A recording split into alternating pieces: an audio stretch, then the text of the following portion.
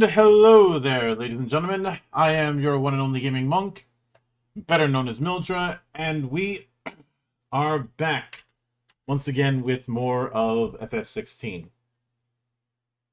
Given the spot that we left off last time, it would be criminal of me to not follow up. Plus, I don't know if I'm going to continue, not continue, but if I'm going to be doing FF16 on Sunday, because doing 2 video game streams in one day might be a bit much. If I do the late night stream on Sunday, it is more likely going to be the demo grab bag, because there's a few demos that are supposedly expiring soon. So I want to try them out before I end up with one of those no licenses problems again. I really do not like timed demos, but it's a thing that happens. So when you're in Rome, you do as the Romans do. And hello there, dragon. So where we last left off, the Order of the Knights Dragoon decided, fuck this empire. We are not supporting. We do not acknowledge our rulers.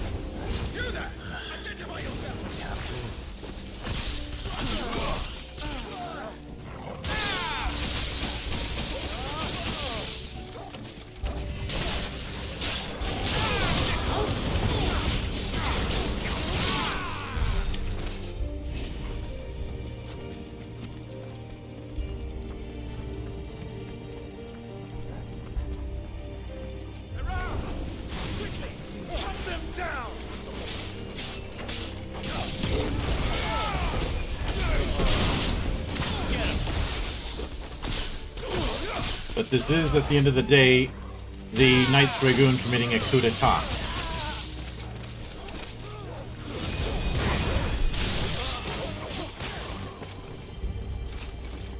Although certainly an understandable one, given that, well, the Emperor and Empress are both a couple of idiots.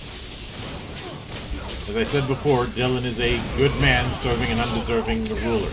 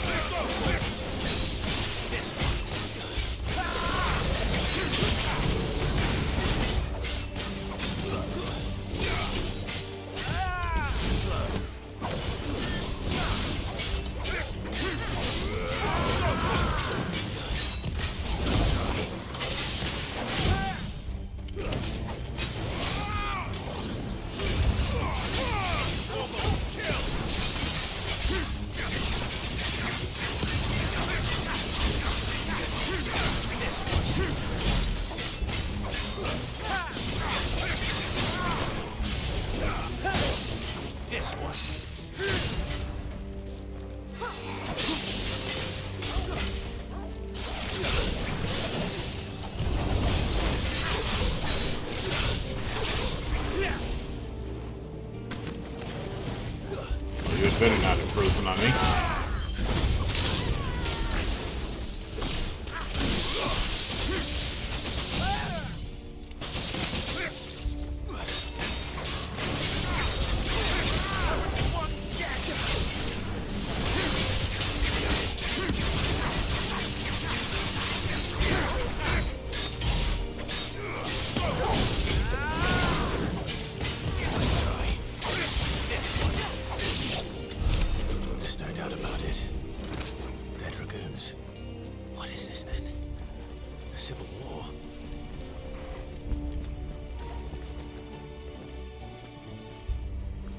Yeah, probably.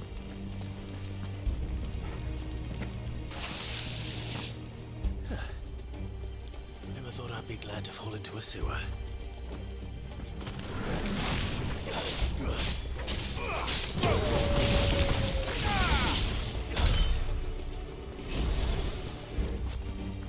And I just gave them crabs. Ward secured, Captain. None of the Emperor's forces remain.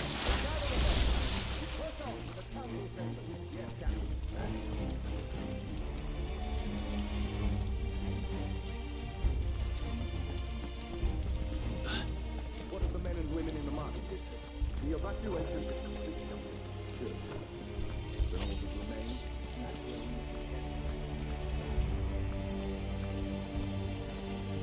There it is. The bell tower. Right. Let's go. If you know what bell end means in slang, the bell tower has a certain connotation.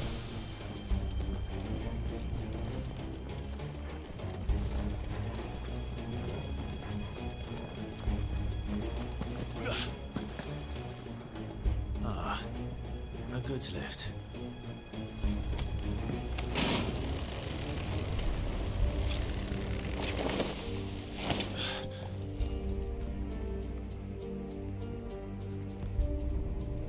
Where the freaking thing did you come from?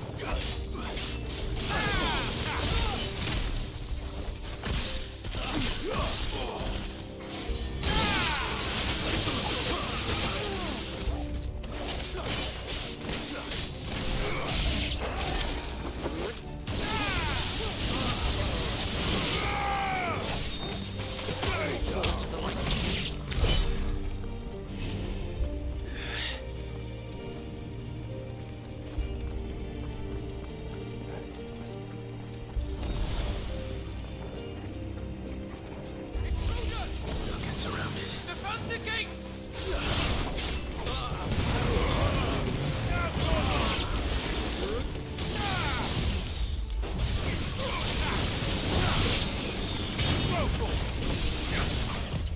Nice try.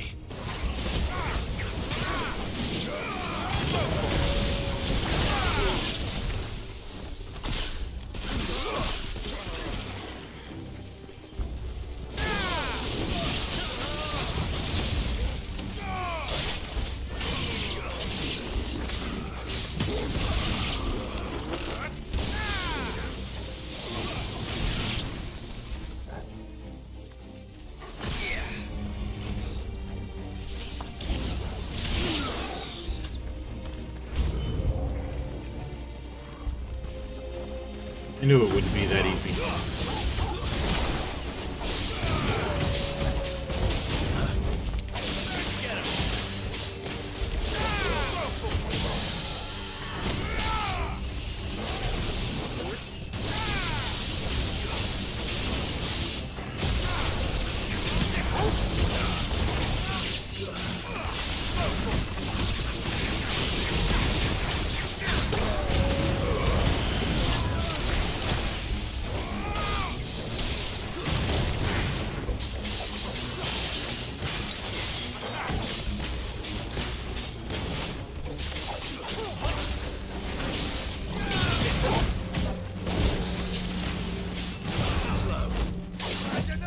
Nice try.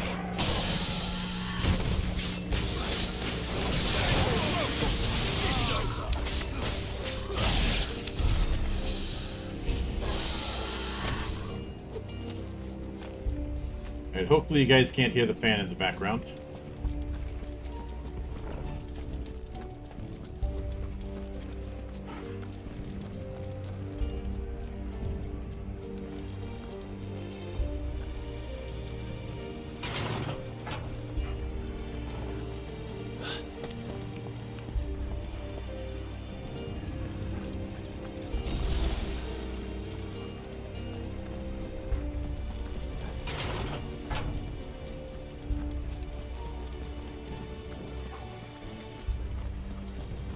Stop!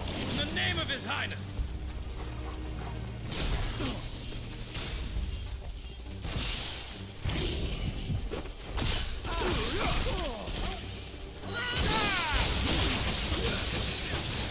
Over here!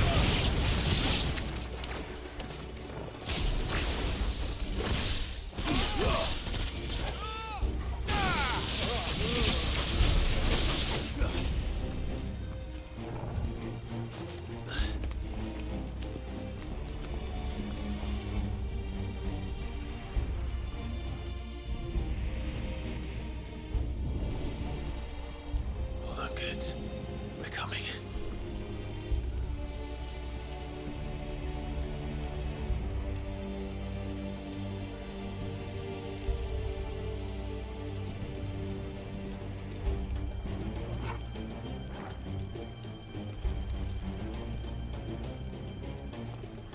Okay, let's keep going.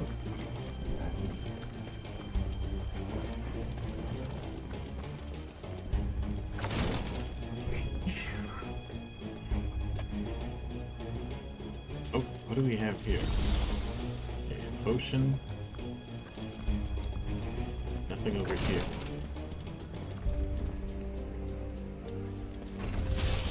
The prince's name, none shall pass.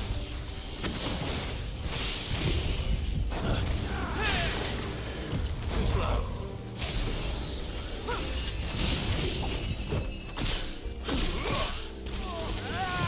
Nice try.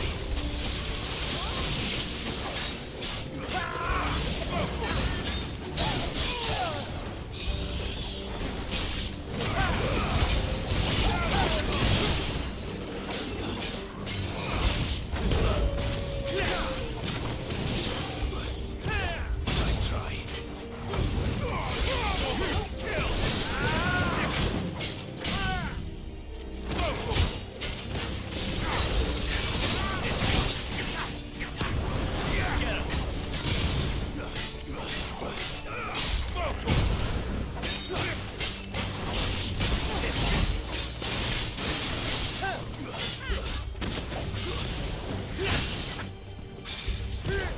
Slow.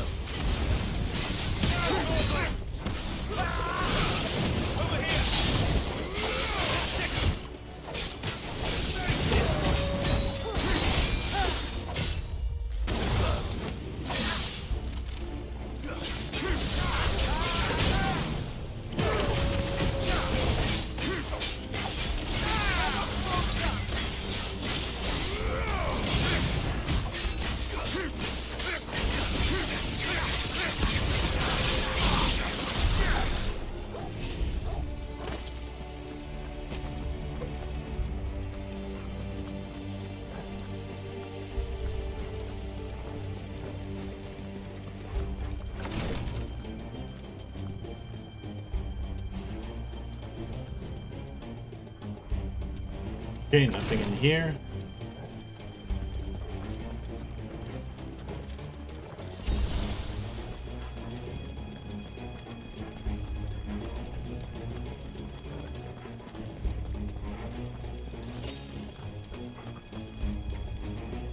Enemies on the ramparts! Kill them!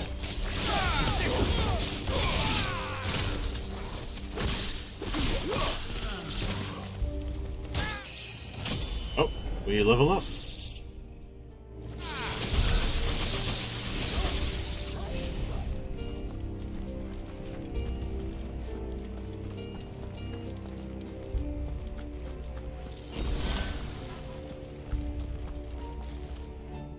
I feel like I'm back in the castle, Palace of Memories back in Anima.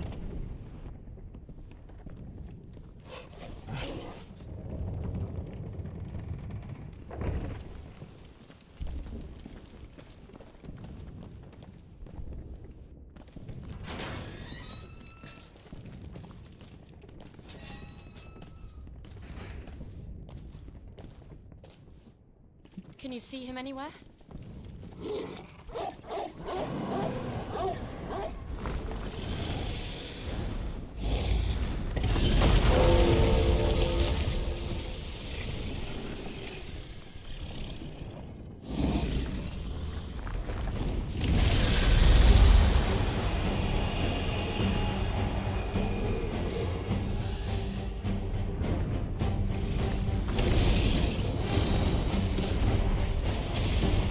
Oh, there goes the bell tower. It must be one of the Dragoon's pets.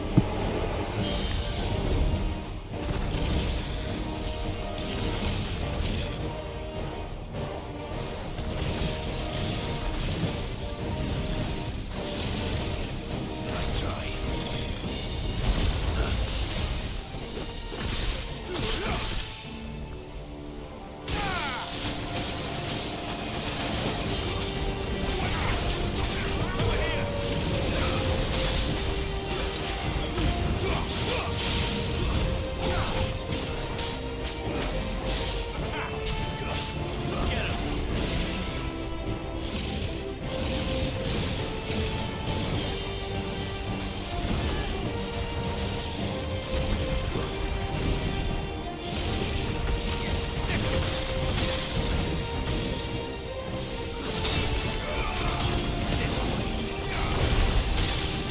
White Dragon as a boss fight is certainly a callback.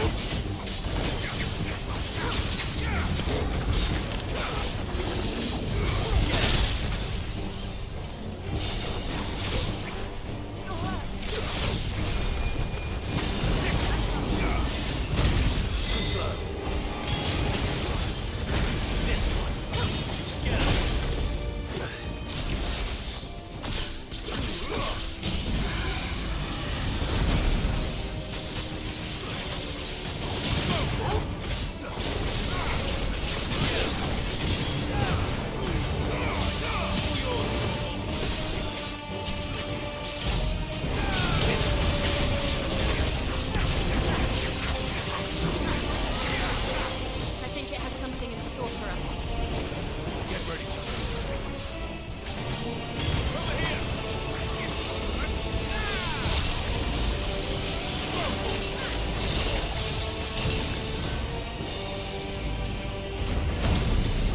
Yeah, it might be time to take the gloves off.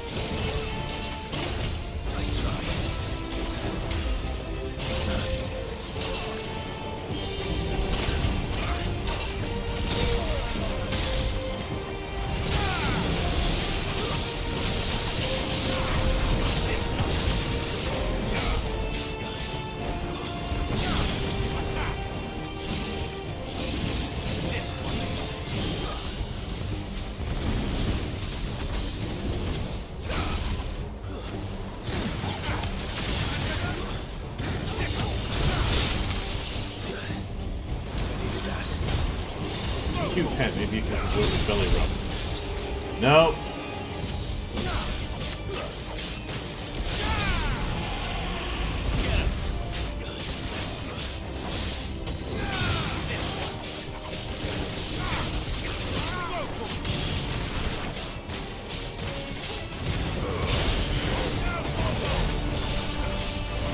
Alright, we got it down to the ropes.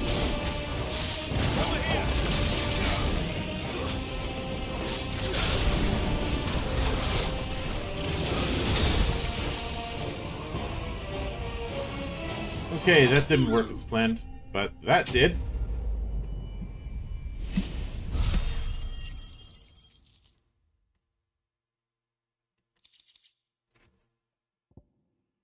White worm foam.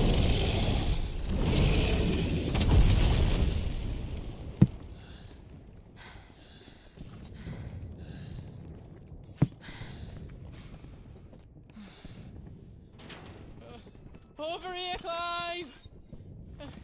Are you alright?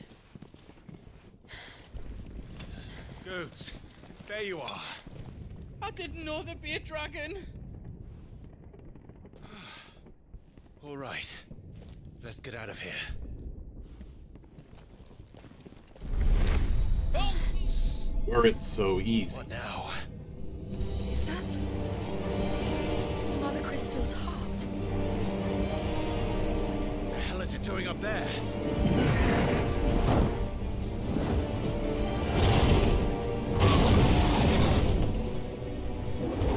Bahamut. Oh shit.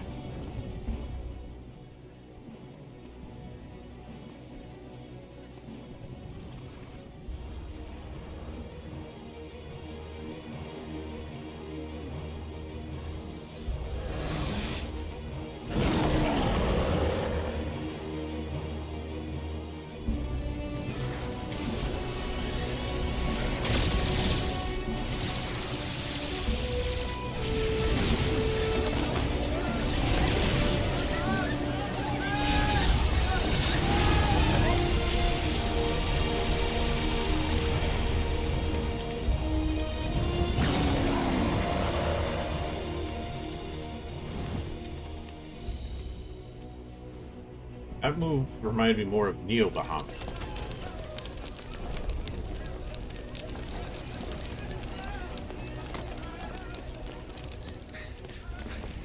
Your Highness, don't do this.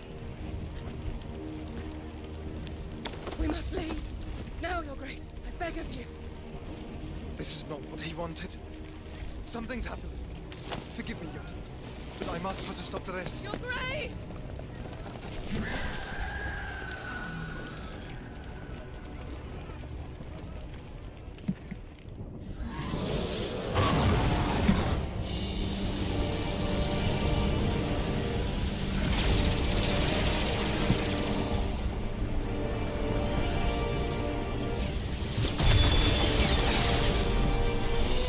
Please don't freeze on me.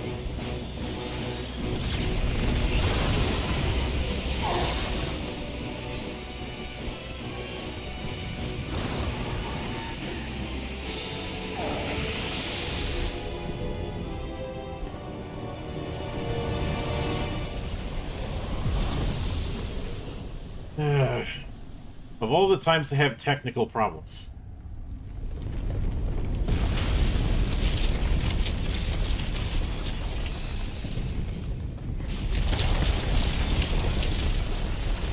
Sorry about the single frame stuff.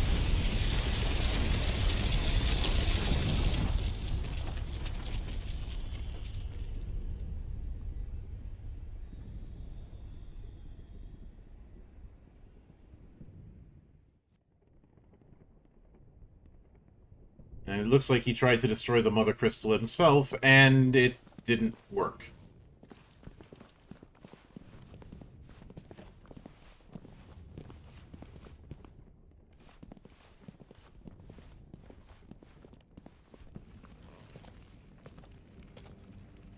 So, what do we do now then? We destroy the heart. We might come back! As soon as the flames die down, the Imperials and the Dalmex will move in. This may be our only chance. And Bahamut has gone for now. You should get as far away as you can, Goots.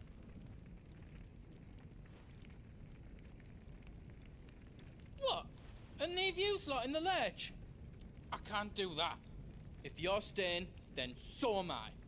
I packed everything up before I made a run for it, so if there's out you need, just ask. But I won't be giving it away for free.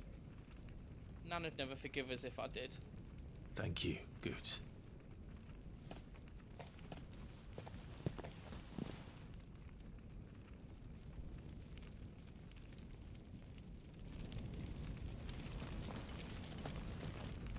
Just let me get me stuff out.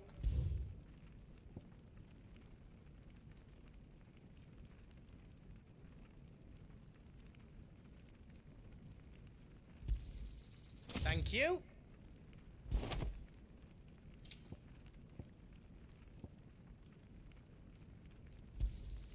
Is there how else you need? Thank you.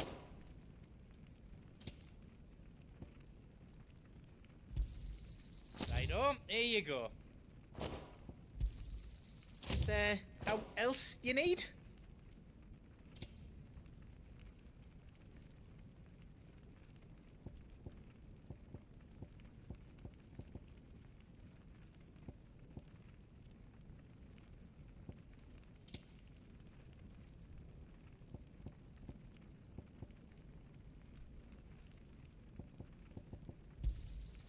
Righto, here you go.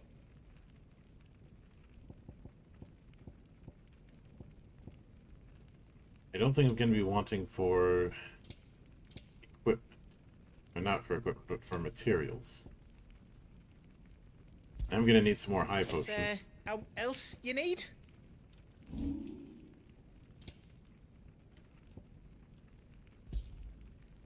You've got everything you need then. We'll be Yeah, do it right. enhancing the diamond sword.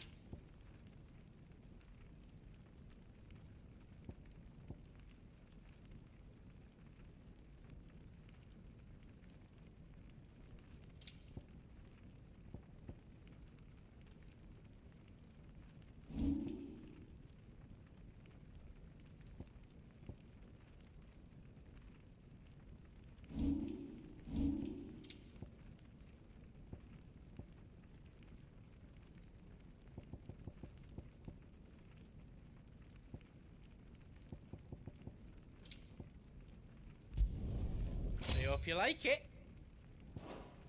And enhancing that to +2.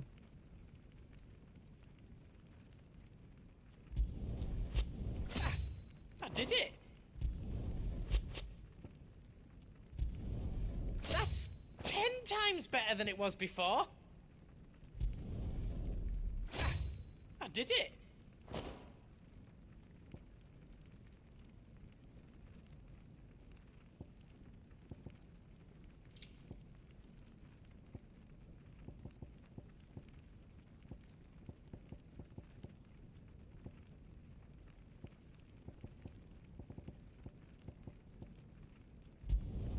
I hope you like it. That's 10 times better than it was before.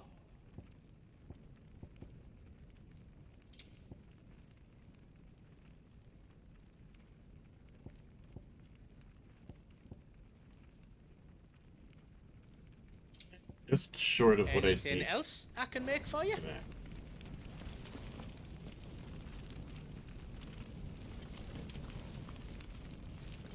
You be brave now, boy.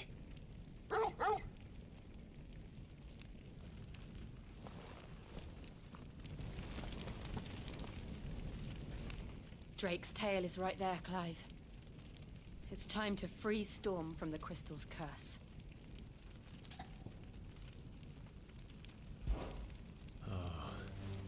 It's past time. But remember, Bahamut is still out there. And I dare say we'll be seeing him again before the night is done.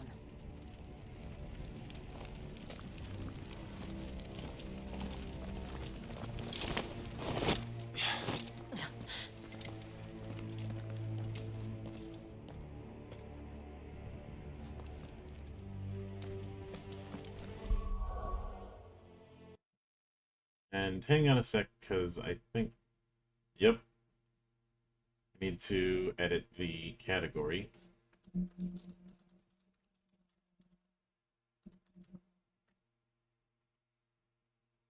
Sorry about that, folks. I should have done that earlier, but I had assumed it would auto-adjust. And you know what they say about assuming.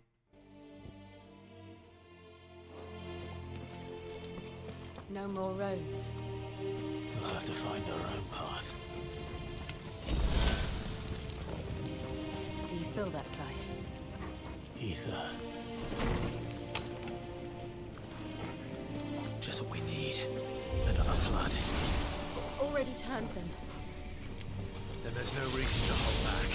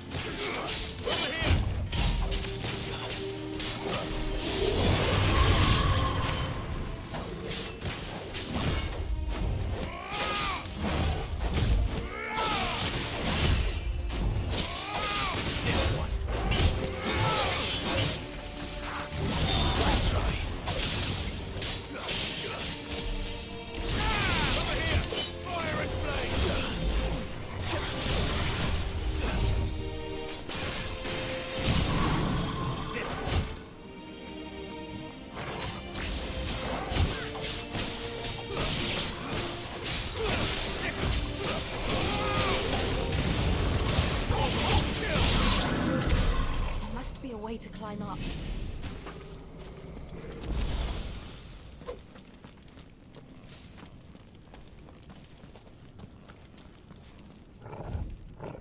And there's our way up.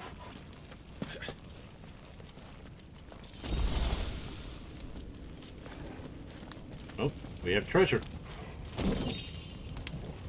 Nice, nice.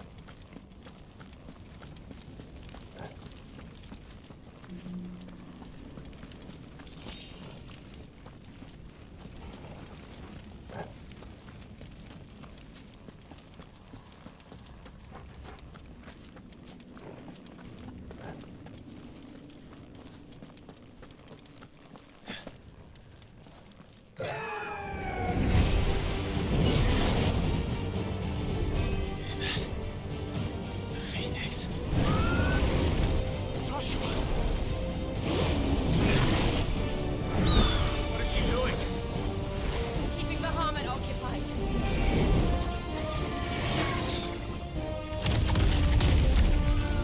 Joshua! Joshua!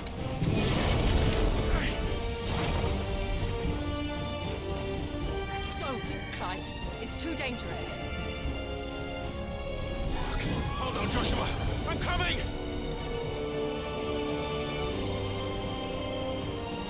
We have to save him. And we will. We just need to keep moving.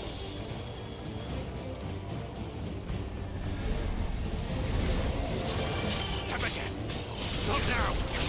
Get him!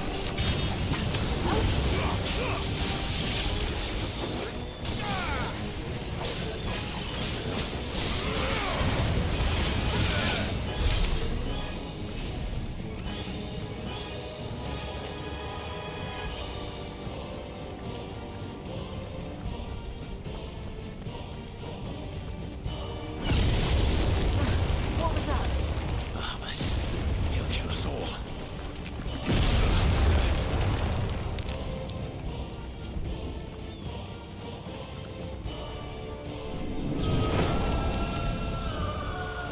There he is. Joshua! I'm here, brother! Clive. He can't hear you. Joshua! They're heading for the heart. And so should we.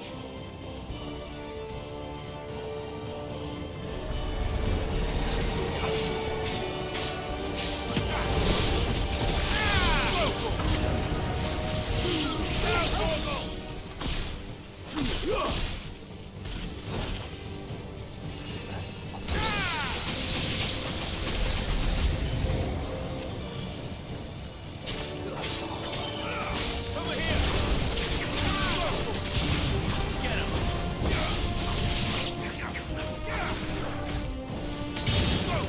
Jeez, they got a lot of air on that.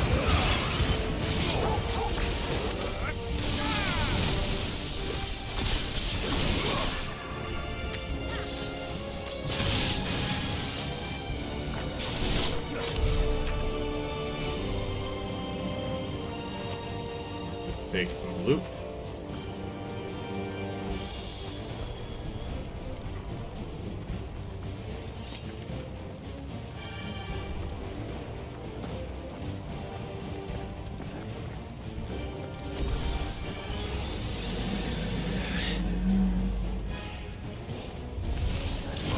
We don't have time for this!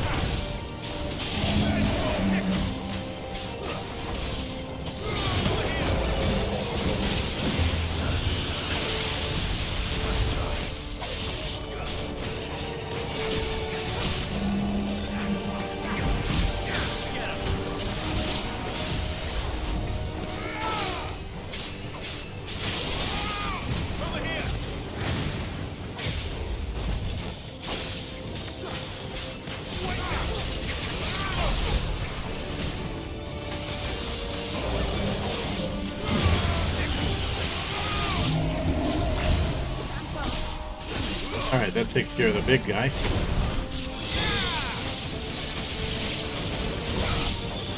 Now for the stragglers.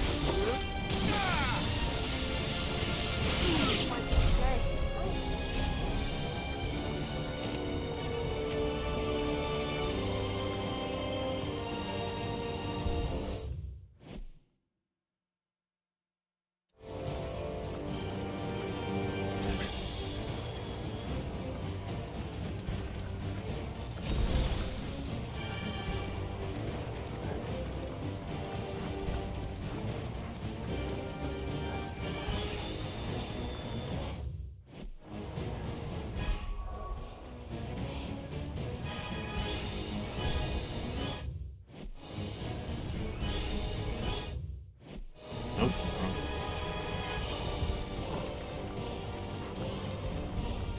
Okay, that's a dead end. I thought there might be some treasure. Are those the council chambers? How are they still standing? I don't know.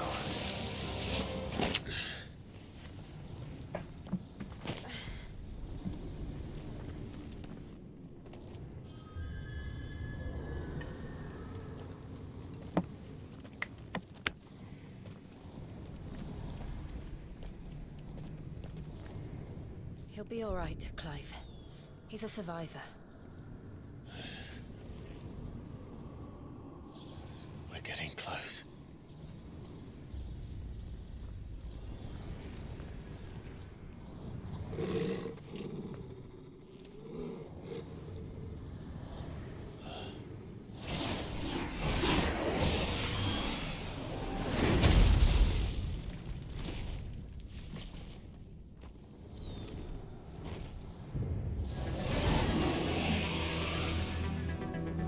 It looks like somebody doesn't want us getting any closer. I don't care what it wants. Neither do I.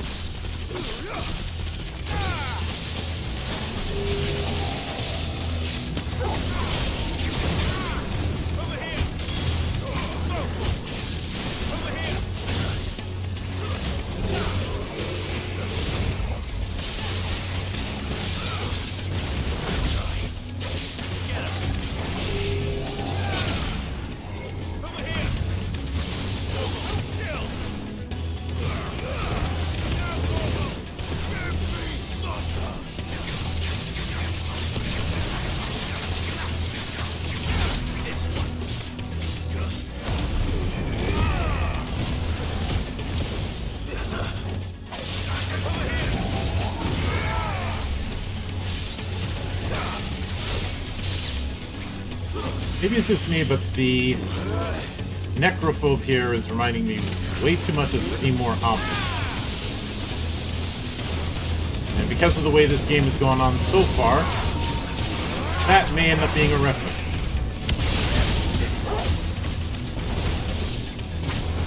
And that was an unfortunate bit, but I just realized the volume's up a bit loud, so let me fix that. There we go.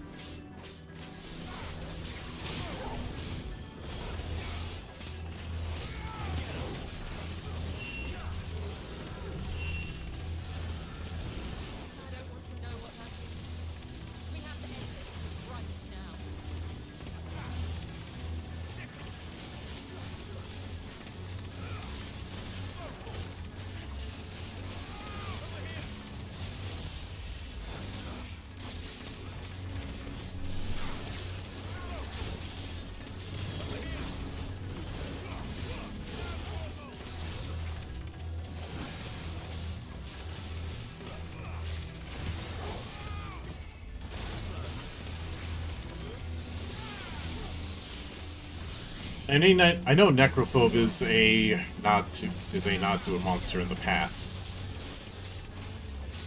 For a game that certain grogs want to tell me isn't proper FF.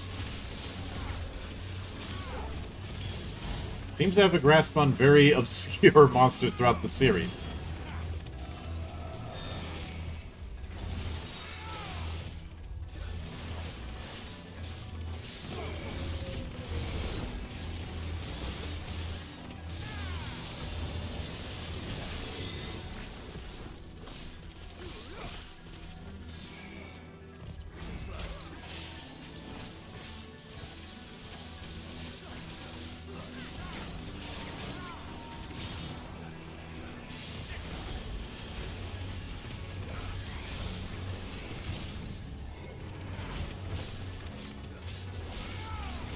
But he's nearly out of the picture.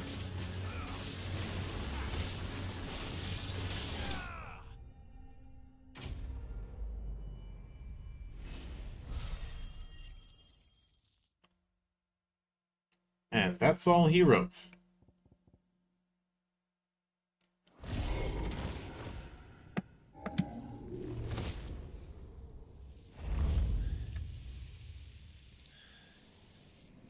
These beasts, they're getting stronger. We can think about them later. Right now, there's only one thing we need to focus on. The heart.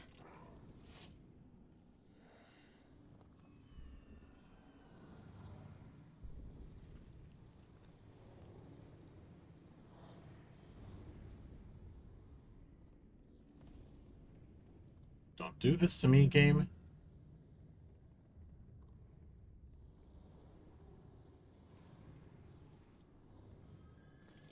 Okay, good. I was worried it was gonna freeze up and I was gonna have to do that whole fight again. Which, don't get me wrong, is a fun fight to go through, but principle. We might be able to get up through the building. It's worth a try.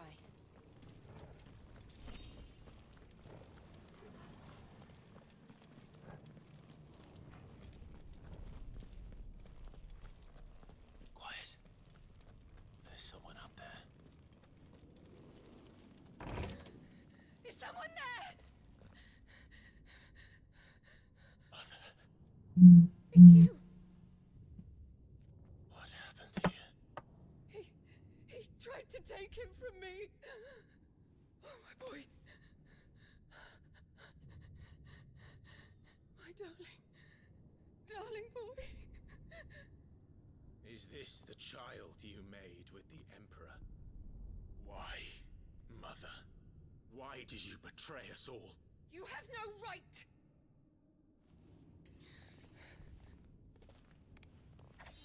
Answer him. We took you in, savage. Show some respect for those who raised you.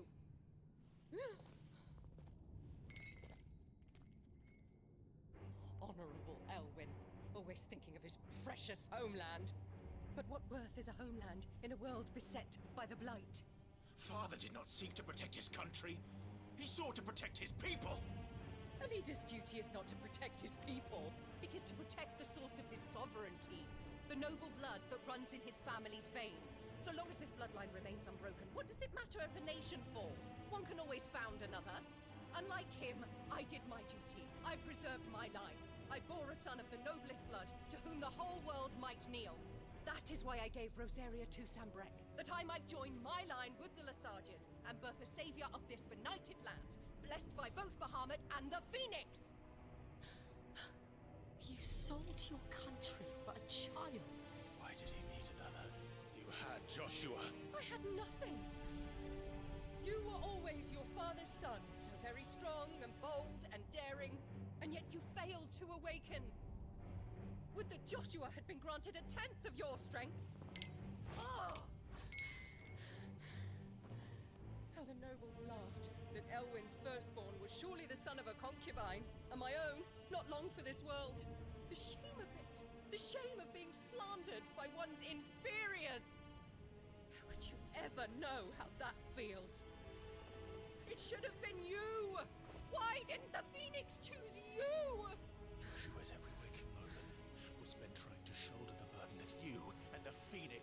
duchy foisted on him. That's why I became his shield. To help bear the weight. But what did you do? You betrayed your own blood and surrendered your son to his fate! Joshua. My darling boy. I never meant to hurt him. The soldiers' orders were clear. He was to be spared. Why did you survive? When the only one I truly cared for died? Your only chess piece, more like. What? Have you not looked out of the window? Joshua is here! The Phoenix lives on! He's battling Bahamut as we speak!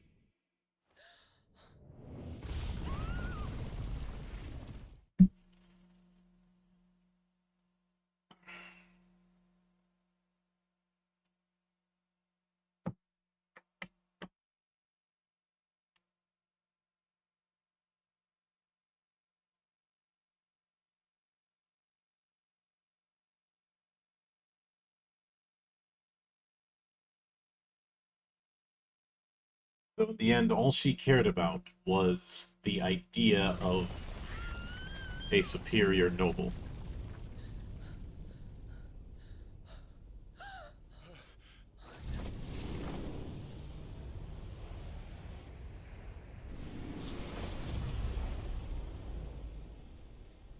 Joshua! Wake up!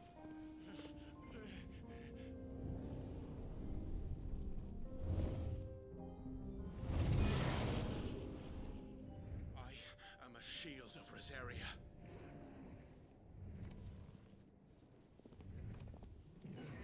And I will do my duty. What are you...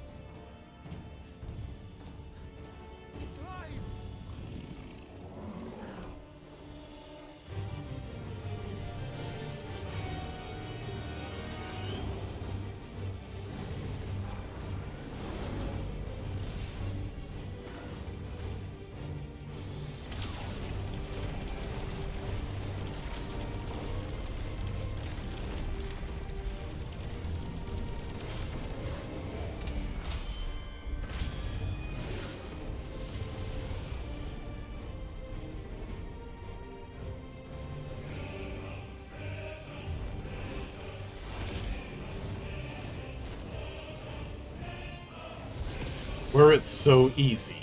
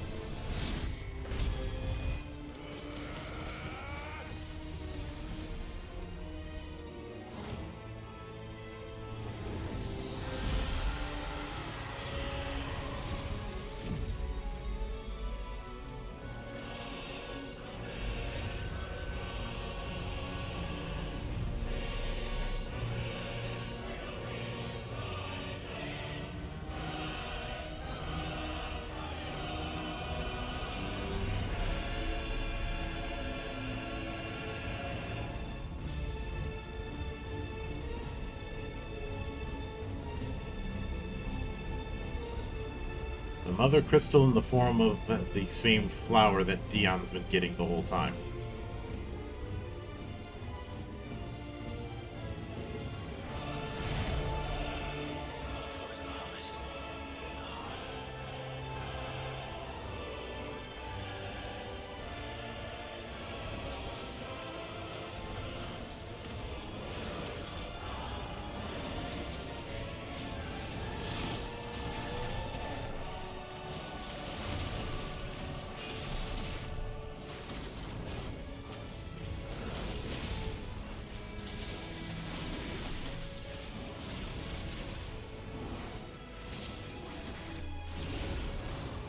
Oof.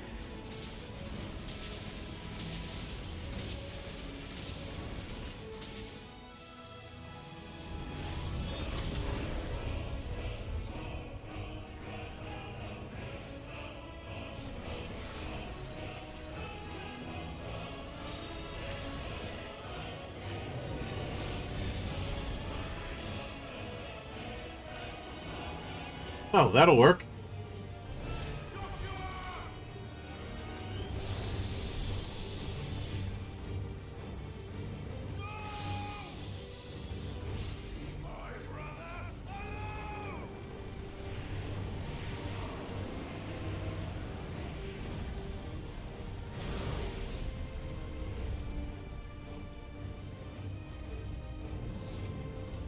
Face the consequences.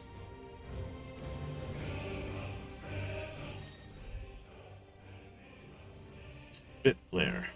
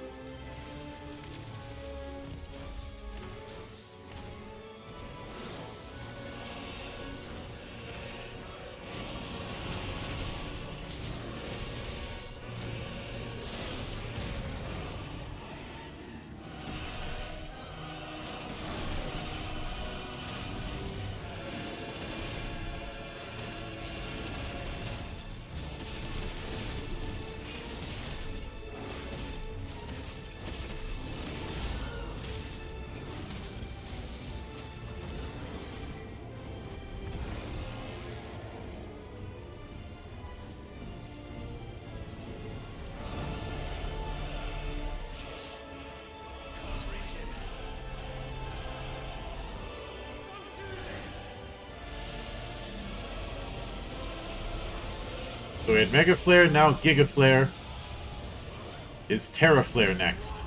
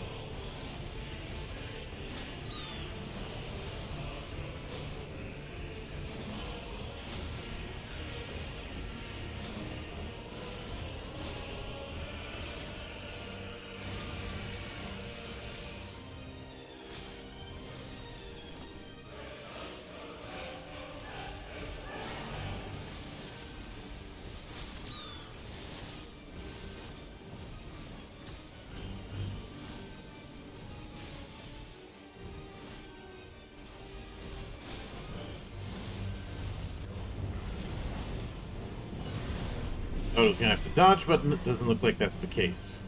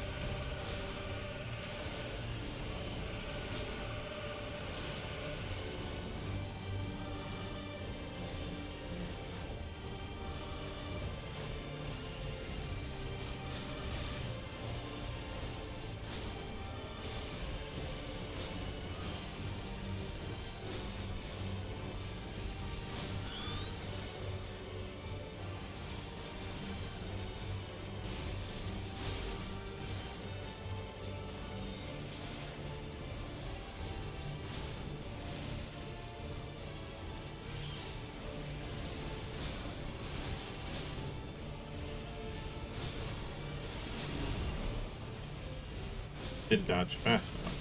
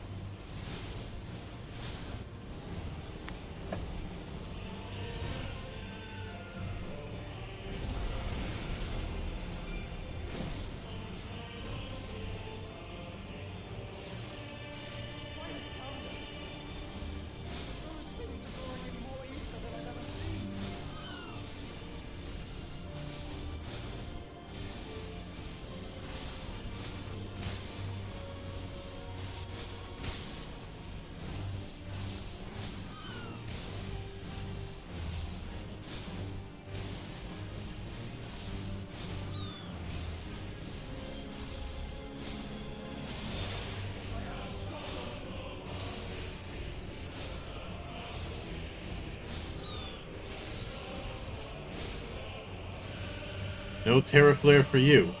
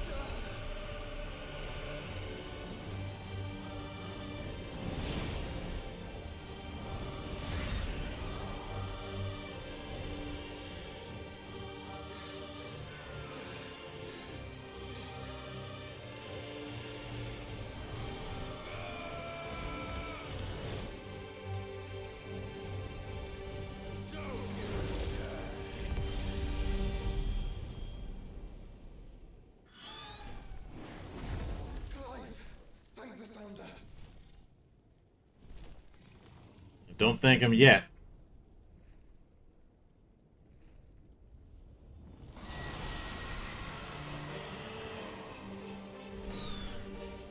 It's now or never, Joshua.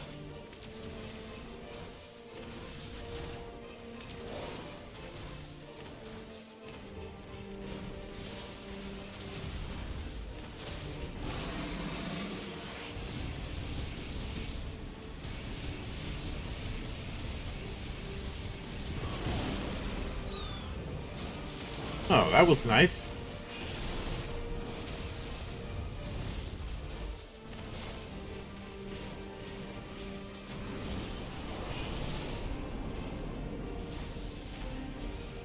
That's ominous. And Bahamut is the ruler of the skies.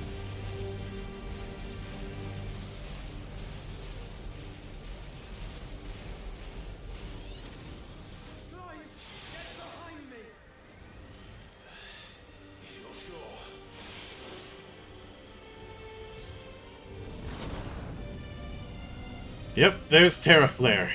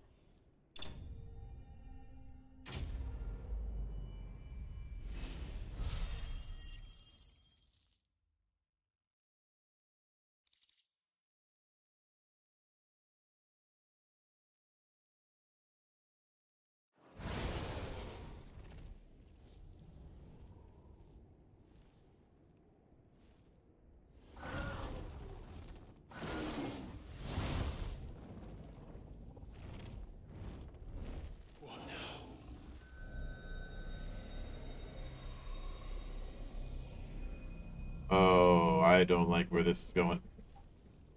This is drinking me. We have to stop him.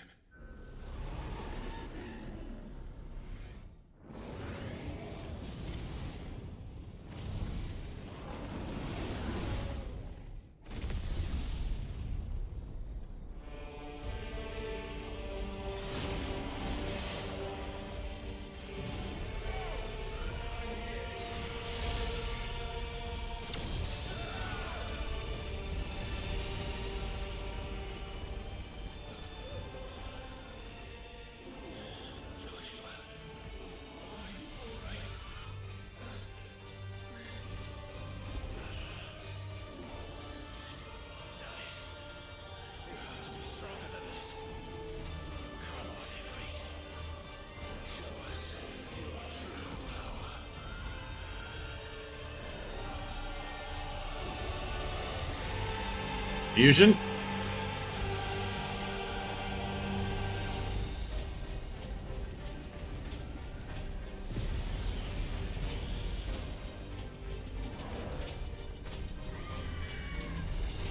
I'll take it.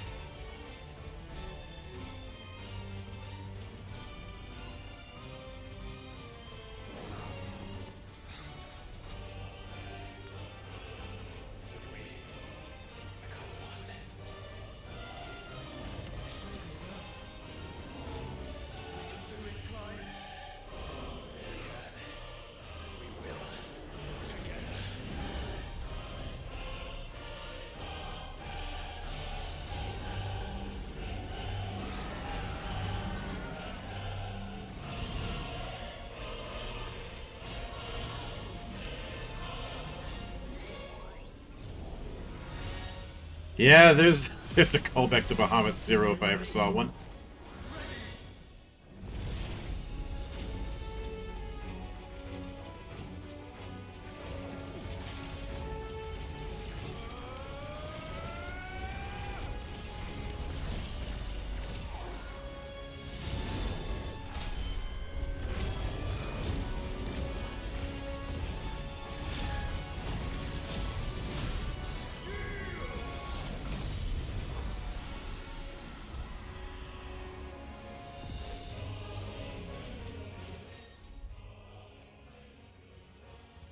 Enhanced versions of most of Ifrit's abilities are available for use as Ifrit Risen. In addition to Wildfire, Ifrit Risen also gains access to the ability Lightspeed, which, similar to Phoenix Shift, allows for a swift approach to a target.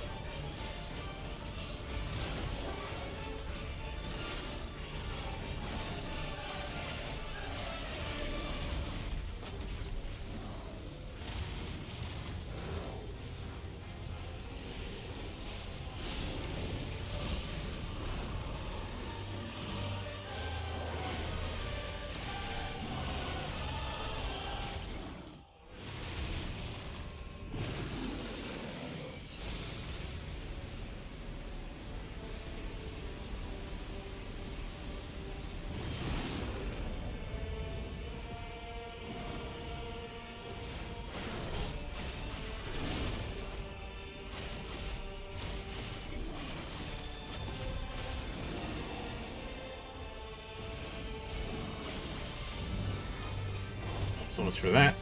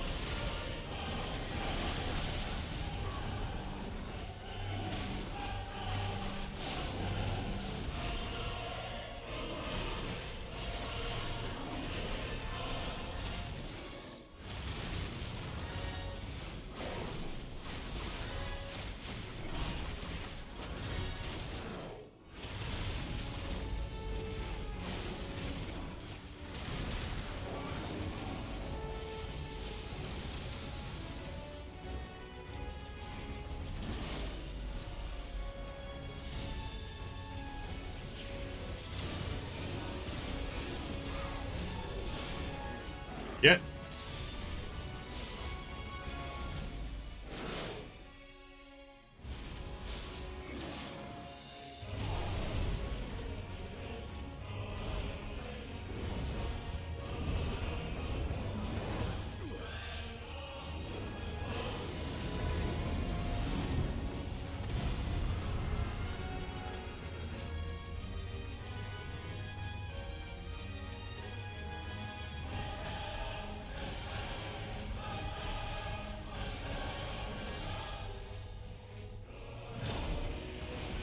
I didn't think it would be that easy. He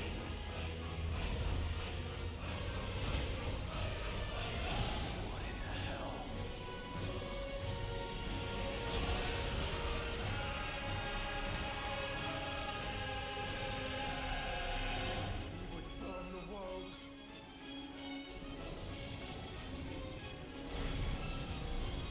Oh, this is new. Come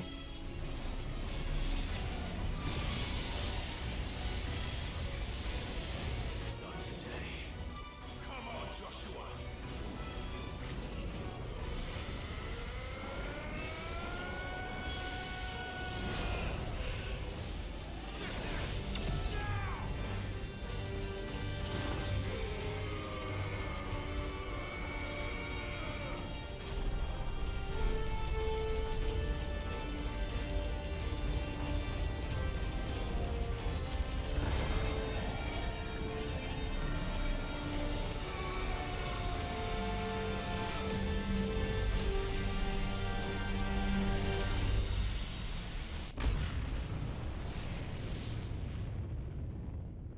Really think it was over? No, but I expected it to end with a bang.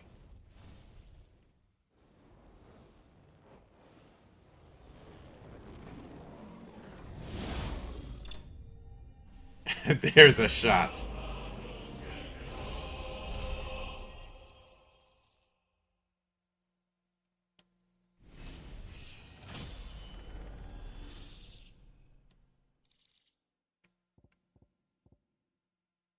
And a light shard. I have a feeling we're going to get some use for that the next time we get to a forge.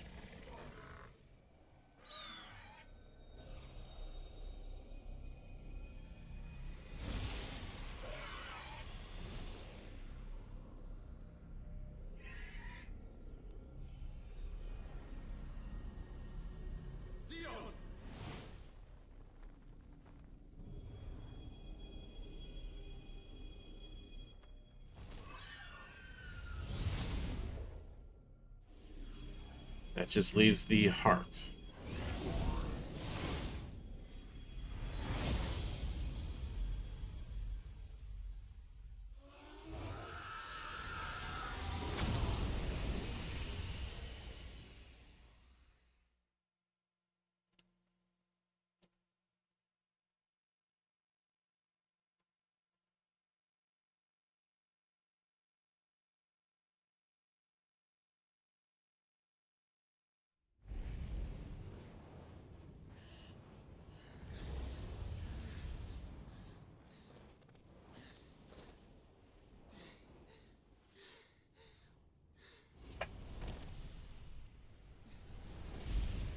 Joshua! Clive!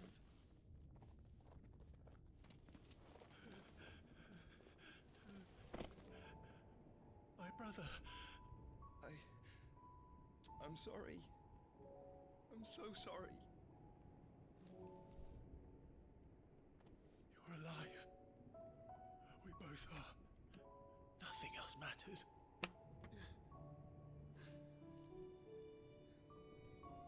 I never dared hope that I would see this day.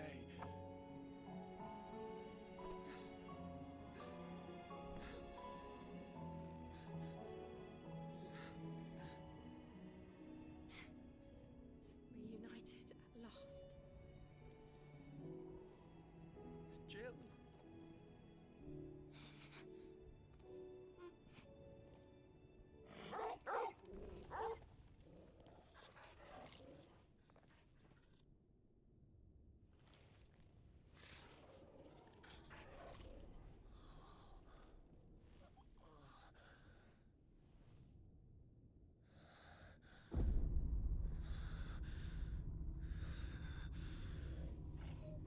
Oh shit.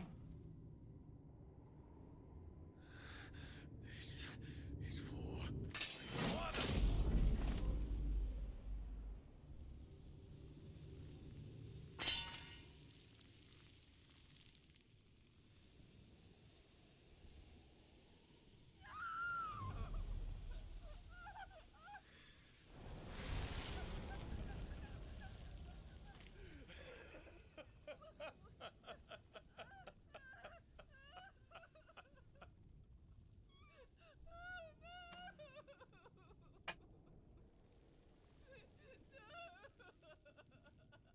And we end that encounter with regicide.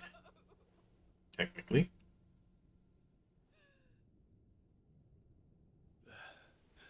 It is done. The demon that would tear our house apart is no more. Father.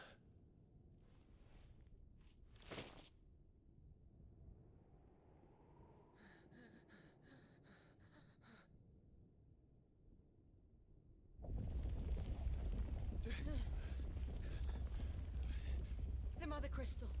It's collapsing. Right. We need to leave. No. Wait.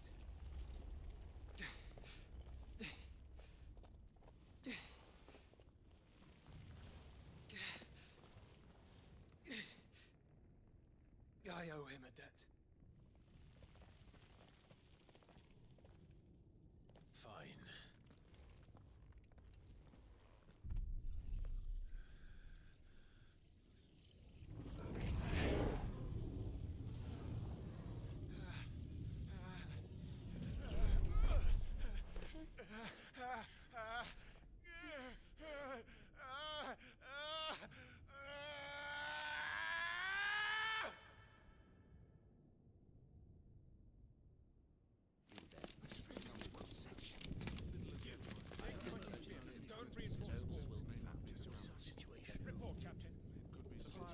Can nothing be done to call them off?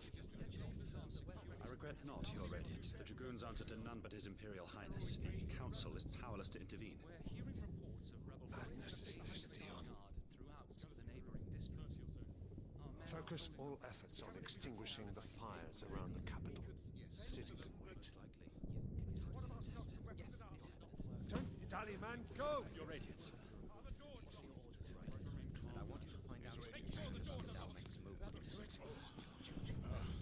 By the light.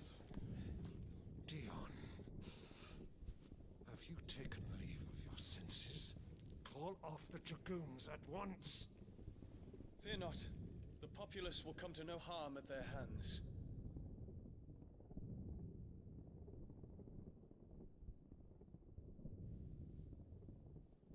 I am here to save you, Father. Save me. A creeping darkness hides in the heart of Sanbreque. It stems from your wife, the traitorous Annabella.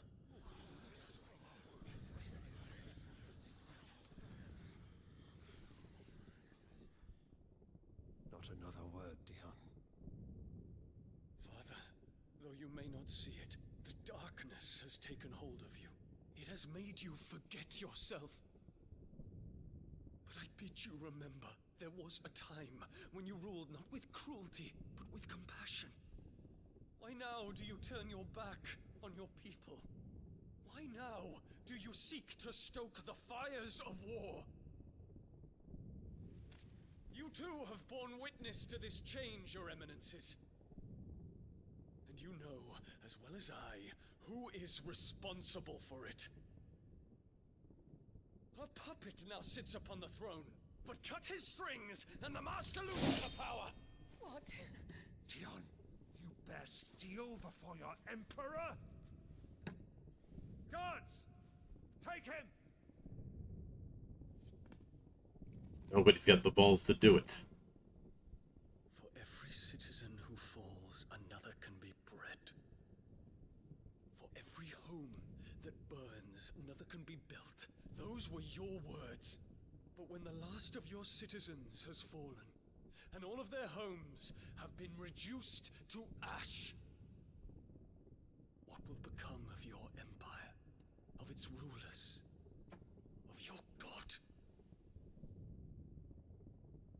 As the mother crystals crumble one by one, and the blight sweeps in to claim all that we hold dear, our people look to their emperor for protection.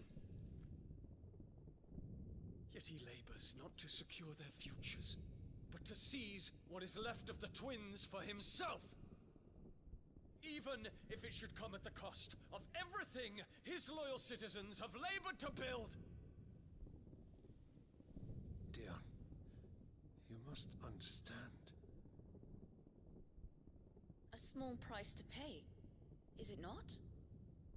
You've been blessed with great power, Dion. Enough to win me the world.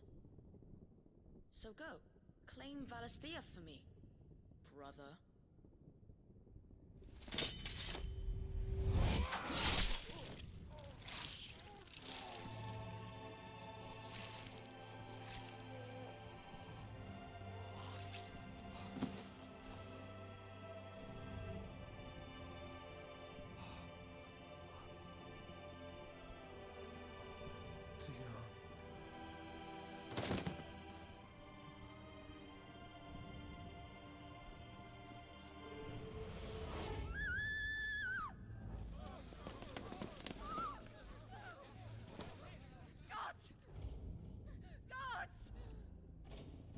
And that's what broke him. Poor father. How he doted on his children. That he would die to protect me was plain. It was but a matter of when. You planned this? You did well to endure so long. But you broke in the end, as I knew you would. And now Muthos approaches. Put him to the proof.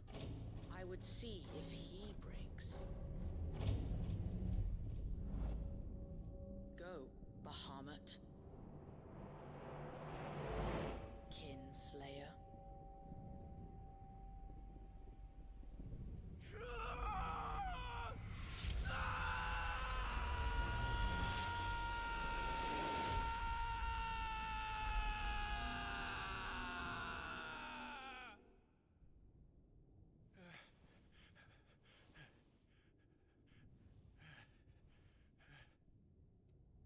Not again. Brother? It's a long story.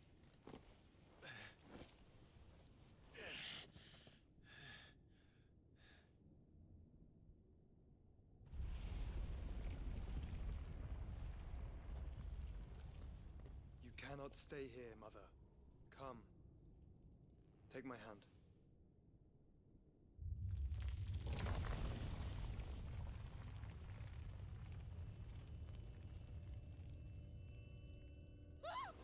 Get away from me! This is all just a dream, just a bad dream! You will not take me, Shadow! You will not take me!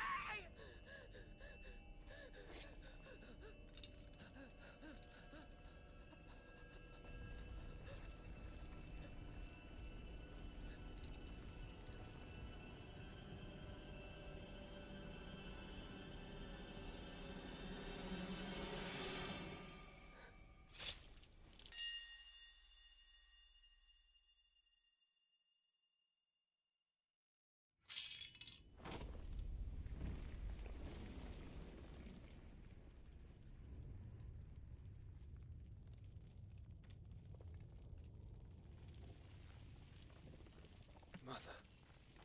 The last one fell to madness.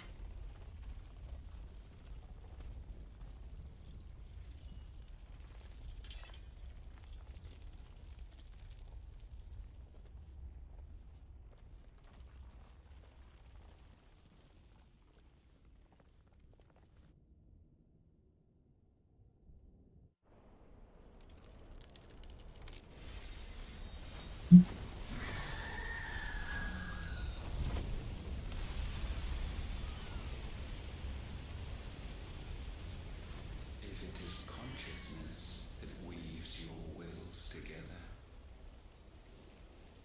consciousness that blurs the boundary between your own will and that of others, then we shall set you apart once more.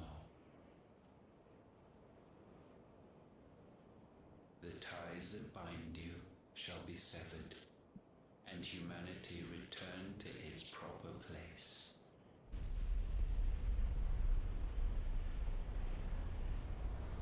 By primogenesis shall a new age of reason begin.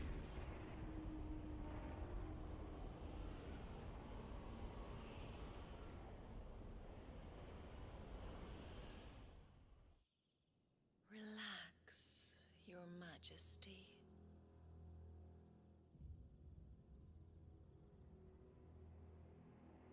Oh, she's still alive.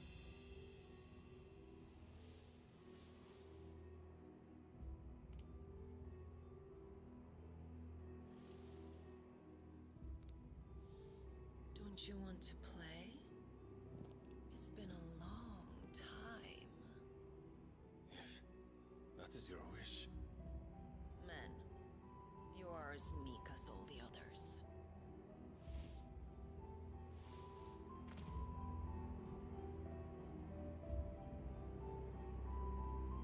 Such feeble creatures. Ultima again.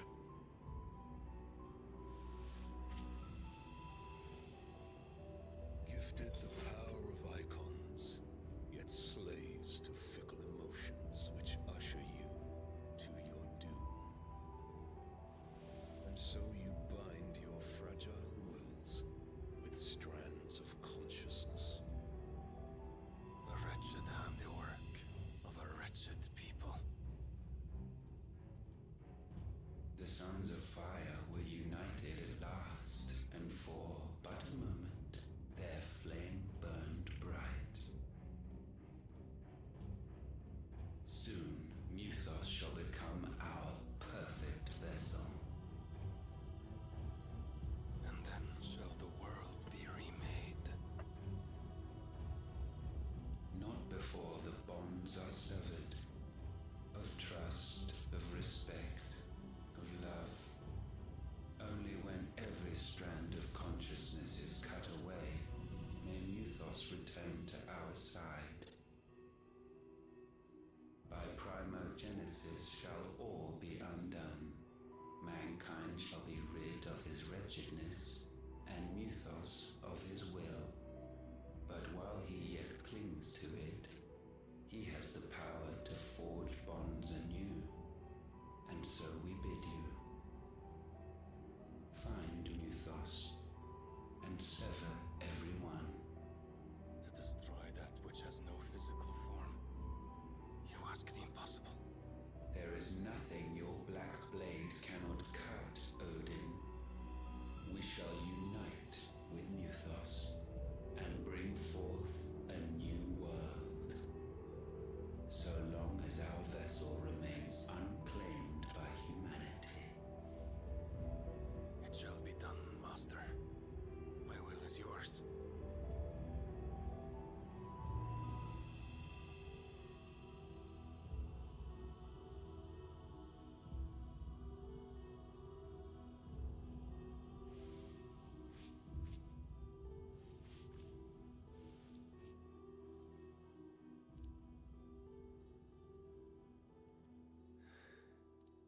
Mother.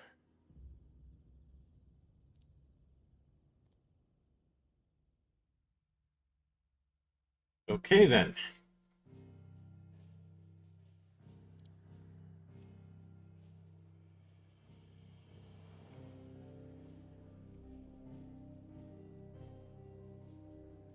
But back to the hideaway we go.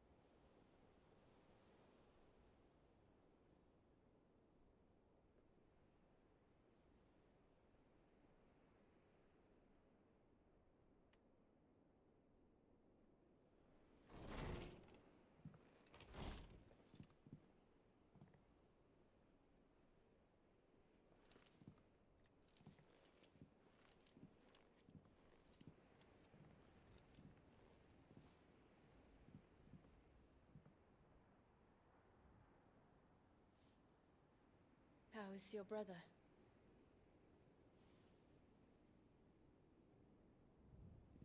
Asleep since I returned from the Dominion. Taya says he should be back on his feet soon enough. For a while, at least. She discovered something on his chest. A swelling, circled in stone. The curse.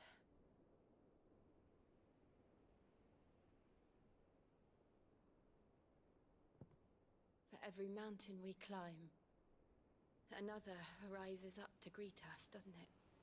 And hello, Maki. I see you in the chat. How are you doing tonight? It's never ending.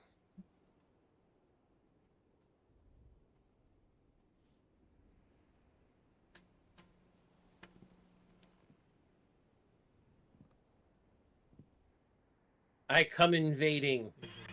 And Sam as well. How you doing? I'm doing good. I'm doing a lot of New Game Plus stuff on Dynasty Warriors Origins. Maki says preparing for bed right now. Figured I'd drop by and say hello. Well, I appreciate you dropping by. Nope. Figured I'd play through with Chinese voices this time. I still don't know whether I'm going to subject myself to the torture that is the English voice track. And I say it's torture for only one reason. I replayed one battle while I had the English voice track on. And it's a battle Lu Bu takes part in. And everyone was saying his name very wrong.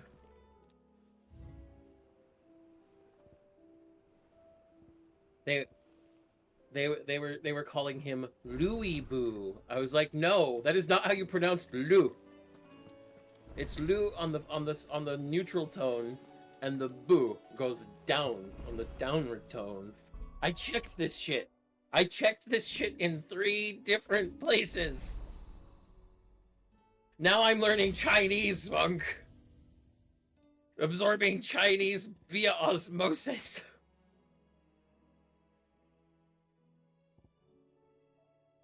Yeah, that tracks.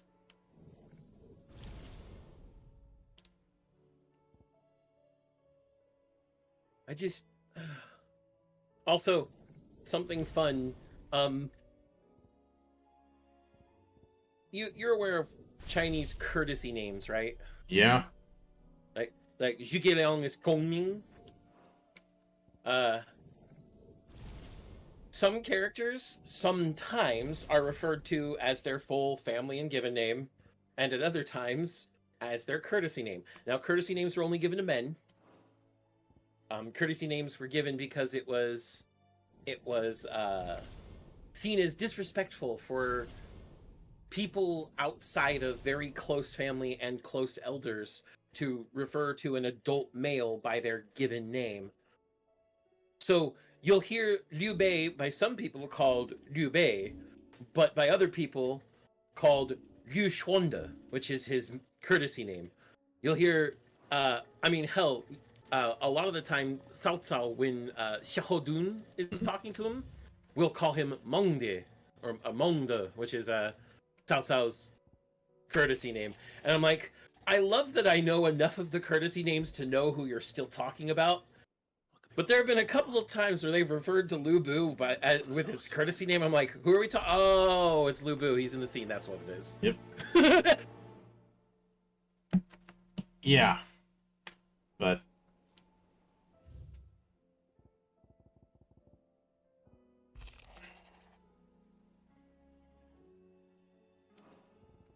But yeah, I just got past the fight with Bahamut. Dude, it's so fucking good! Oh my god! You have no idea how much there. When I first played this fight with Bahamut, how I wanted to gush about it. The only person I could gush about it to was Matt, because Matt already played. Which was fine. Matt and I had a nice little nerd out over it. Yeah. But if it's gonna be I remember making the joke. I made the joke earlier about, okay, which Bahamut are we referencing that here? And the answer was all three of them. And well, actually, I would say a new fourth, considering that he tried to exaflare. So it was called Zetaflare in this one, but yeah. Oh yes, it was Zetaflare, wasn't it? Yeah. Which is just close enough to a certain megaphone math maniac to raise my eyebrow. Yeah, but it's because it's so Monk. We've had Mega, Giga, Terra, Peta, and Exaflare, or is it Exa then Peta? Shit, now I have to go check the SI prefixes. Fuck. It is. Anything else? Oh, that is a nice sword. It's Peta then Exa. I was right the first time. So it does go Mega, Giga, Terra, Peta, Exa. Zeta was the next step. And then for the longest time, Yota was the top. But did you know that recently NIST had to add 2 new prefix, or, well, not add, but start putting into common circulation 2 new prefixes for the next power of 10 above those? Or next factor above those, I should say. How fares the realm? So, we went up to Yota, and we went down to Yakto, which is the minuscule 10 to negative 24. But now we have Rona and Quetta. And Ronto and Quecto. Yep. I fucking love it. I fucking love it.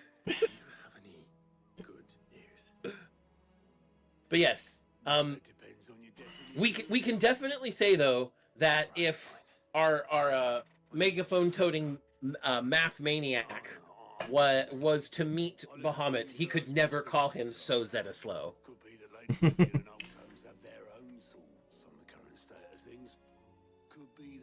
Of course, if I ever met the megaphone-wielding math maniac and he called me so Zeta slow, I'd be like, thank you for calling me really fast. You should have called me so Zepto slow. But a real math maniac would have known that, now wouldn't they?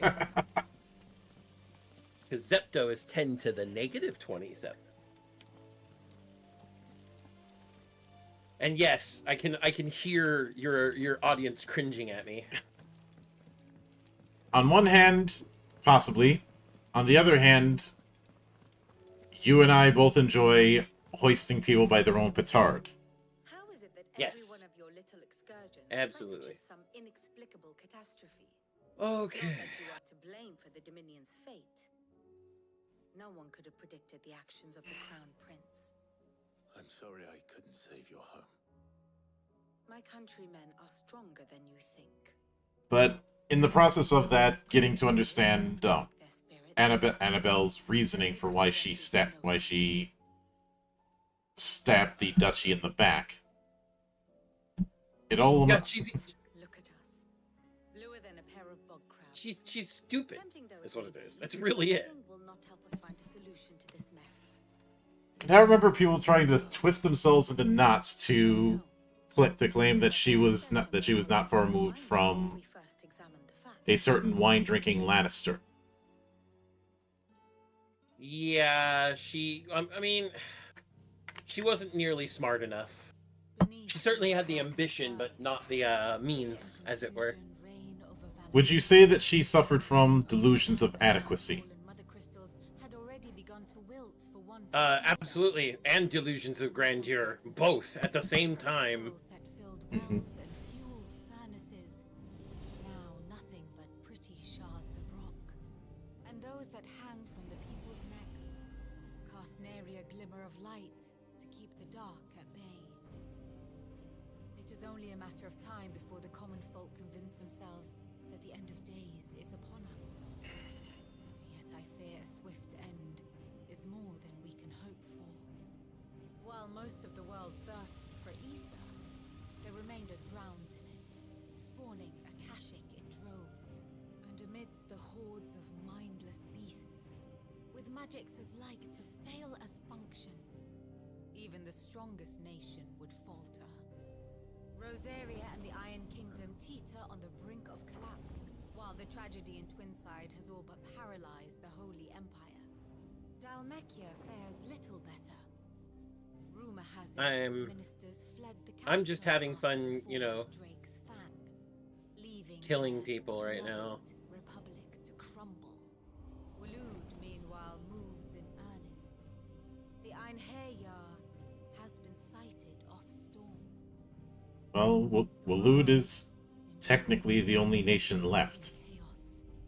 It would seem our I mean, civilization was nothing you're not wrong. to be washed away at the whim of the waves.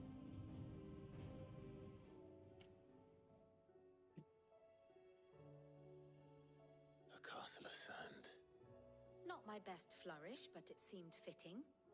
The reports I've received are considerably more blunt in their appraisal. Without the protection of their nations, it will fall to the people to defend themselves against those who would take what is theirs. Which is only ever going to end one way. Defending a farmhouse against a band of chocobo thieves is one thing, but pitchforks and palisades will do little to stall an army's advance. Should the King of Waloed deign to invade, there would be none to stop him. None but us.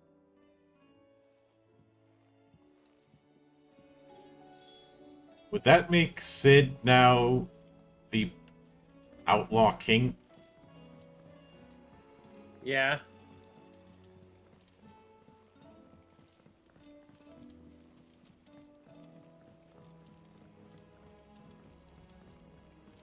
I don't want to call him the Bandit King because, well, he's not a bandit.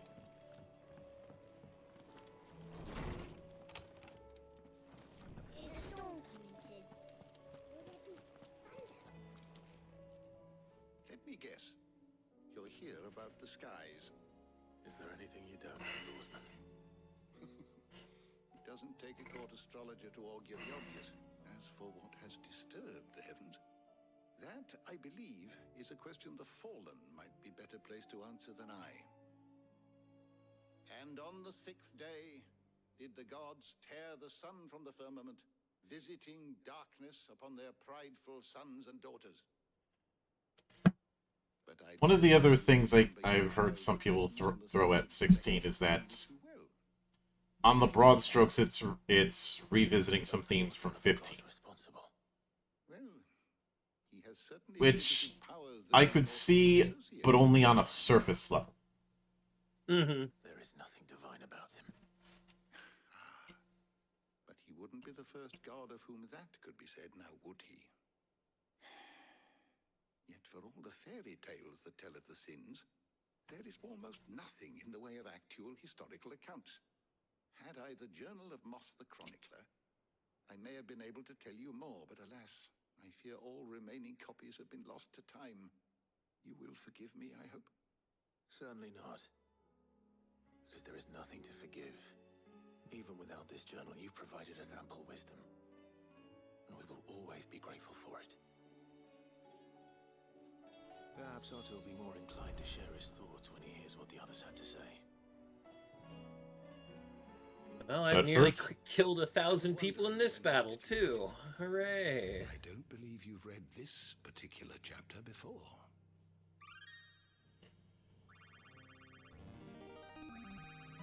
I have quite the find for you today. If you have a question for me, I should be happy to answer it. Wisdom is now at level 5.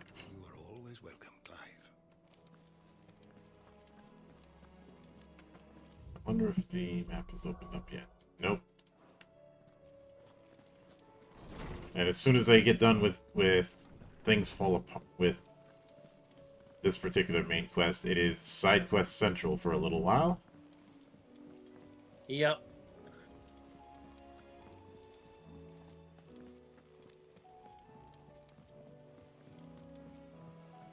Gotta love side quest central. I actually love the side quests in 16. Oh yeah. There are some points where I agree they probably could have been paced a little better, but not nearly as egregious as many of the complaints that I saw. Like, oh, I just was getting good into the story, and now I have to do all these stupid side quests. No, you don't have to. There are very clear points of no return where you can come back to them later if you'd like to. Like, the game warns you. This is a point of no return where you won't be able to do this side quest anymore. Are you sure you want to? You're like, oh, okay, yeah, I better go do that. Plus, trying to go for all the side quests like that is a personal choice. Yes, which I did because I actually love the side quests too. Some of them are really, really fun and have some good story. Now, you want to talk about side quests overstaying their welcome. I refer you to the side quests and side material in The Witcher 3. Yeah. Did you see that? Tell me you saw that.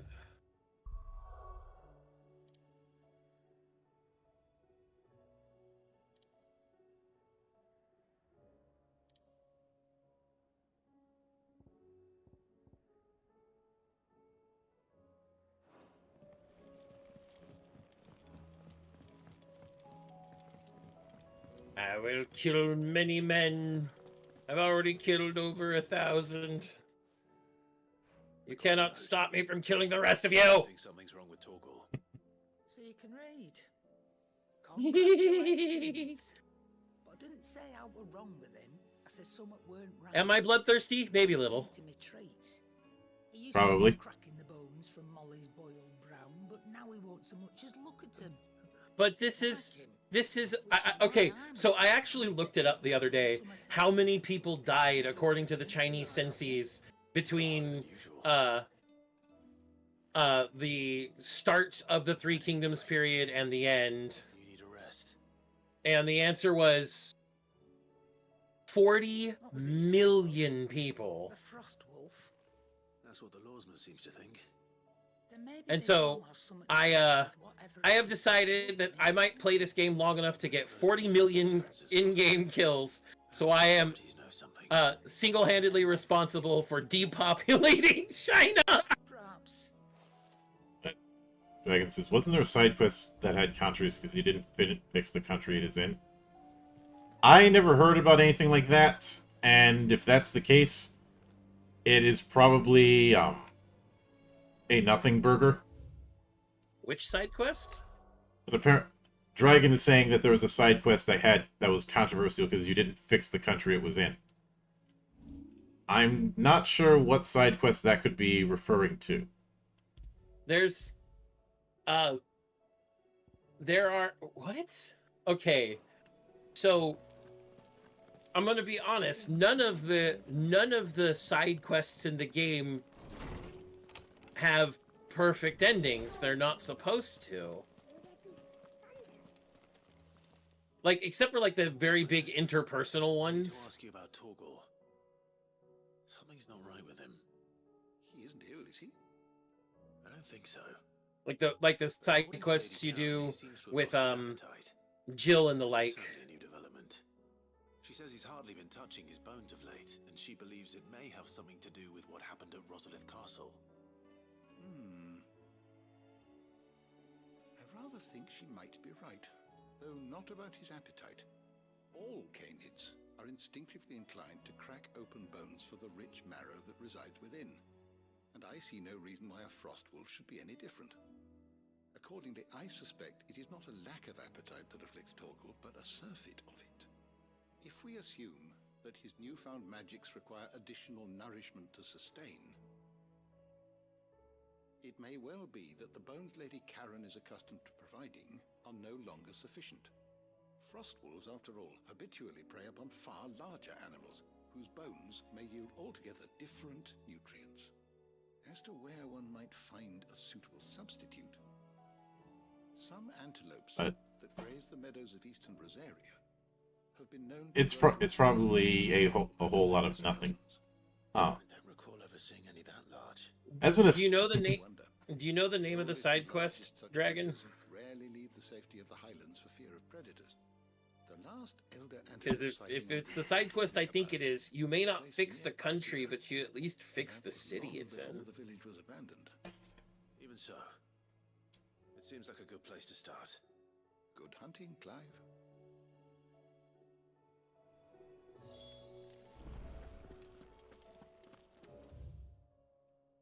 Let's head to Cressidia.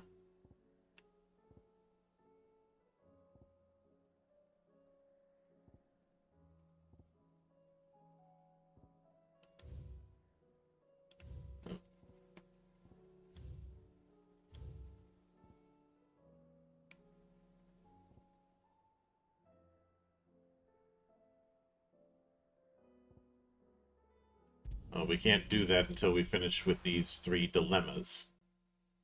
But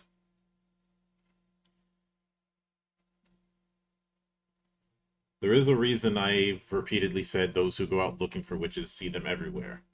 And I think there's a not insubstantial amount of people who are looking for an excuse to discredit a game like 16 because of for no other reason than it is not like 6 or 7 or whichever one they happen to grow up with.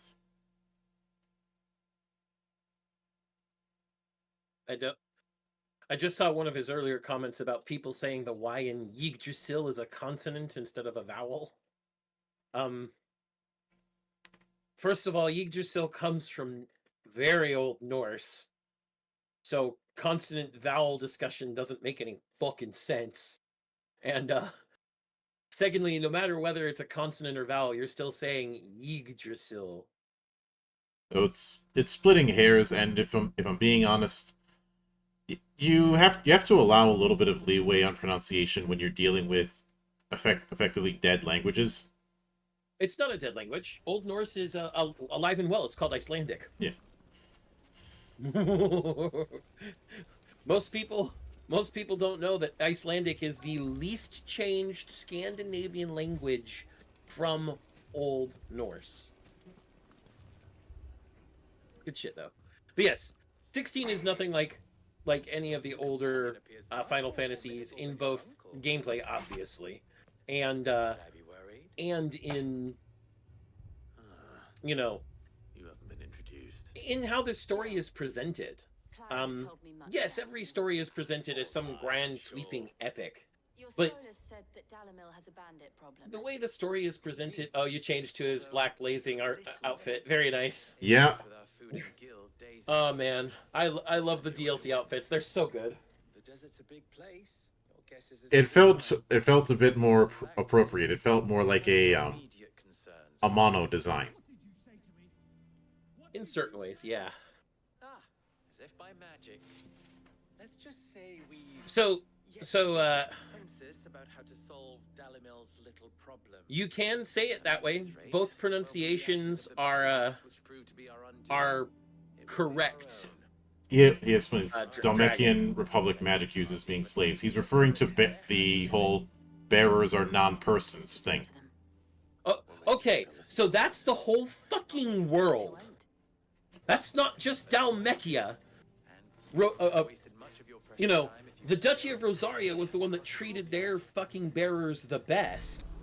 And they still were technically slaves. They just treated them as much better treated slaves. The Dalmekian Republic, sure, treats them way worse. But I'd say the worst offender when it comes to treating them is actually the Empire. I cannot comment because it's a spoiler. You wouldn't talk like that if it had been your men whose You haven't gotten to... blood for blood. It's the only way. Well, no, you should have encountered them if you've already been in the naval. As a lesson to the rest. I would say the country that treats its bearers the worst is Waldod. But you won't get to find out why until much, much later. Fill empty bellies with that. Do you hear me? I'm not gonna say anything else. Yeah. Point is, there was an accord between every major nation regarding that. Any more of this, and I'll throw you out myself. Yep. Back when you're ready. But the idea of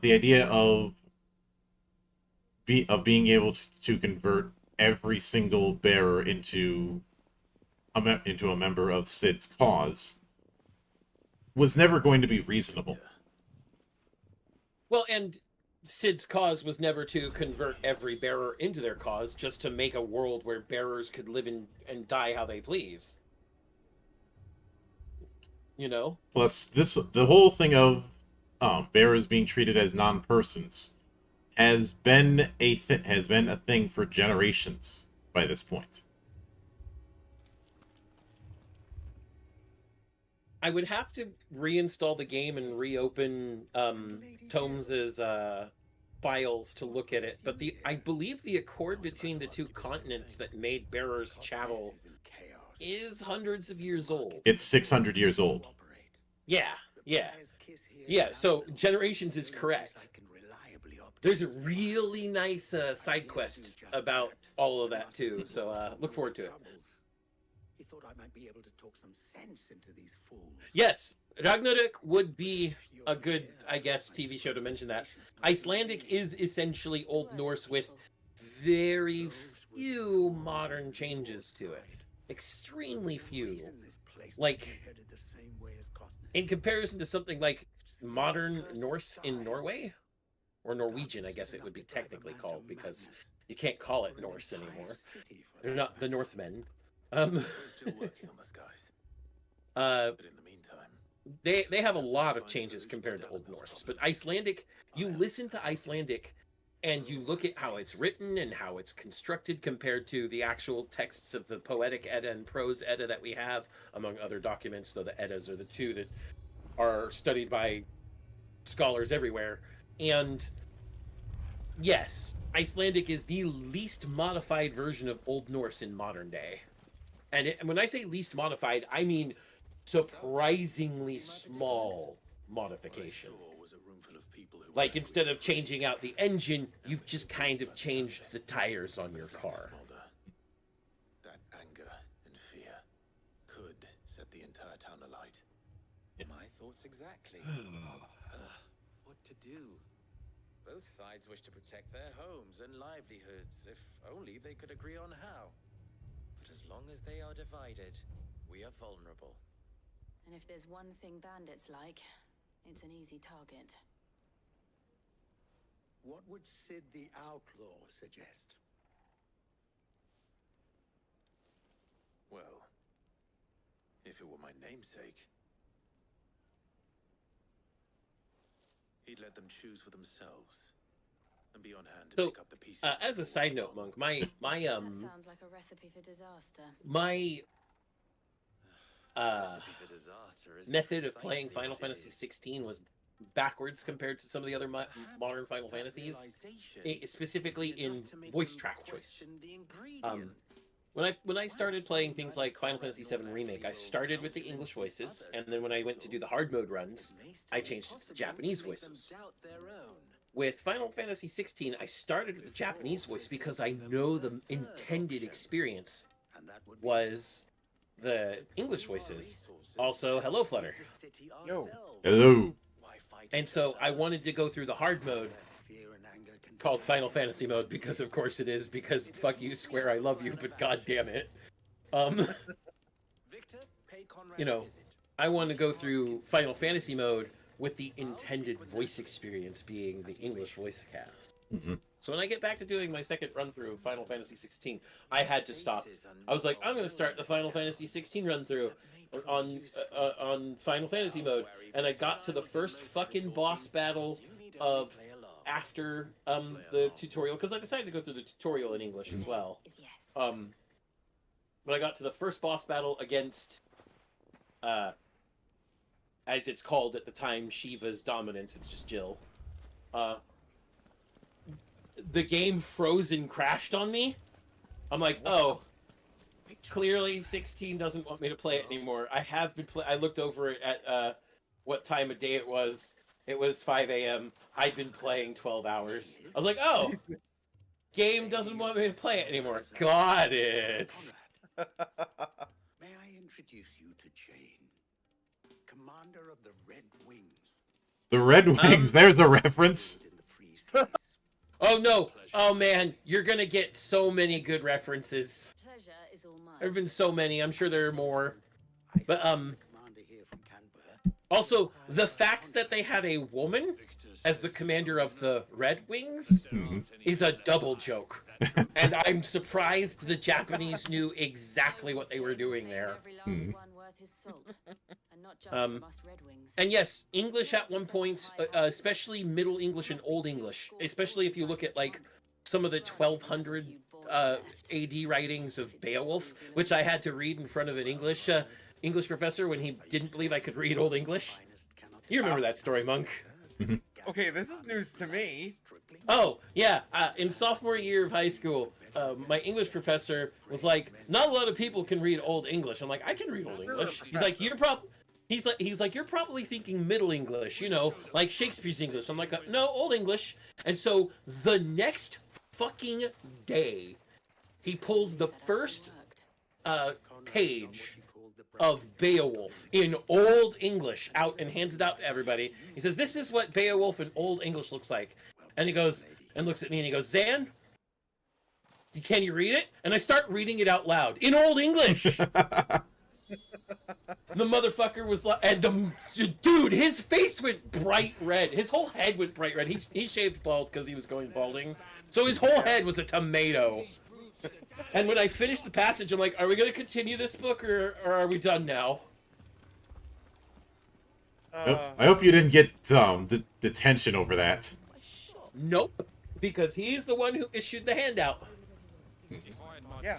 So But yes, in Old English there was both the Torn rune, which is used for the hard ths, like in Tor. Which, by the way, Thor is not pronounced Thor; it's pronounced Tor, with a slight th but a harder t. So it's more like Tor. You're instead of Tor, it's Tor. You've got your tongue just between the front of your teeth as you say the T sound.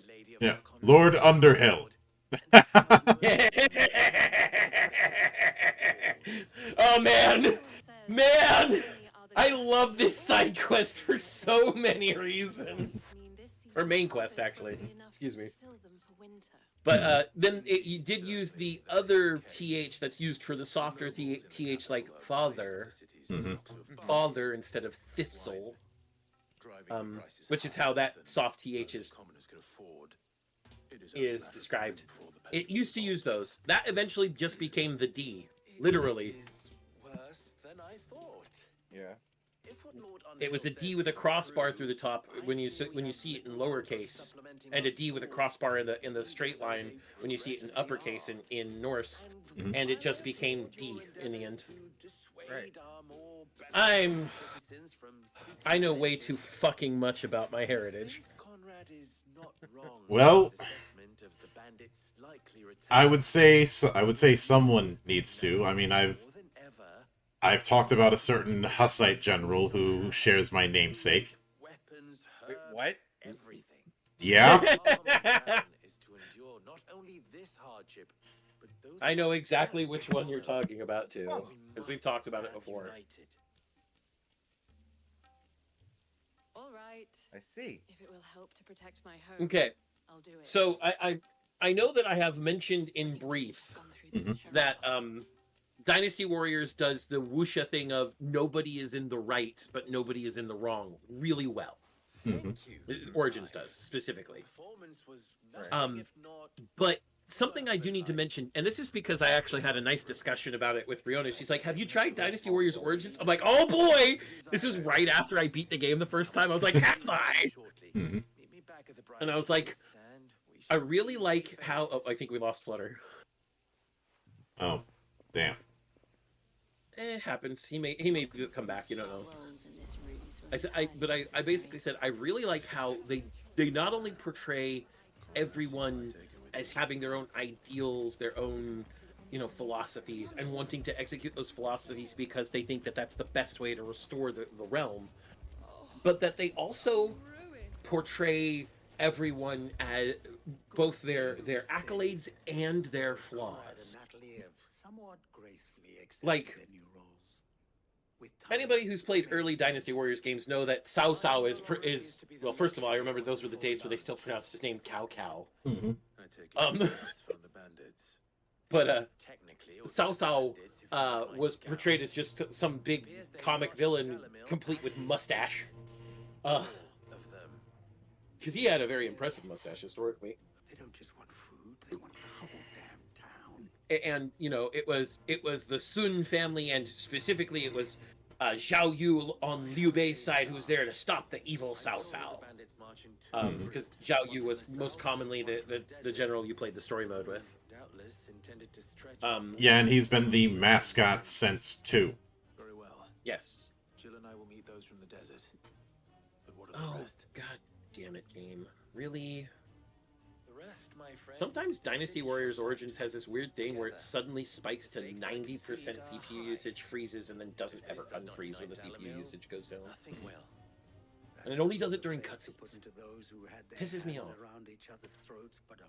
Means I have to play the fucking cutscene again. For us to see that their hands are kept occupied, and I do mean us.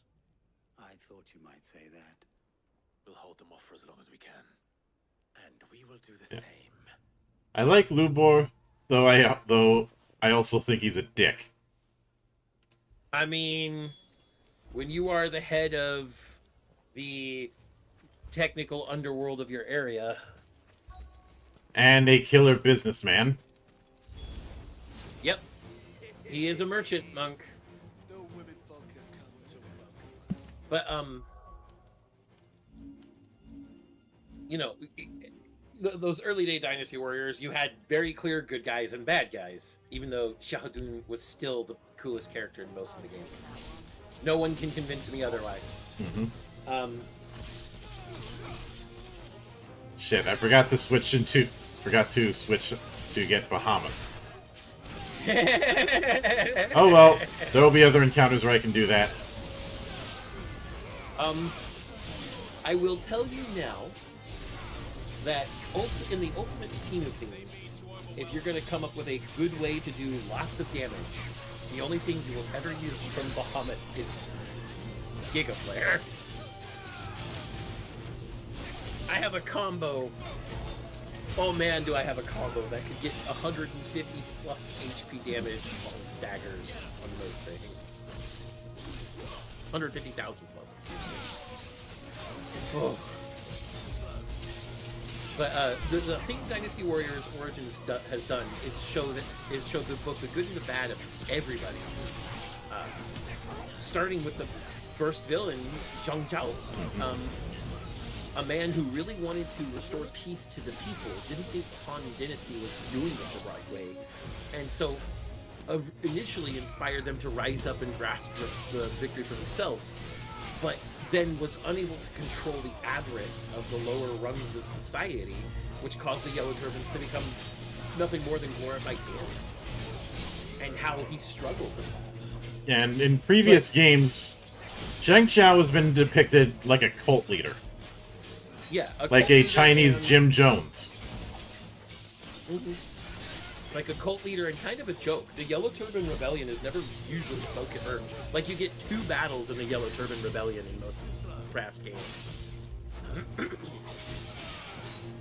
But conversely, a lot of the times in older Dynasty Warrior games, the Sun family, Sun Che and Sun Quan, and Liu Bei are presented with nearly no flaws.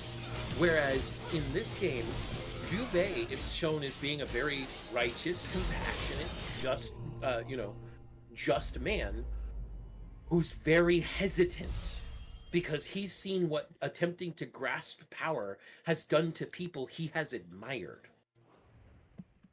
So because he's hesitant, he misses good opportunities and fails a lot. Whereas the Sun family, after their patriarch dies and Sun Che takes over, Sun Che is seen as, he's this chivalrous, fights at the front lines, leads the men by the charge sort of guy. And his right-hand man and best friend, Zhao Yun, is like, you're too reckless, you're gonna die that way. And anybody who's played any Dynasty Warriors knows that, yes, eventually Sun Che is killed in battle. Anyone who knows the Three Kingdoms period knows that. And then Sun Quan takes over, and Sun Quan is seen as this ingenious, wise leader in most Dynasty Warrior games, who has just these stratagems that seem to flow like water and change is needed, as if he foresaw that there would always be a need for change. In Dynasty Warriors Origins, he does have those qualities of being able to adapt on the fly and bring unity to his units, but he's also seen as exceptionally crushed under the pressure of the shadows of those who came before him. He feels like he just can't live up to his older brother or his father, ever, until you get a really big victory, and then he's finally like, yeah, I think I can do this. But these flaws are there. And then conversely with Cao Cao, who, like I said, was a comic book villain for a long time, you get this man who's exceptionally pragmatic, who thinks there are steps that need to be taken to stop the chaos in China. Some of them are really going to be shitty, but we have to do them. And he pushes towards that. And then but he's also really decisive when it comes to, shit, everybody's falling apart. Better cut my losses, reassert my power base, so that I can just fucking do this myself, since everybody else is too busy arguing with each other. On the flip side, that pragmatism and that ruthlessness leads to him making choices like, you're not necessary anymore to people, and cutting them off like a lizard cuts off its tail. So everybody is shown their good sides, their strengths, their things you can aspire to be, what's inspirational. And at the same time, you also see their flaws. They are deeply human. And I very much appreciate that about Wuxia. And I know people are going to be like, you mean Wuxia is human? And I'm going to say, fuck you, read that shit. Mm-hmm. It's an insanely human type of story building. Sure, it's all about martial feats of strength, but the stories are between people. And, there's... Fuck. There's a thread, Monk. There's a common thread between all the shit I like. Whether it's mecha or wuxia or anything else. The thread is hype, aspirational action with a deeply human story underneath. Mm-hmm. And like I said, I always compare it to how musicals advance in emotional escalation. That when emotions get too hot for conversation, the music breaks out. And when emotions during the music are too hot, the dancing breaks out. It's the same thing when it comes to mecha, to wuxia, to shonen battle, to any of it. When the conversations can no longer be conversations, the punchin' starts. Or in the case of mecha, everybody gets in their fucking robot. Mm-hmm. And then when it's too high for the robots, what happens with the robots? We get bigger robots. Hello, Gurren Lagann literally taking that to the next level. Single-edged sword. And I can hear John in the distance. Did somebody mention Gurren Lagann? No, Lady Karen. Yes, I'm afraid it was. The funny thing about that is, and you'll end up seeing it in a few days. I was talking with Monarch about building a mecha anime, and we kind of dipped into knights and magic, but we focused a lot more on the knights versus beasts motif. Uh-huh. Along with having both knights and squires. Yeah. You start at an academy, then you get squired by a proper knight until you become a knight yourself. Mm-hmm. The bandit's bed. Every ill-gotten coin in Dalamon is said to pass through that disreputable corner of the Valcroy. And that's where I'm heading. I shall speak to Lord Ignac in your absence and arrange for an order. Something else that I think is a unifying thread is an acknowledgement of the problems of humanity, but also an acknowledgement that things can be better because we are capable of being better.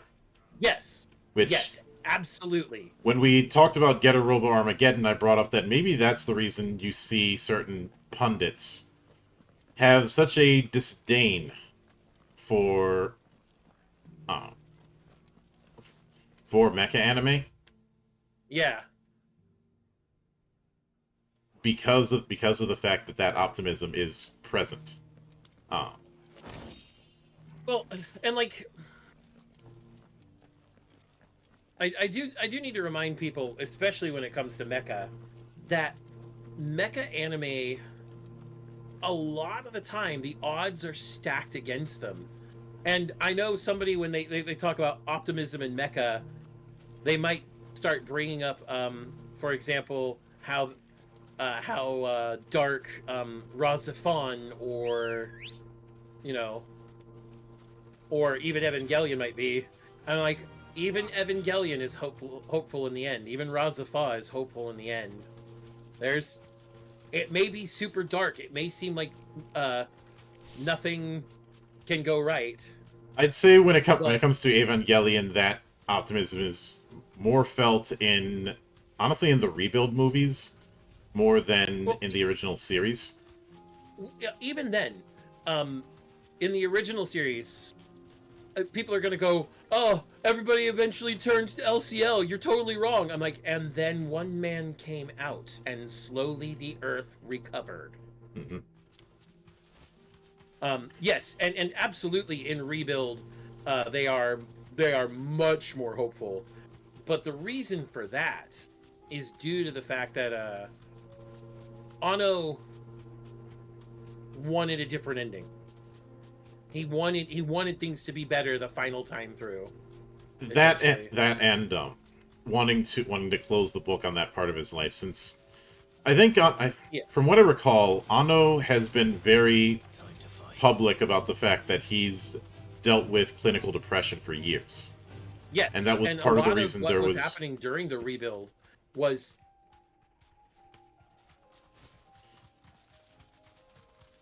what? Processing. A lot of what was happening in rebuild was very close to him processing his own depression, using the work to do so. And and because of that, it'd be a good it's a good parallel then. I know it's me bringing this up, but you are no doubt familiar with the 12-step suite. Say again? You're no doubt familiar with the 12-step suite. Yes. That collection of songs across several albums by Dream Theater, which was basically Mike Portnoy working through his alcoholism. Yeah. Which the reason it's called the 12-step suite is because it's modeled after AA's 12 steps. Yeah. Even the final part has a dedication to Bill W. and his friends. Yeah. Because I ended up doing a bit of deep dive just to see how bad it was, because there was a precursor to that in the song The Mirror in Awake. Awake came out in 1993. So even all the way back then, it was no secret that he was having problems.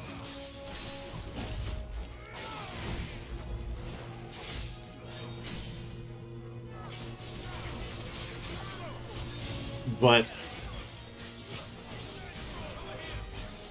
that's what immediately comes to mind as far as Rebuild. And, well, Anno didn't stop making stuff. He's working on other projects, but it seems to be he's working on doing callbacks to stuff from his childhood that he was a massive fan of.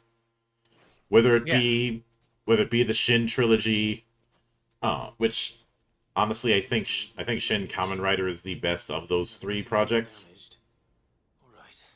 I can see it. Let's get it back to Delamil. Shin Ultraman is pretty good. Between Shin Godzilla, Ultraman, and Kamen Rider. Kamen Rider was the one I enjoyed the most out of the three. Shin Ultraman felt like it was good, but I think it was playing a little bit too close to the chest. If you catch my drift.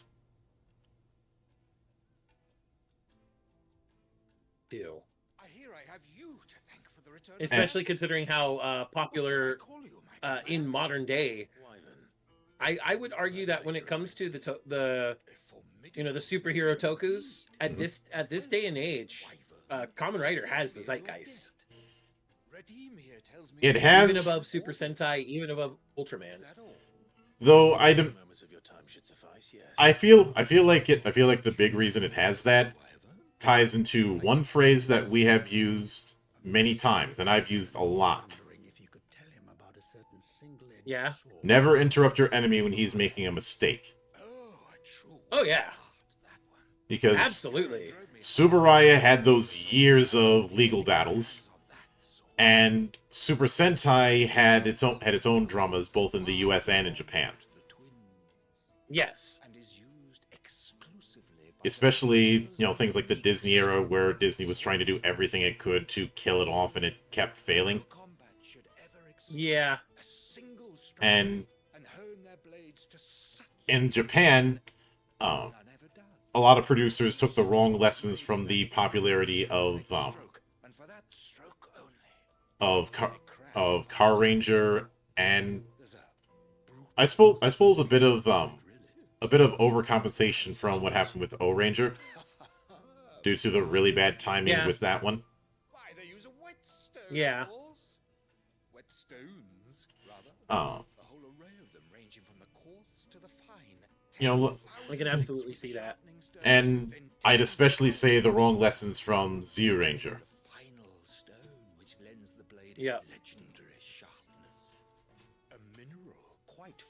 Which is a bit amusing because, Toei didn't think the whole extra Ranger thing would catch on.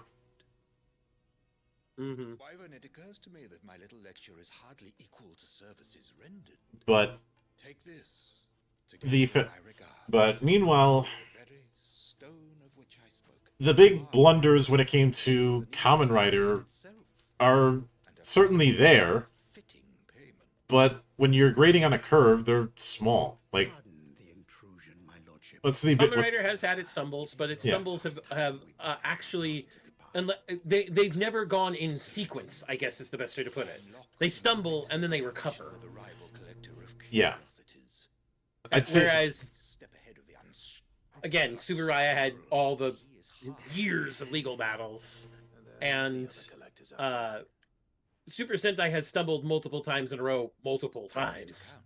Yeah, the Idiot Red era in the mid-2010s is a very strong example, where the only way that they could get out of it was by bringing in people they ran out. Yep. I'm specifically referring to Arikawa. Yep. And the big blunder with Kamen Rider was really not even their fault. It was that whole Kamen no Rider thing. Yep.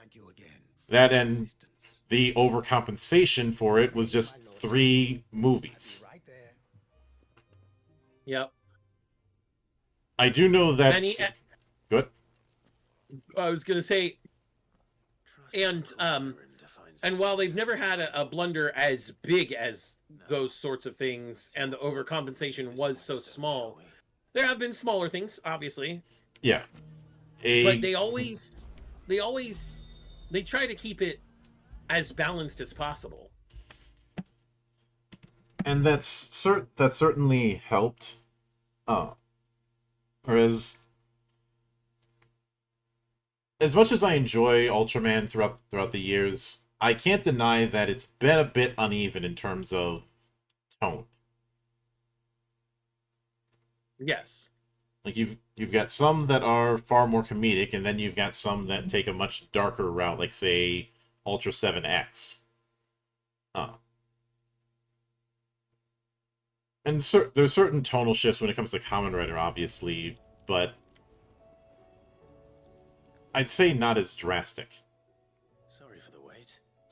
Yeah. Hopefully you'll agree it was worth it. You learned something about that sword then? Oh. I did better than that. Although that's not to say that that Toei can't seem to stop getting in their own way. Yes. But not especially when it comes to acknowledging the U.S. fan base and just acknowledging the international fan base, which has caused the redemption arc of Shirakura. Yeah. Might not be so bad if all you ever fought were duels. Good luck on the battlefield. Your second opponent would be your last, no matter how good you were. Even so, is there some way it could be used to give the curse breakers an edge? I think so. I do think with this whetstone and the right kind of steel, I could probably even make a twin of the blade to rattle me.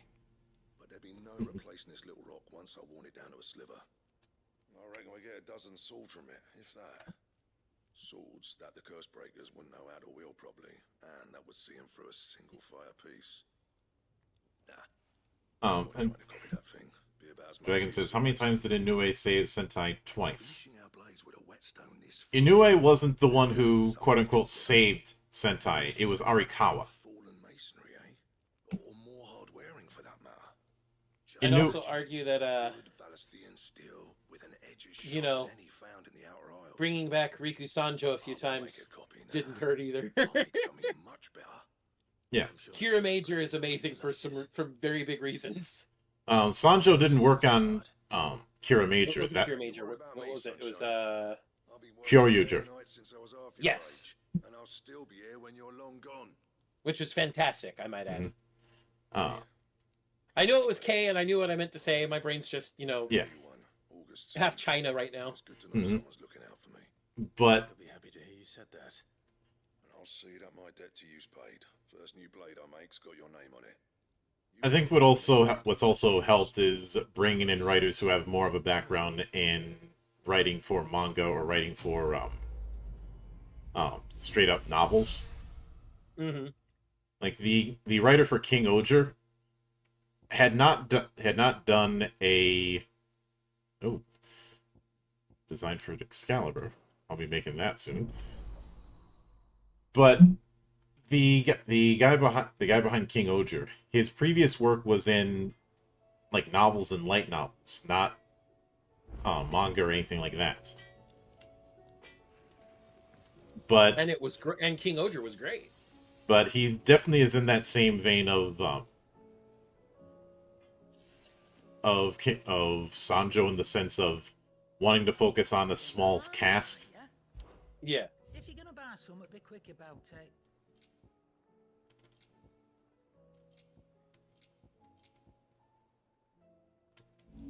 I guess people ended up realizing that that whole thing of trying to make the biggest cast possible can't really work, because the more characters you make, the more time you've got to devote to writing, and you've only got so much time. What do I owe Diana? So will it be? Alright, so let's see. What can...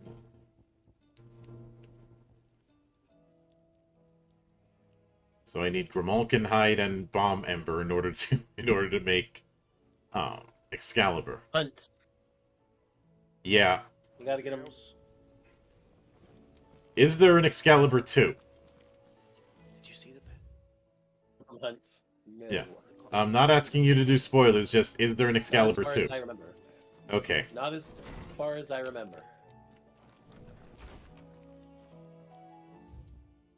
But now I'm doubting my own. God damn it! Why do I always do this? Second guessing.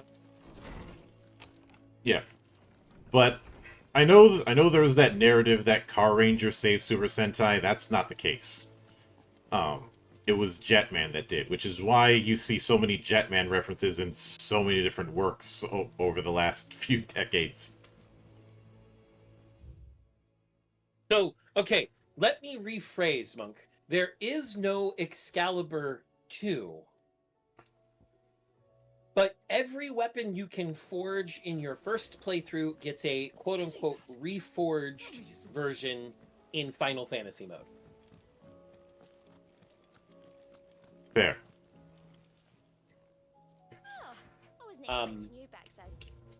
However, it's not like it's a different sword. It's the same sword, just with stats made for the higher difficulty, basically. Mm-hmm. Yeah, I did want to preface that because I didn't, suffer me not to be a liar. No, if we wanted to lie, we'd be journalists or politicians. Wait, I already we'd be journos, Mhm. not journalists. Because frankly, we are journalists. Actual, real, honest to God journalists. Mhm. Which is a scary thing to think, but A scary thing because I'm pretty sure neither of us studied journalism at any school. Nope. Slightly behind in its payment to certain We just have members. naturally inquisitive and skeptical minds. Maybe my fault. But I swear to the goddess, I thought I had the numbers square.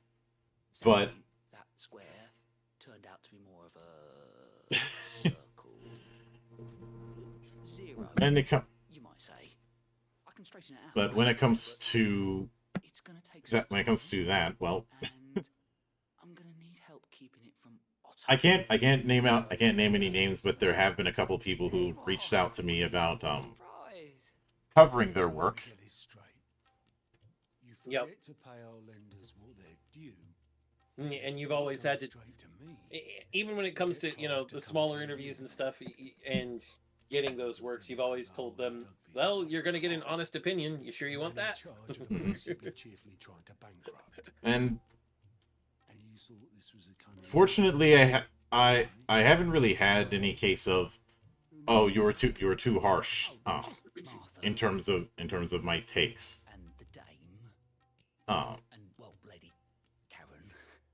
Which is why it's hilarious to me that there's some people who have this attitude of, oh, I always think I'm always right. If anything, it's the opposite. I think most of the time you don't think you're always right. You have these takes, these are your observations, and you make a recommendation based on them. People can take it as they will. But it's more of if I'm gonna be proven wrong about something, you actually have to prove me wrong on something. Yep, which evidence is required. Do we have that much to hand? And it has to be something I actually said, not what someone thought I said. Yeah. You won't. We've lightened Lord Rosfield's person up. Straw man arguments will get us nowhere. But getting, We'll need to learn to stand on our own if we're gonna. I do find it amusing that But that doesn't mean you have to shoulder the burden yourself. I'm going to end up talking about Sentai and tabletop next month, soon, with a game that I could see the potential of adapting into Sentai, and well, it's doing that as part of Zine Quest. Nice. I also came across a site called Clear Sky, which my name is on it, which is petitioning for better clarity with Blue Sky. I'm aware of the irony, but through that I was able to see what lists whose lists I'm on and who has me blocked.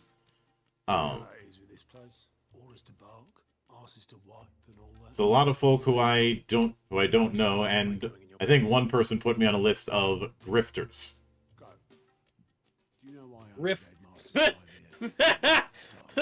I think you'd be a lot richer if you were a grifter, monk. Yes. You'd have much more wealth to your name. Mm-hmm. Because I'd rather Lady Karen killed you. That's what grifting's for, is to make money.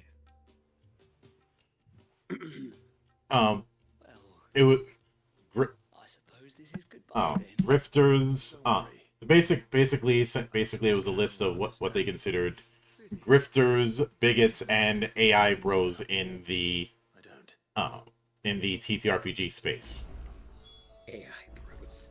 Oh my god. I cannot take that list seriously now. Yeah, none of which applies to me. Have I covered games that use AI art? Yes. I will not deny that.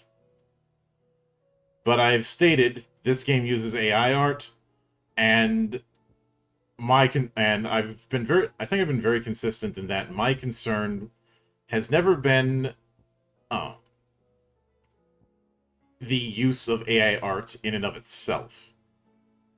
Yeah. My concern has been people who, in their zeal to fight against AI art, get bystanders involved.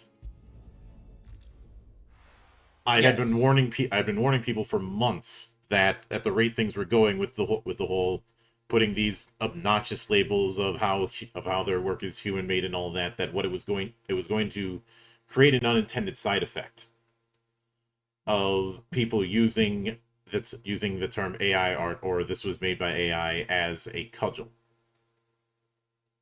Yeah.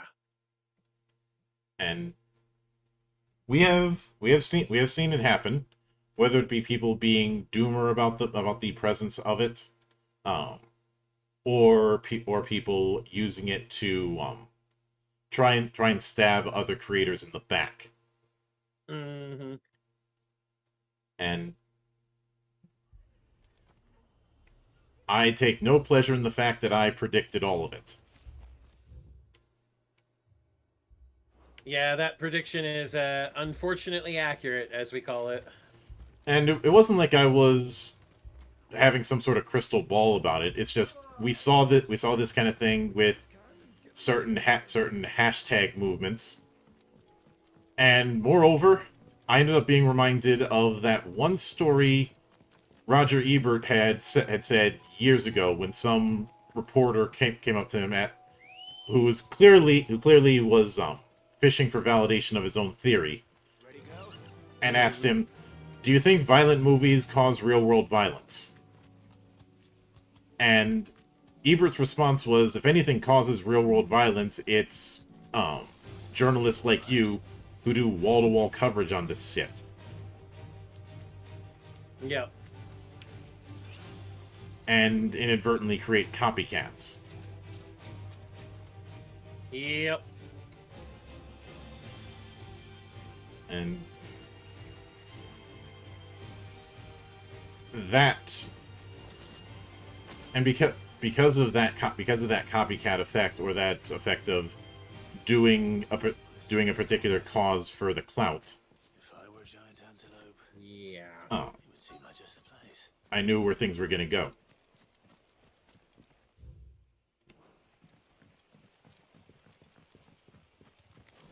I will find one bigger than that. You hungry, Torgal?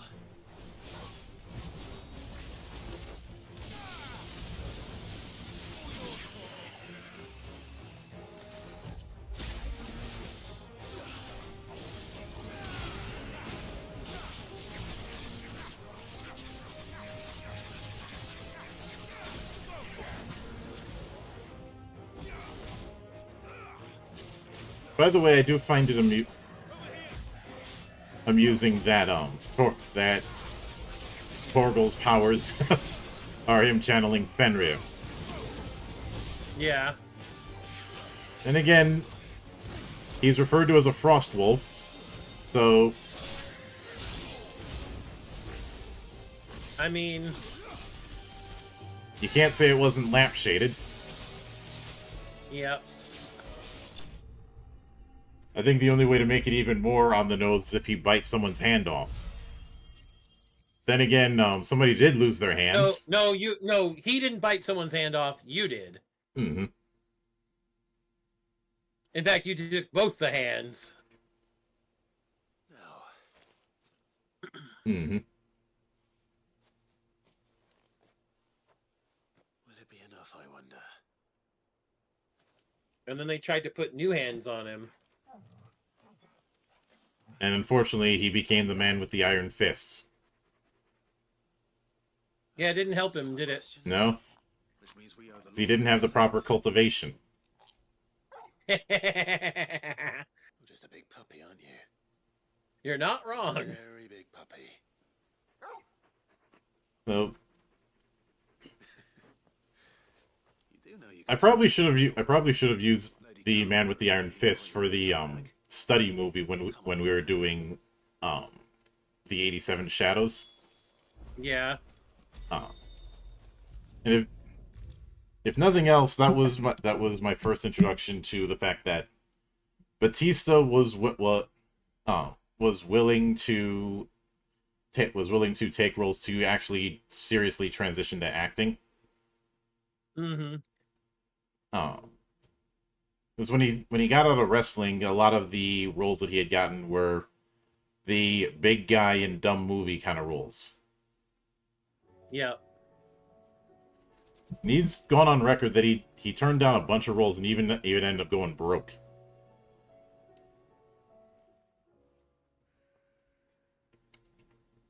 I noticed you and Torgal had gone off somewhere. Take him for a walk, did you? You could say that. But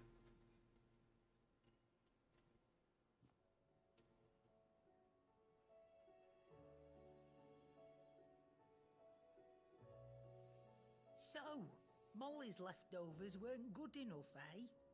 That'll teach me for treating you like you're still a pup. All right, no need to shout. Now we know what you're after, I can see about getting some in. Speaking of which, Man. I brought one for later. Can I leave it with you? But isn't that true I really about wish most wrestlers turned actors? There's honestly a bigger failure rate when it comes to wrestler actor success. I know some people bring up The Rock, but You can thank Tomes for me. he ended up falling back on that anyways. And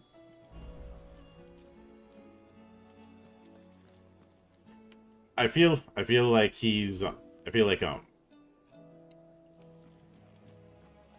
when it came to the pissing match between him and Vin Diesel, Diesel's the one who ended up with the last laugh, because that whole Black Adam thing blew up in Dwayne's face.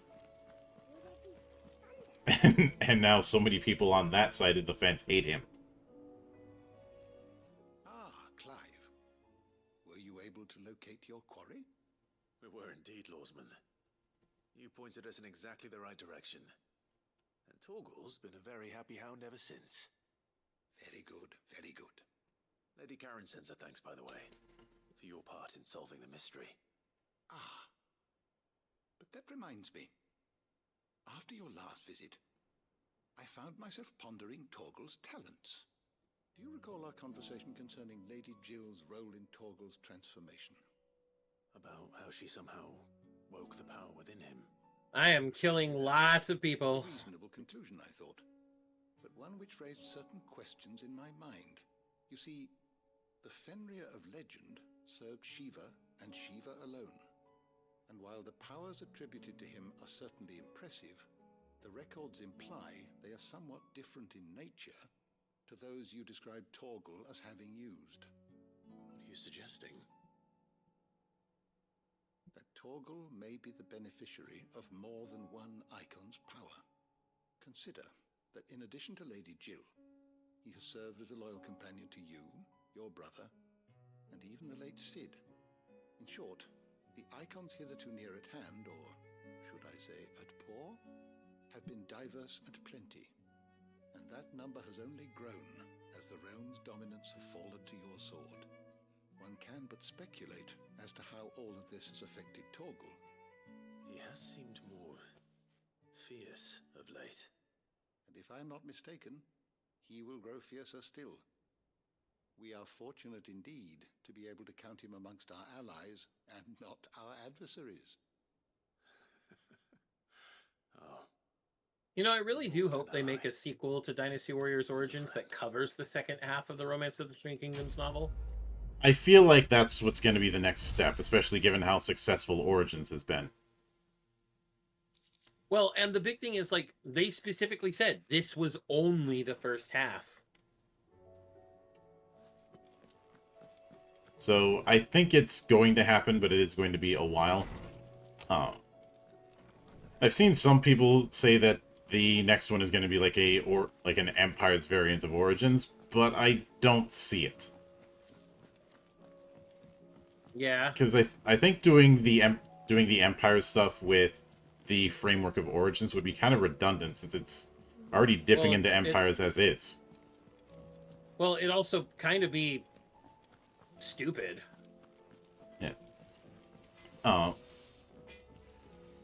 yesterday, not yesterday, but the last time I did one of these streams, I had a conversation with Ron Wise, he had said that he wouldn't want another FF to play like 16 going forward.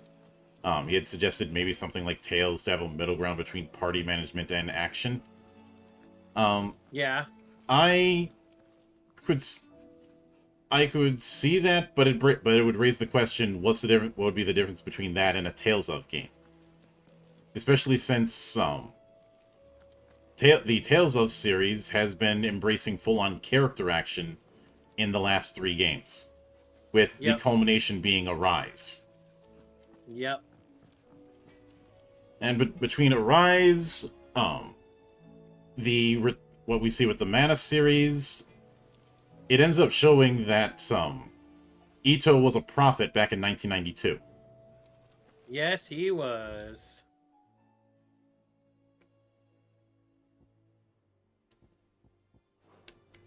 And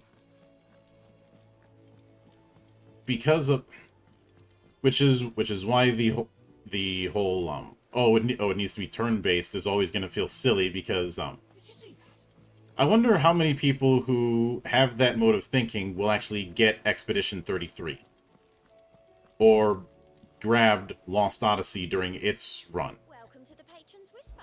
Yeah. Your benefactors are a generous lot. It is a food for thought, that myth of legitimacy. Or rather, the myth of legitimacy, which yes, I've used that term a lot, is certainly close to the mark in this case, but I would say a more accurate form would be the security blanket. Mm-hmm. So I do remember one person saying that they wish gaming was like it was in the 2000s. And I'm like, you would want gaming to be in a form that you would constantly chase, but cannot achieve, have not earned, and do not want. A little bit harsh on my point, but the point still stands, I think. Yes. I have seen where that pining for the idea of nostalgia goes. And it ends up with stagnation. Yes. In fact, I know a lot of people lament the amount of remakes going about these days, but I feel like some of that lamentation is misplaced. It's targeting the wrong people. Misplaced. Yeah.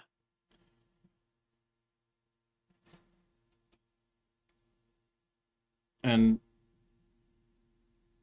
what I mean by that is it's targeting the people who are being targeted with it are or rather the people lamenting it are only lamenting the symptom. Mm-hmm. You know, the fact that the pining for that nostalgia ends up creating the problem. That well-notched steel and impressive physique. I have need of a sword for hire, and yours looks to be a weapon well worth the coin. Might you be convinced to offer me the use of those formidable arms? How exactly do you intend to use them? Well, being something of a scholar of Zemeckis history, I wish to investigate the ruins near the city, and I require a rugged companion, lest I find myself waylaid by ne'er-do-wells or the beasts sent to roam the area. Should you accept, you will not only earn yourself material wealth, but partake of the true treasure that awaits us there, the rich and storied history of Zemeckis. Well, were you ever party to a finer proposition? My arms are yours. Wonderful! Then come. We must away. But where are we going? I do have a feeling that a Final Fantasy 17, in whatever form that takes, will be something different than what is expected. If anything, it demonstrates the folly of having those kind of expectations. Yes. And I think it'll be different too. And I don't know what it'll be, I'm just excited. Mm-hmm. It won't come out for a while. I mean, think of the gap between 15 and 16. Yeah, I know some people have lamented that the gaps have gotten wider, but that's the consequence of advancing tech requiring more people. More people needing more logistics. Yeah. Why am I not surprised? We're not alone. You'll hand over your coin if you know what's good for you.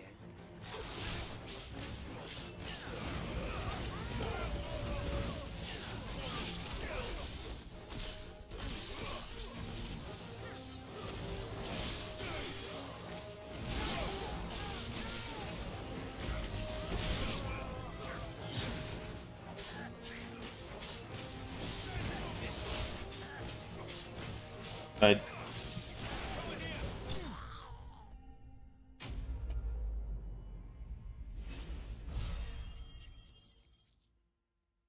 there is one thing that I have said that I think is I'm going to be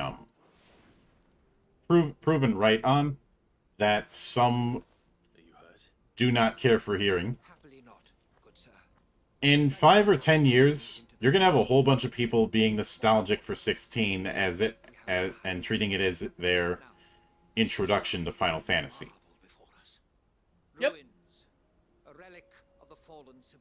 I personally know a few people who this is their first Final Fantasy. Mm-hmm. They just didn't really have an interest before.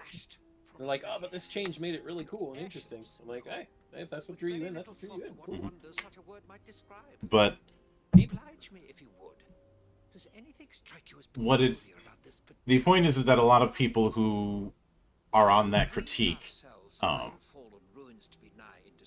have a difficulty seeing the bigger picture. I remember when everybody was slamming, say, Black Clover and just calling it a poor man's combination of Naruto and Fairy Tail. Yeah. But both of those series have been around for several years by this point. That's long enough for somebody to be inspired and take their own route. And to say that that's just a cash grab in that regard is just naked performative cynicism. Yeah. Like, I don't like the... I've talked about this before, but I think doing interviews over the amount of years and doing the kind of research on behind-the-scenes stuff has better allowed me to see the human factor. Well, a lot. So there are broad strokes as to what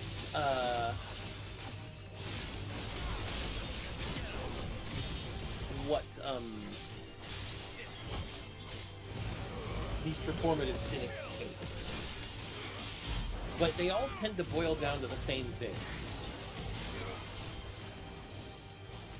No matter what their personal inspirations are, the broadest stroke I can make is that these are people who cannot create. They have no capability for creation, and thus they are, in one way, shape, or form, jealous or otherwise bitter about other people who do create, and that is why they are a performative cynic. Would you also say that they have no respect for the creative process? Absolutely.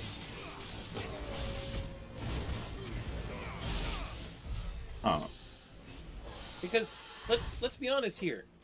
Whether we personally agree with the ethos or anybody else, or well, not just ethos, but like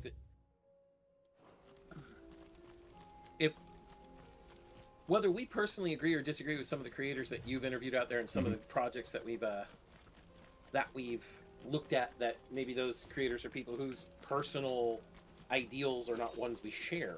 We had a whole thing of that with Gubat Bunwa.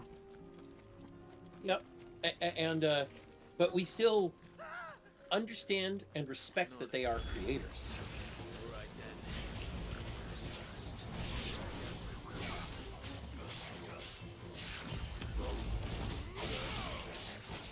And I think what's really telling about that whole not respecting the creative process is you see a lot of people in the discourse refer to the people who make a certain game as a collective.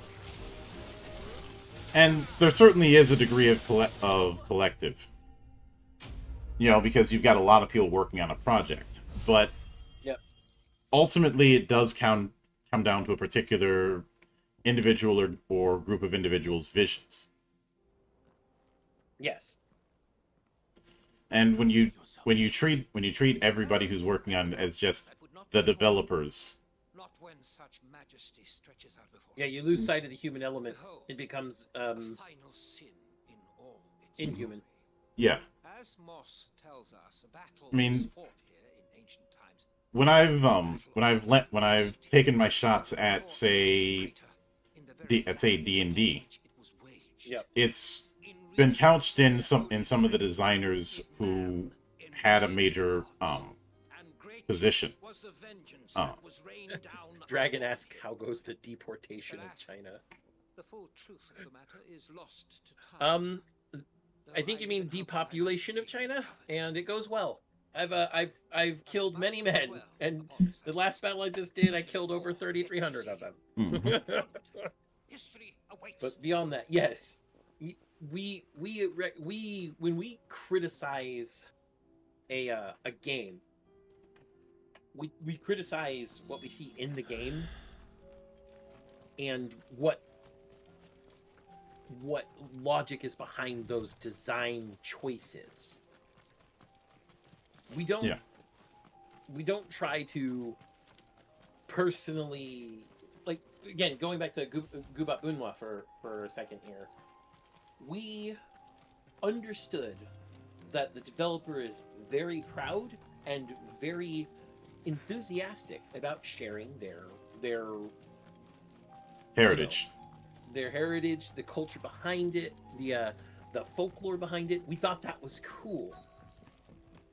But we also felt that the way they were trying to defend that was a little too aggressive. That you would be better served by saying, hey, yeah, this is my heritage, this is some great stuff. If you don't like it, it's not for you, and leave it at that. Rather than saying some of the things that were in the book there. Yeah. Which I understand some people being defensive about their heritage. Lord knows I've been defensive about certain things concerning my family. But in the end, you have to realize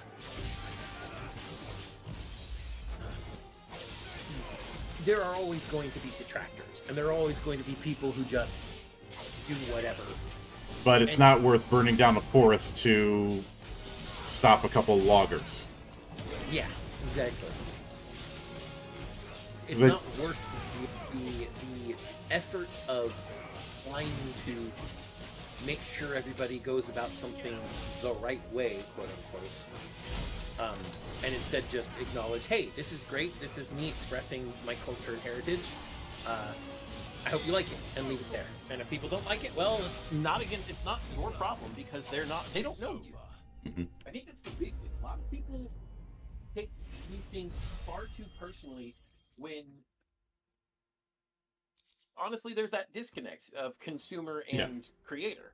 I'm pretty sure some might say that we are hypocrites because of how we treated that one individual that had to get kicked out of the server. But I did. But that was beyond the case of criticism. It was to a point where they were causing problems. Well, they outright stated that they were being deliberately dense to, quote, make a point. At that point, you're not making a point, you are causing trouble. regardless of whether we agreed or disagreed with their points, had they been truly trying to make points in good faith, we would have just said, hey, maybe these discussions should be kept to more, private confines. If you have an issue with this thing and it's causing these big ruckuses in the public spaces, bring it to us in DMs directly so we can discuss it without causing a large row. But they literally admitted when I said, to me it feels like they're deliberately doing these things from their conduct, and then they responded with, yes, I'm deliberately being dense to make a point. I was like, oh well, then you should be banned. Goodbye. I never banned them. I just kicked them. Yeah, it was a 30-day kick. It wasn't even a real ban.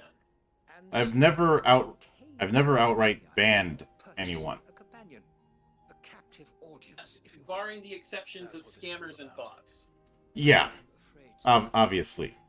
And now, my good man, it is high time we returned whence we came. Fine. Just don't go running off this time. But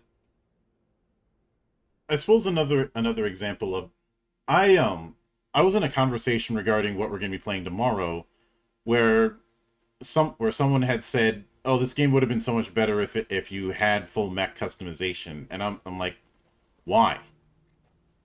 Why does it need it? Because it's a mech game? That's not a good enough reason. And they were like, didn't you criticize WWE 2K14, I think it was, for not having Create a Wrestler? I'm like, yes, I did. Here's the difference. That was a game in a series that had years upon years of custom content in each installation. So expecting a Create a Wrestler kind of thing in that is a natural expectation. But just because Mecha Break is a mech game does not mean it needs to have the same level of customization as, say, Armored Core. My response to that person, had I been in that conversation, is, does Zone of the Enders need full mech customization?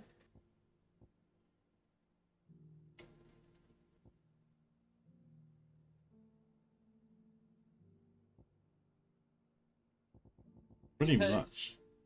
Well, I mean, the big thing is, like, they need to realize the intent of what the game is trying to execute. We've gone over it before, and I'm going to broad strokes it because the broad strokes are necessary enough.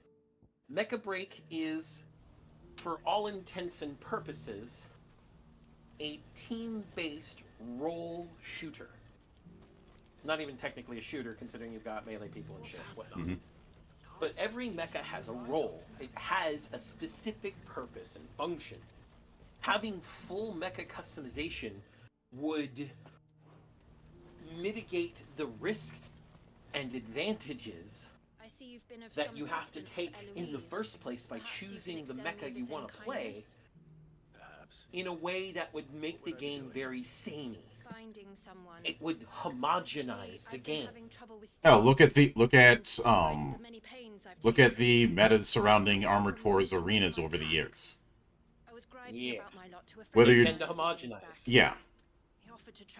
I mean, with Armored Core 6, the constant regulation updates they did early on to rebalance weapons for PvP, because certain metas were homogenizing the whole thing, such as, the double shot Zimmerman shotgun build at the very beginning and everything. Mm-hmm. Where his search for the thieves might have taken him.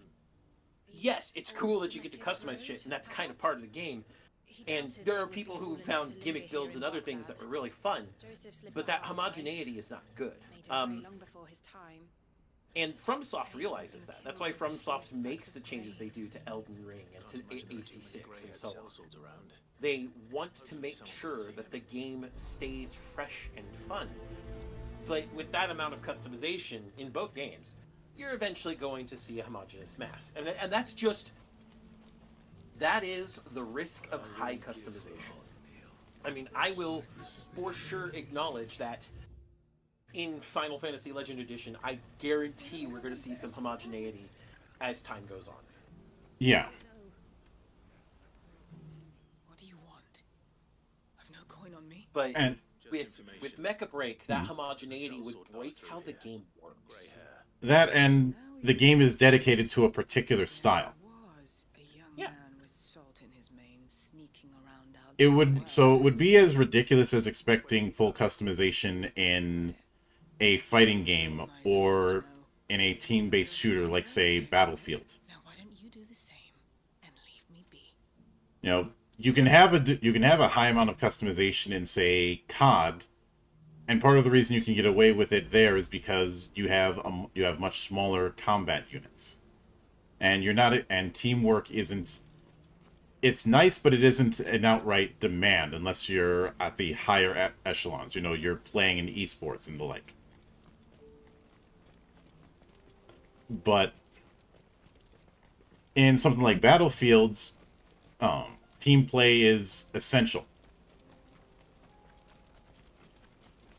And Mecha Break is very much doubling down on team play.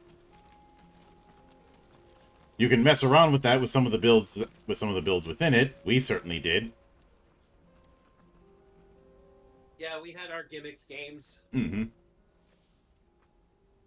We don't want any trouble. Neither do I. But I'm looking for someone. A grey-haired mercenary. but the idea that it has to be this one thing just because of the genre that it's in is not exactly seeing the bigger picture.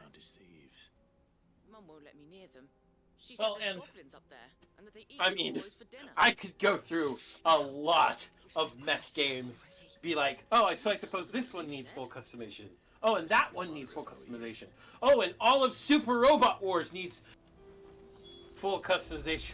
You know, There's a fully customizable main mech for your original character would be kind of fun, but I think that would be a fucking nightmare for them to program. Do you recall why the battle system that we saw in Chrono Trigger was not tried again in any other game that Square or Enix would put out for years? It was a nightmare to program. Yeah, I remember that part. I remember at one point considering the idea of a fully customizable persona for the main protagonist in a Persona game. And then I stopped that line of thinking because I realized that's going to be a nightmare to work with in conjunction with the rest of the party. Well, and you kind of already have that with most main characters in Persona from 3 and beyond, because the wild card thing is kind of that. You're not customizing one persona to have everything, but you are customizing one character to have as much stuff to cover what is necessary as possible. Your main character in most of the Persona games 3 and beyond is the short stop, is the filler. They fill any role that your party doesn't currently have. You know what might be a better analogy? What's that? The quarterback in a football game. Yeah, you're absolutely correct. Because, especially nowadays, dual threat quarterbacks are pretty much a staple in any team that has any degree of success. You can't just be a good... Let's get this over with. The best ones are ones who have a decent arm, but can run if need be, or throw deep if need be. He's just protecting his home. Joseph. Yeah. So the boy was right. Because they can adapt. Your porter friend sent me to find you. And you especially have to... The reason why you see those things on their wrists is because play calling has just gotten far more complex. So you need notes. Aren't those things on their wrists tablets? No. It's just a it's like a miniaturized trapper keeper that just has notes for calling plays. Okay. Oh. Man, that's crazy. Play calling has gotten a lot more complex over the last 20 or so years. And essentially the meta for the sport changes quite a bit. Let alone the fact that the way play calling works in say college versus the pros is very different. Which is why some rookies who were great in college can't really hang in the pros. Yeah. College ball has a lot of open play, has a lot of open formations, where that's far more of a shootout.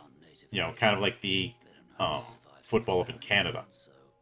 Yeah. Whereas stuff in the NFL is far more defensive, favoring and with tighter formations, which is where you get the chess game kind of thing in pro football. Mm-hmm. I also have friends who complain that pro football can't be as vicious as it used to be. Given no. There was a hockey player who played in Minnesota who was known as the Boogeyman. And because of the head injuries that he ended up suffering through, he ended up dying at our age, honestly. Jesus. That is no bueno. Yeah. As cute. And on one hand, I can see people romanticizing some of the hard hits. On the other hand, those paddings and those helmets are a lot harder than people think they are. Which is why when there was that one fight with the Browns where somebody was swinging the helmet like a weapon, everybody got pissed off. Joseph's Yeah. fine. Be back once he's tied up a few loose ends. There was also the whole thing with Vontez Burfict, who some people tried to romanticize, but everybody absolutely hated him because he would do the most dirty hits possible. A good man to have around, that Joseph. And if You know, or end up doing late hits, which is when you end up hitting somebody after the whistle's been blown. Yep. They watch out for that stuff a lot more now, and they penalize it like the shit out of it. Mm-hmm. The refs are certainly not perfect. There's been plenty of cases of how the fuck was that called, and then suddenly not get called, which leads to the narrative of, oh, the game's rigged. A lot of people were saying that after the Super Bowl ended up being Eagles-Chiefs again. But then the actual Super Bowl happened, and I'm like, what the fuck happened here? I've heard that from a lot of my friends. As you know, Monk, I'm not nearly as big into sports ball as everybody else is. Not really ever been my big thing. I like playing around with my friends in school, but it was never a huge focus. Yeah. I just find it funny that everybody was like, oh, the whole game is going to be rigged. It's going to be Chiefs three-peating. And then they just didn't show up. Like, there was a 20-point deficit by halftime. So it's a case of Luigi wins by doing nothing. I'd say it's more a case of Apollo Creed and Rocky IV. All that sound and fury, all that celebration when it comes to his match with Drago, and then he gets killed. Oh, Jesus Christ.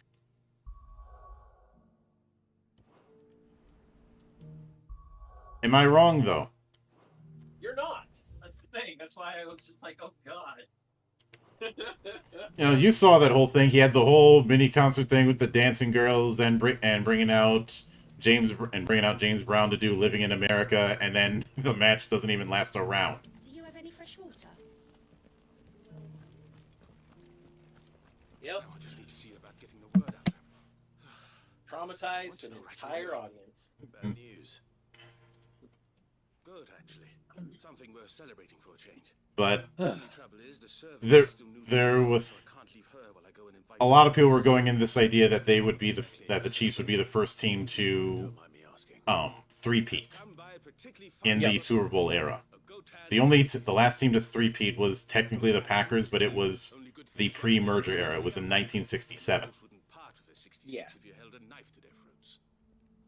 But because of the high risk of failure, it's hard to win back to back, let alone win one period. Since unlike other sports, it's a single elimination tournament. And well, with single elimination tournaments, a team that could seem like the obvious loser can end up winning. Is Aldrich the porter, Milan the butcher, and Bolek, a guard over at the north gate. 3 of the finest fellows. Which certainly does have its appeals. Tell them to come to the tavern when they finish for the day. And of course, championships that go through a series, that's when it becomes all the more humiliating to lose if you end up losing by like a sweep. I had made fun of that was one of the things I had made fun of the Leafs about a while back, about how after finally winning a playoff series for the first time in 19 years, their fans are chanting, "We want Florida," outside Maple Leaf Gardens. And then they get gentlemen swept.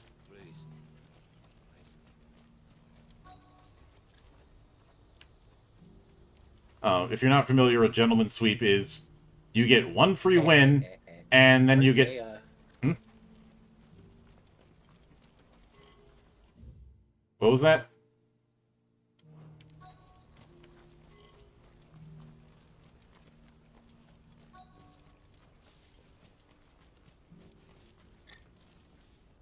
I've been asked to find Aldrich, the porter.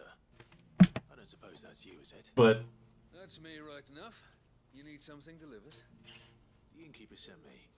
I suppose if I were to use another example of the whole not full customization, I'll invoke Hardcore Mecha. If he's just got hold of it now, it must have been in the crates he had me carry down from Sambrek.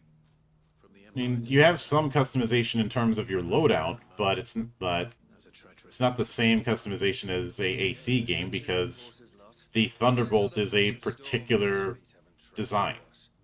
They'd Sorrowflam one day, then off to Canva the next. The farther you're willing to go, the fatter the purse. Which is why there's no shortage of competition for some of the longer routes.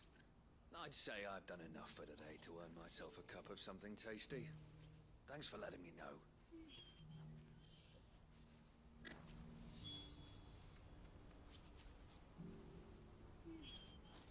Let's see. Who needs a porter when there's nowhere left to go? By the way, Zan? Yeah? When it comes to... I know some people will look at the current state in the story that I'm in of things seeming bleak and stronger monsters showing up as akin to the World of Ruin in 6. But I think it would be more accurate to say it's a nod to the Lunar Cry. That's me. What can I do for you? The innkeeper's just had a special delivery. He thought you might like to join him for a cup of wine after you pack I mean, World of Ruin, Lunar Cry, a bunch of stuff that we've seen in Final Fantasies and in... Let's be honest here, in fantasy stories in general, are like... Those who travel the Crystal Road bring all manner of goods with them. You know, shit has to get worse in order for stakes to raise, essentially. Yeah. That's the way I've always seen it. Mm-hmm. Or rather we did, till not so long ago. Anyway, I'm going to go make myself some grub real quick. I will be back shortly. Alright. There's no point dwelling on it. Better to live life while you can, eh? And on that note, it sounds like there's a cup of wine needing my attention. You'll buy something, won't you? Please. You've raised the price.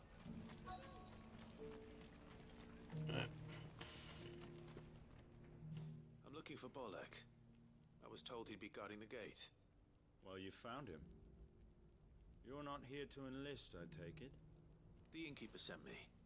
He's just taken delivery of a rare vintage, a Gotan 66. He thought you might like a cup. I've never said no to a goat hand. I'm not about to start now. Thanks for letting me know. You must be a busy man. No one's making for the refugee camps anymore. Not after what happened in the Dominion. Meaning, they linger here instead. I spend more of my days moving beggars along than I do manning these gates. What gets to me are the gangs that prey on the poor sods. As if they haven't suffered enough. Some days you can't help but wonder what the world's coming to. You know what? That wine's sounding better by the moment. Hold on. I wonder if the innkeeper might spare a cup of that wine. What do you want from me? Let us through, damn you!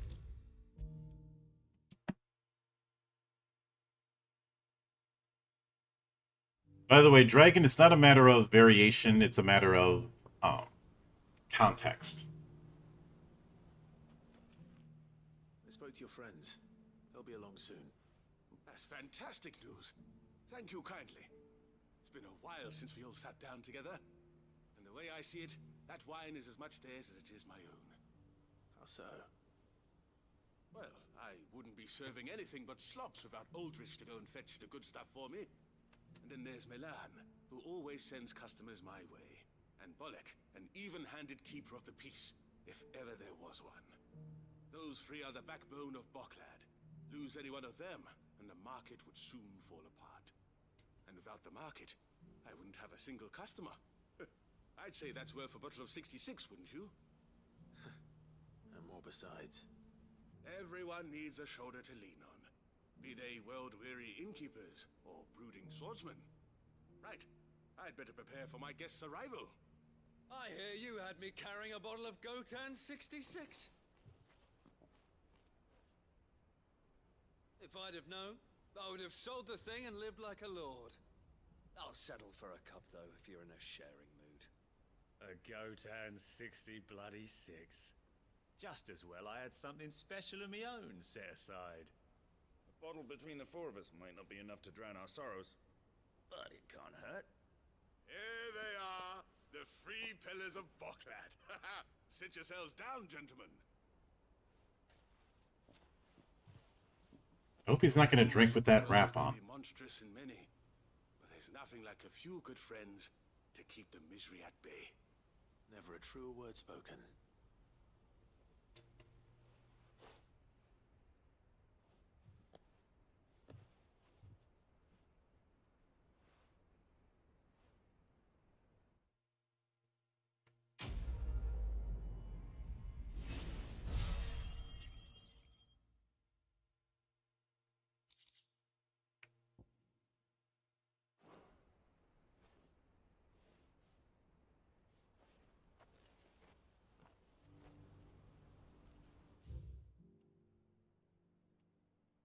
Let's see, is there any other?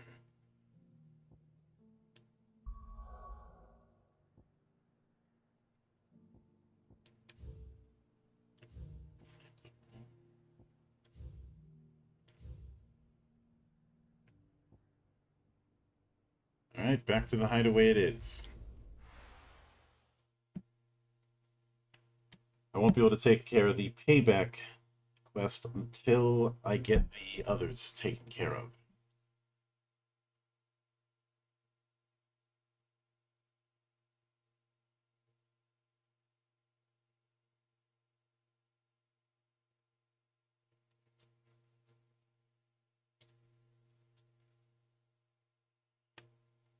So this might take a moment.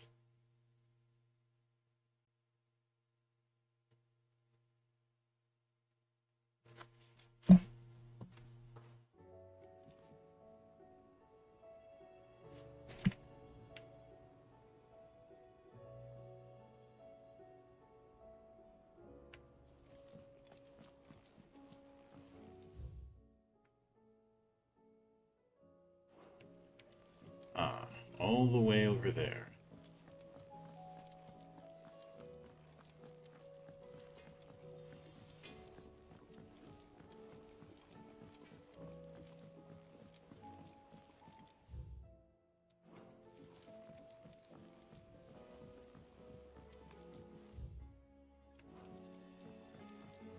I heard the Emperor was impaled on his own son's spear. We're all gonna die! You hear me? The Akashic are coming and they won't stop until it's slaughtered everything. How do you suppose they'll manage that? Ever seen one of the blue bastards swim?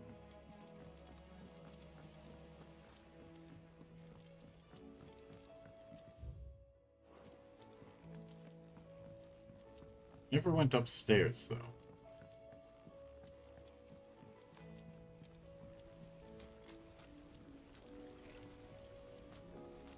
Oh, it's a bath. What happened to the sky? Sorry that took as long as it did, guys. Shooter, he did no such thing. Hello there. Hello again, Flutter. Do you have to Oh.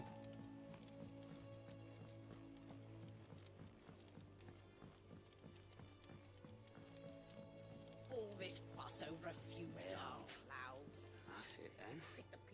Here, Sid. Reckon you might be just the man to help me out with a bit of bother, if you were mind to. Let's hear it. Well, it's about this alembic the chief's got me making. Lovely bit of kit it is. Bung in a solution you want splitting, and it will separate it out, just like that. Problem is, it won't always get rid of all the impurities. And with some of the stuff we need it for, that ain't good enough. Which is why I've been looking for something to filter the liquid we'll be cooking off. And that's where I was hoping you could help me out. I imagine Ty could get some use out of this alembic too. Distilling medicines and the like.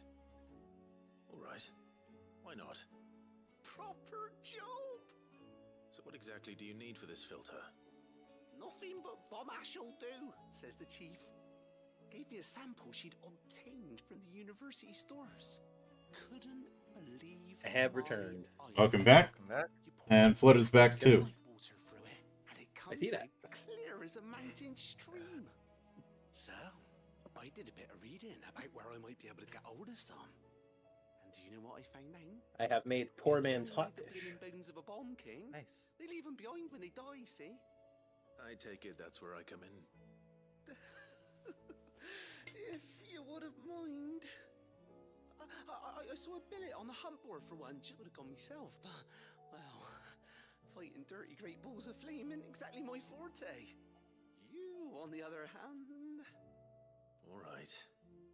I feel like Bahamut's kit can be best described as carpet bombing. And good hunting, eh? Yeah. Considering what I've seen, that Bahamut can do.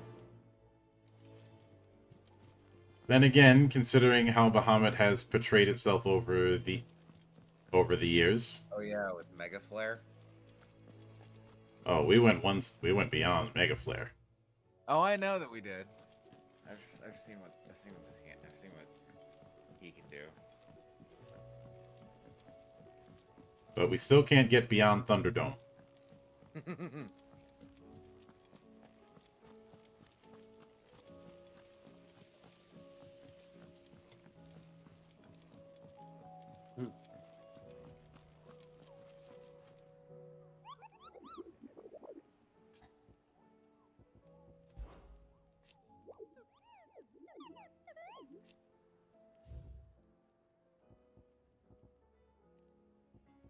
I like doing the quests for Mid's little engineers. Her engineers are funny people. Mm-hmm. About as funny as she is, too.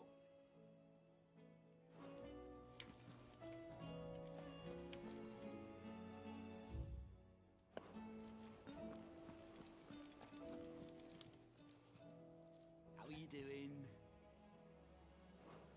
You off then? But let's see.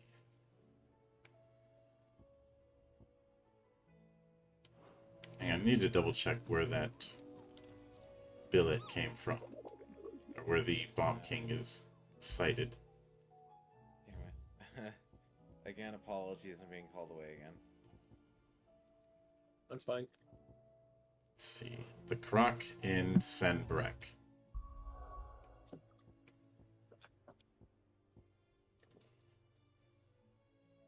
Yeah, the Croc is an offshoot near the Dragon's Eyrie.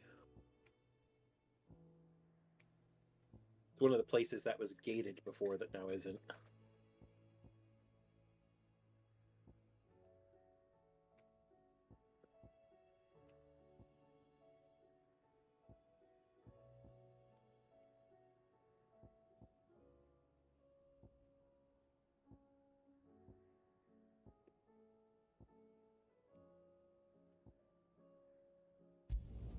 Here we are.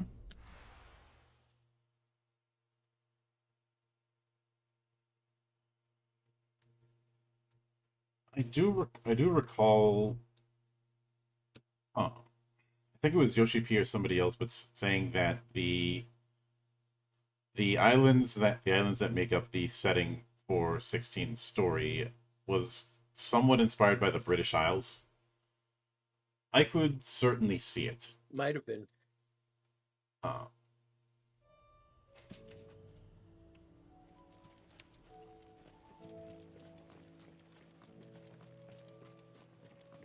And that's a curl.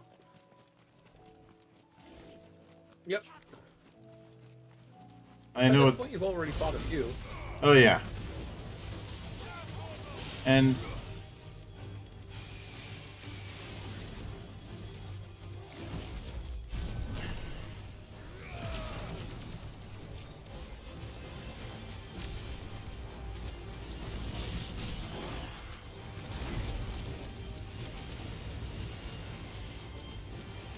this is the Flammenwerfer. It works Flammen.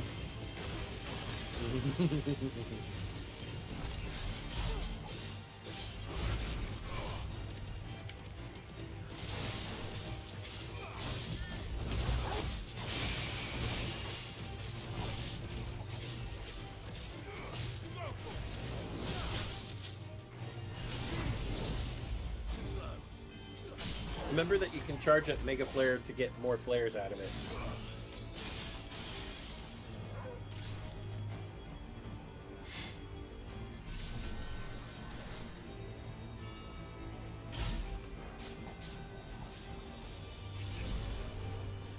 I'm going to see how many flares I can get.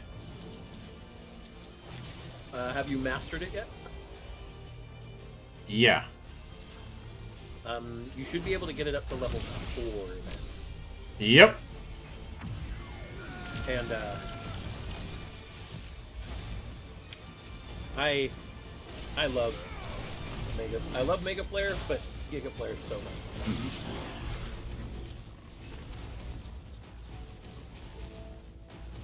Oh, it's still going. I was right about carpet bombing. Oh yeah, no. Mega Flare goes on forever.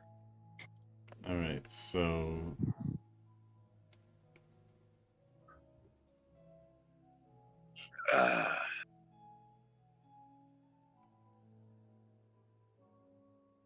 let's see the crook.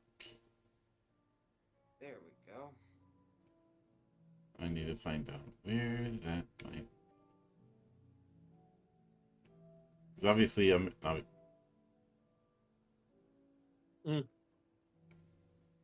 It's going to be a section you actually haven't explored yet because it was locked behind a gate for a while. Is it south of Glorious?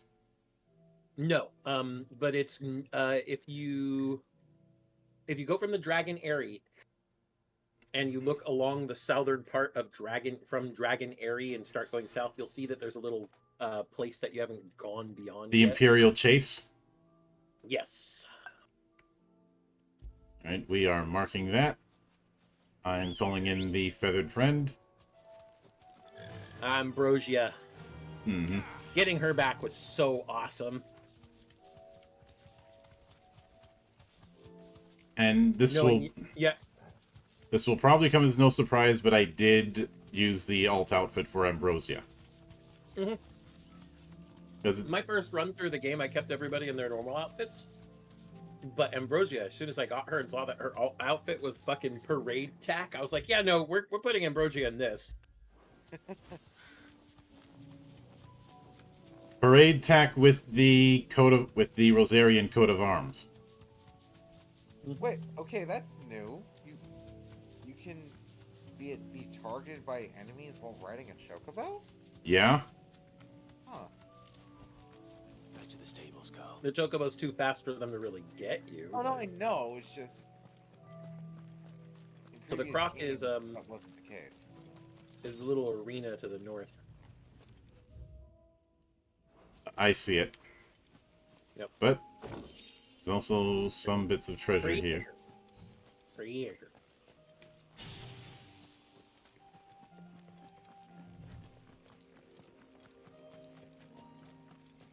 Also, Zan, I bought 4 the other day.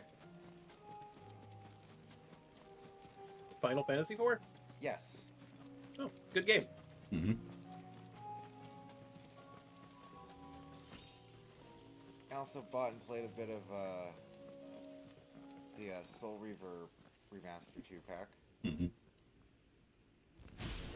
And looks like we found our bomb. Tiny. For now. Yeah, it's like bomb cannons, obviously. Bum bum bum bum bum bum bum bum bum. No, I haven't fought too many hunts in this game. I don't know the hunt theme by heart or anything.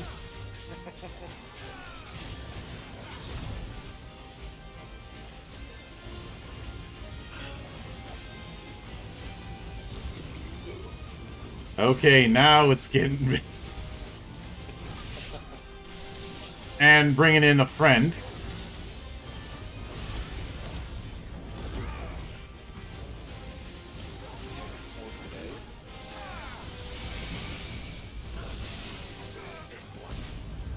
Okay, now I see why you made that reference. Made that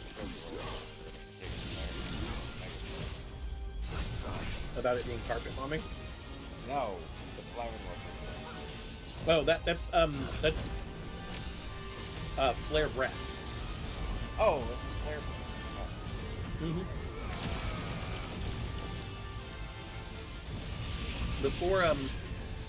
The four abilities of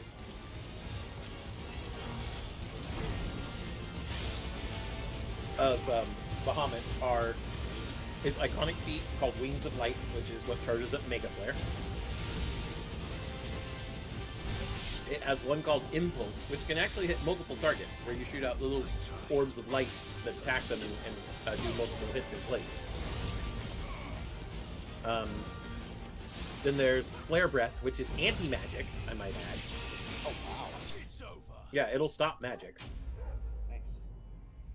And then finally, there's well, not finally, but there's Satellite, which is more useful than it seems if you're doing a lot of ranged attacks. Because anytime you shoot basic or charged magic, the little satellites shoot with you. Nice. And then finally, there's its ultimate, Giga Flare. Let's see if there's any more.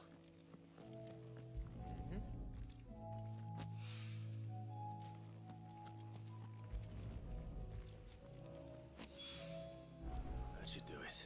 If Hawaii needs more than this. What am I doing? I already have the stream up in another tab. But Giga Flare is pretty awesome. Giga Flare is part of my bread and butter combos once I have it.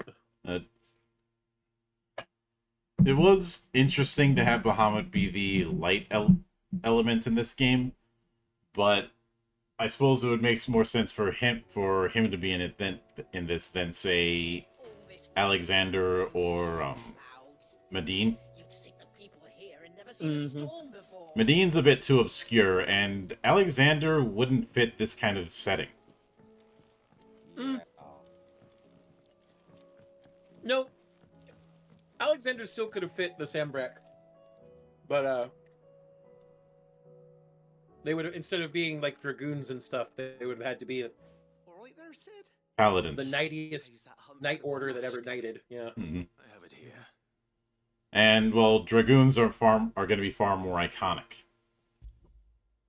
Yes. Oh, I bet they are. That's the stuff. And plenty of it, too. Enough to keep the Olympic bubbling away for a good old while. You're a gent, Sid.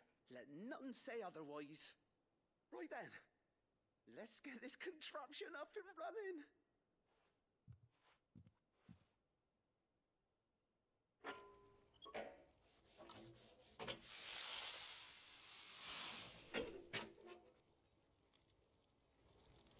My favorite thing about the time skip is that Clive decided to take Sid's name as a title. Mm-hmm.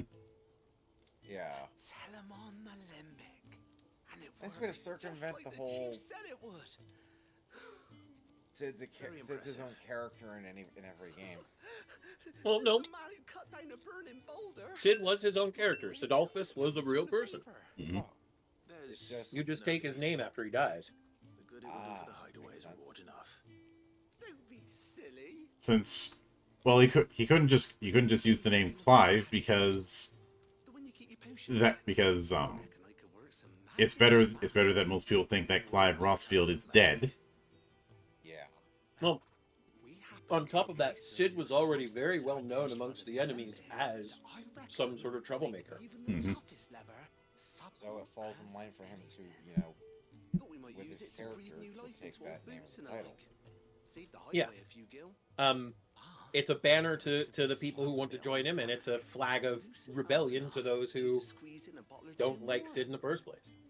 Yeah.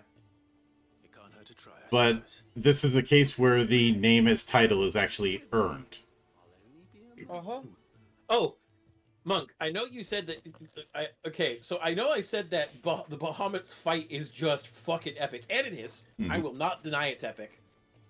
But how did you like Ifrit's rider kick through Titan Lost? It was a fucking rider kick, and no one can convince me otherwise. Well, it's certainly in keeping with the inspirations. Because if we're gonna be making that kind of remark, then we also have to acknowledge that in plenty of classic Super Robot series, we've had a certain unit dock onto the back to allow for flight. Going all the way back to Mazinger. Mm-hmm. But I actually guessed the fusion of Ifrit and Phoenix as soon as I saw the mural the first time in the Apodittery. Mm-hmm.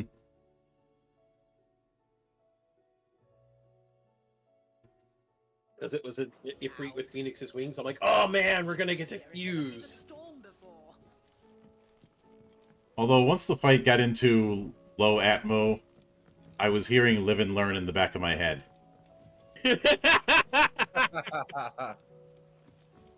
You know, funny thing about that, and this actually does get a spoiler warning since the movie's only been out a few months. The Live and Learn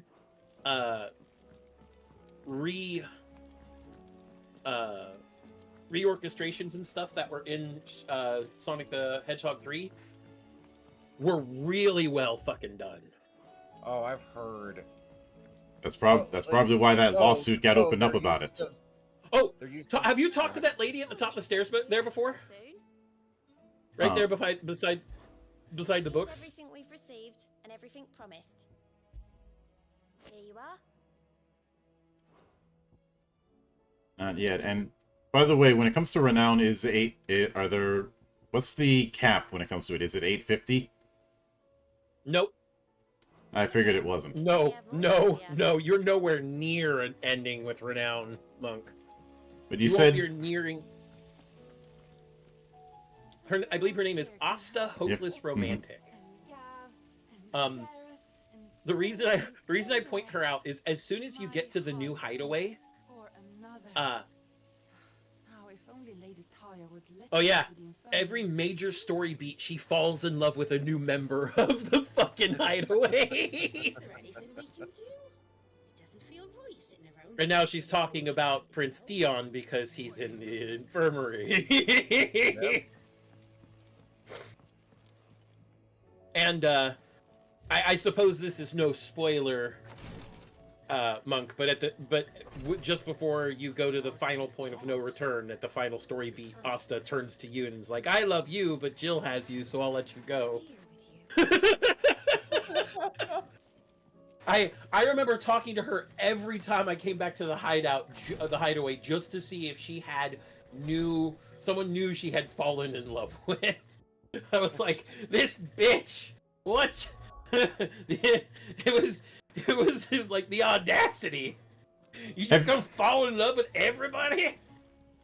I don't know, maybe she's trying to outdo Makoto Kino.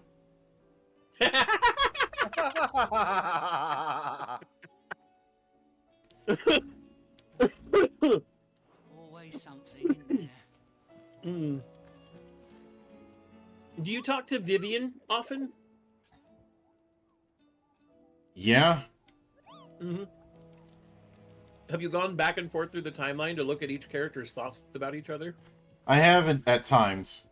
I'm a little disappointed that I haven't seen more fan art of Vivian. You know, you're right. Allow me to educate you. The state of the realm is ever changing, Clive. And I'm not going to commission an artist to do that because I'd rather spend that money on my own characters. Naturally. Mm-hmm. But I need to restock on tea. I need to restock on tea, so I'm going to hit the BRB for a moment. We'll be back here in a few. I'll take the same moment to wash out my bowl. So, see you in a bit, folks.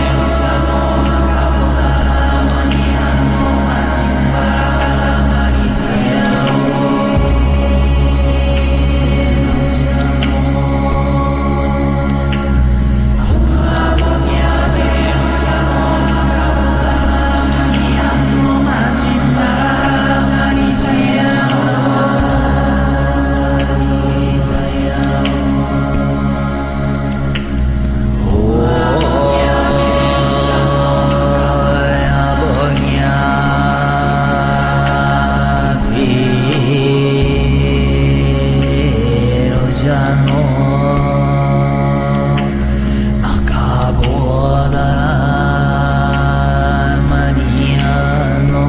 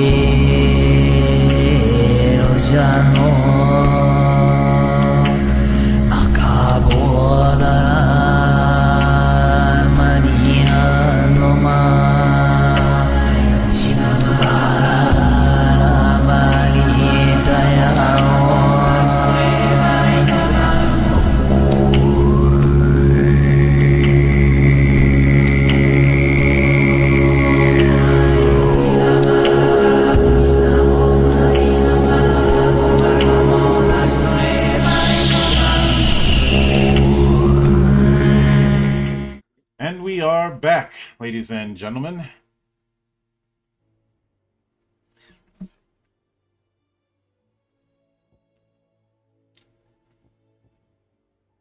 So let's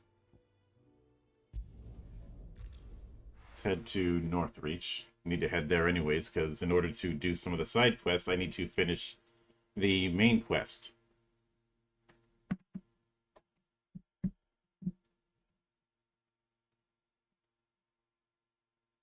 Well, and you can take this time to give one of those rubies to Isabel while you're there. Yeah, that's the plan. So, something fun about the veil, just so you know, Monk.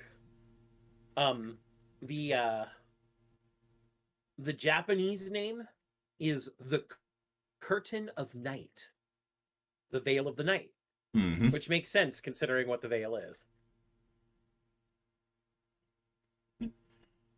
As a bit of an aside, I've been brainstorming ideas on what I'd like to do as far as collabs and the like.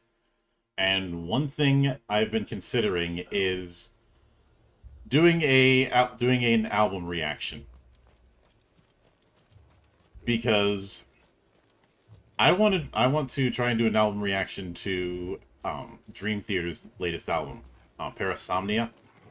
Mm-hmm. I've listened to some of the songs; they're really fucking good. Oh yeah. Do you see anything you like?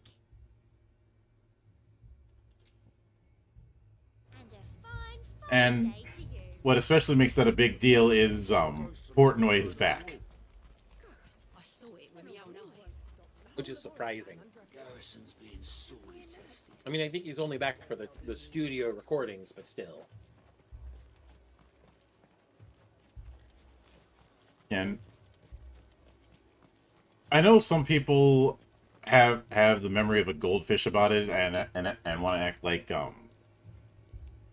Mangini didn't have any major contribution, but he was effectively on 4 albums with them. I'd say he's, if things come to it where Portnoy leaves again, Mangini could come back and there wouldn't be much fuss.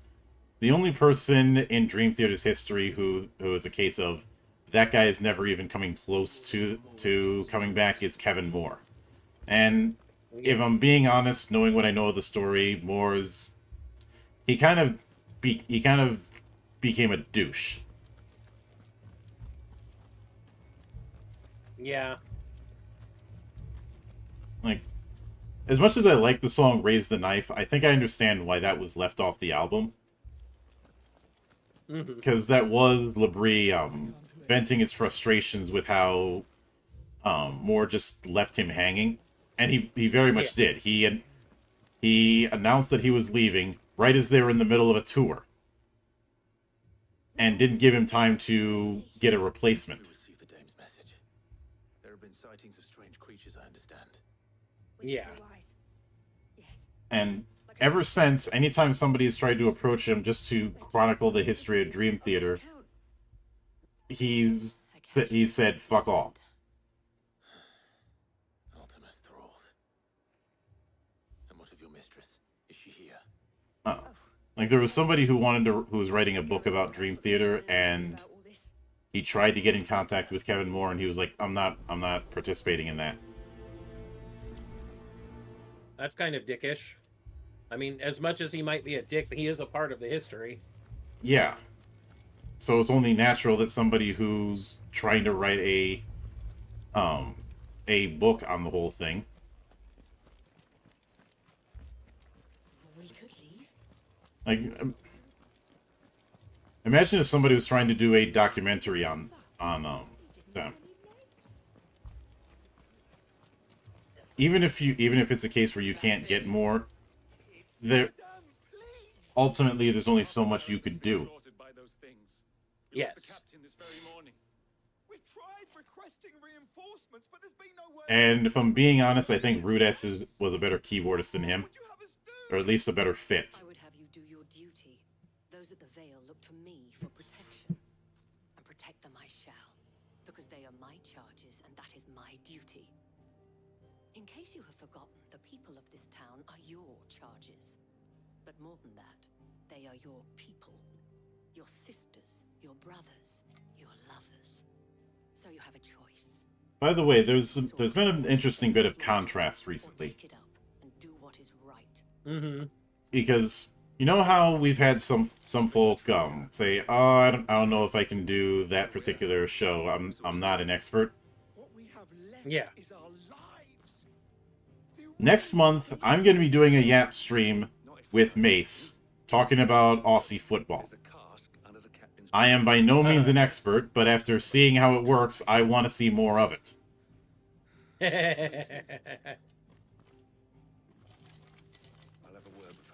So I pitched the idea of, hey, you want to come onto a stream where I can just ask you any dumb question I have about Aussie football? And he was down for it, so it's happening. Helped to arrive so quickly, and sought to take matters into my own hands. It was a noble effort, but I thought you might still need some support. I'd like you to consider my needs. Because it is an interesting beast, and I'd say it... The way the survivors speak of them, one would think they appeared out of thin air. If I was to do an in-universe sport for a FF campaign, the AFL rules is what I'd be taking notes from. We'll talk to the survivors. You know, it is a big ass stadium. You have full contact. You have the fact that you're going to be expected to kick the ball really damn high. And getting up on somebody's back in a leap to try and get the ball is perfectly legal. Did you see the creatures that attacked you? That sounds fun. Mm-hmm. Yeah, they came out. Admittedly, the name AFL throws me off because that was one of the two football leagues before the merger with into the NFL. On the road from Oriflamme. Oh, that's why the Chiefs have that A emblem on their jerseys. It's a nod to the AFL. Yeah. It's all right. Just rest now.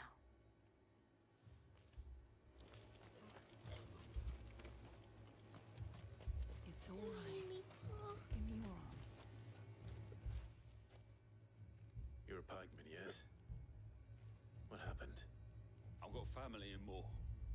I heard the flood was spreading, so I went to see if they were all right. And a pack of them glowing things found me in the meadow.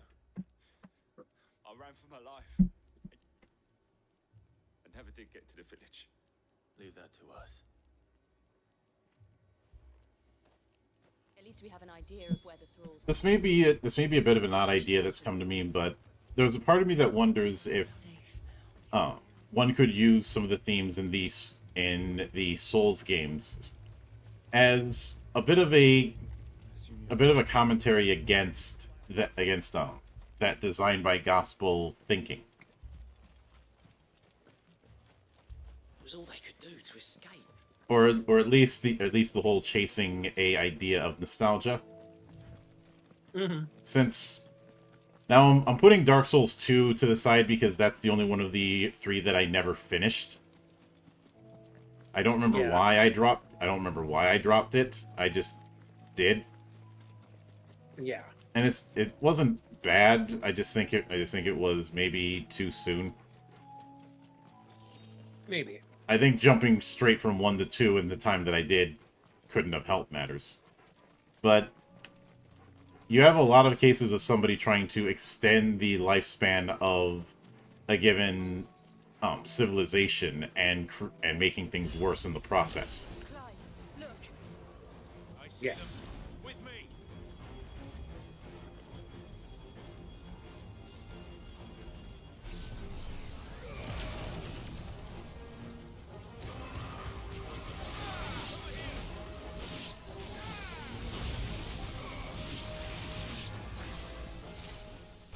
Should I prime?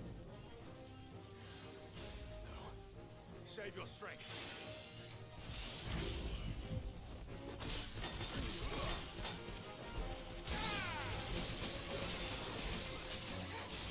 You know, obviously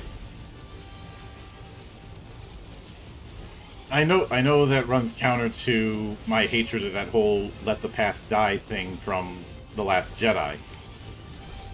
But Yep. I'd say the difference between the two is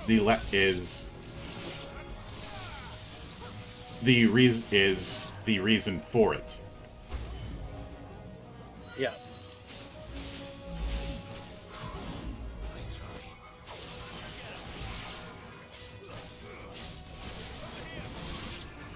You know,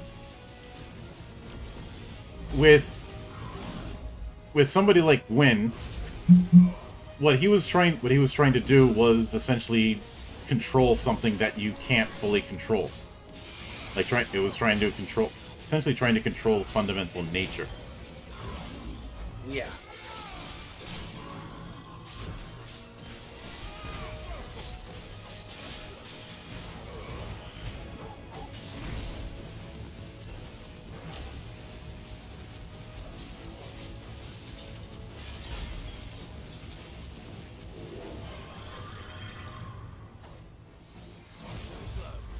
Of course, I said a similar thing regarding the use of crystals in FF16 and how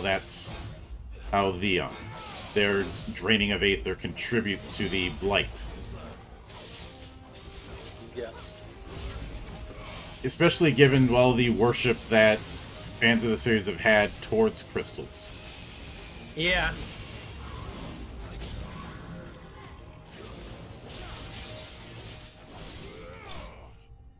Because with both 15 and 16, there's been an attempt to do a kind of ritual burning to make way for something new.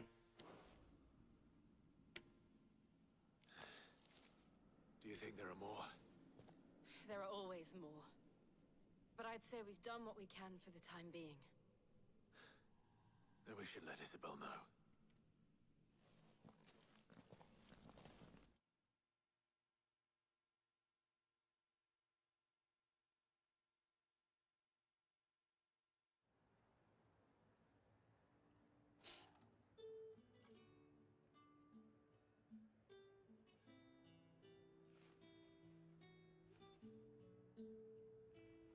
You have the town's thanks. Don't thank us yet. There will be more. Many more. And you'll need to be ready for them. Oh, we shall. Isn't that right, Captain? Yes, milady. The garrison will be ready. Philippe here has Con- convinced most of the men to remain at their posts. Congratulations on your promotion. Even if it's promotion via Klingon methods of promotion. Himself to the task certainly didn't hurt. The best type of promotion. Not the most selfless And person, also the following worst type. Whatever it takes. Now me, I never needed convincing. I became a soldier to protect the people I love. And the people I love include the ones standing before me. Handsome and chivalrous. But I have been working on a few reflections videos that I'm hoping to release over the course of next week. And I think one of the things that I do plan on highlighting is the fact that Foolish enough to believe that this has solved all of my problems. But it has solved what one, that and that's one fewer than I had this what got me into that I'd say I had a different path to what got me started in content creation because I wanted to highlight stuff instead of just trying to get internet famous essentially. Mm-hmm. Because the first proper video that I did was on Heroes Against Darkness. I did that video because I wanted to contrast it with my issues with the whole uniting of the editions with D&D Next at the time, and showcase something that actually does have elements of the past, but isn't being slavish to tradition for its own sake.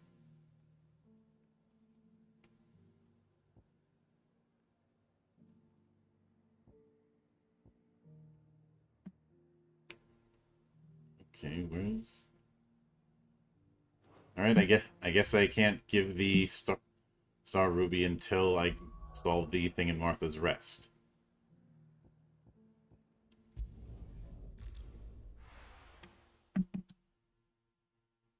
And Dragon says, at least the Klingons have simple divorces.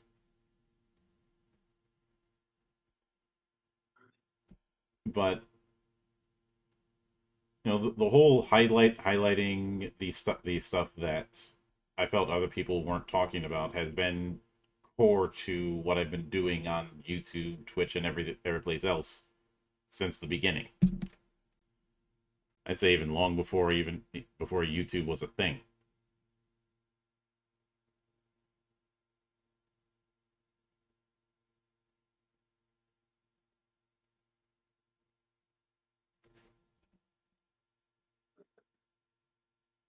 And I suppose because of that, there's going to be a degree of separation between myself and other content creators.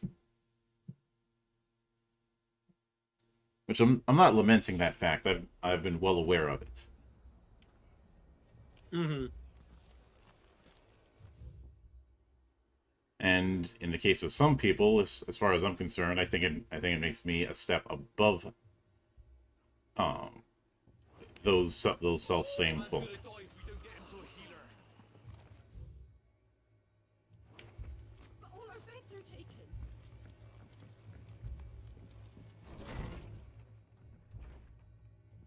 Martha, it's good to see you.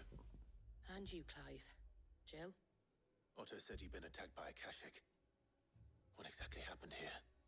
I think that's also the reason why the whole you're just doing this for clout that is always going to fall on its face. Hundreds of them. Yeah. To storm the hill. Only a handful made it up here, but that was more than enough. The rest are still down there now. And while we have a few willing fighters holding them back, they're sorely outnumbered. What do you think, Clive? As I do maintain what I said on New Year's Day. A lot of people who claim to be fans of games, anime, or whatnot forgot why they became fans. Let Yeah. them know you come to help. Something tells me they'll be pleased to see you. We're on our way. But I don't think we did. I'm still that person who would spend like 10 hours a day down in the valley.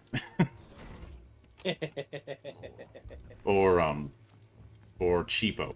I know you know both of those places. I do. You don't think they've abandoned us, do you? Oh. Them not. Not a chance. And yes, that includes going to my fair share of events at First Avenue.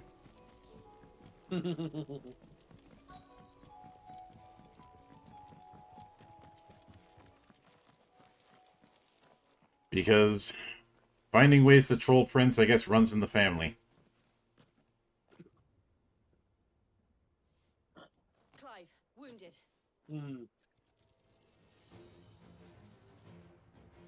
We deal with the Akashic first.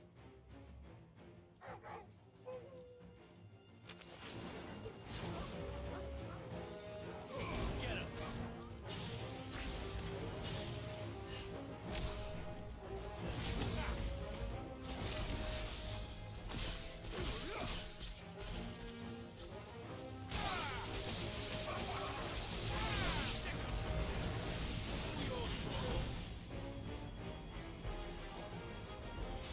Alright, come on.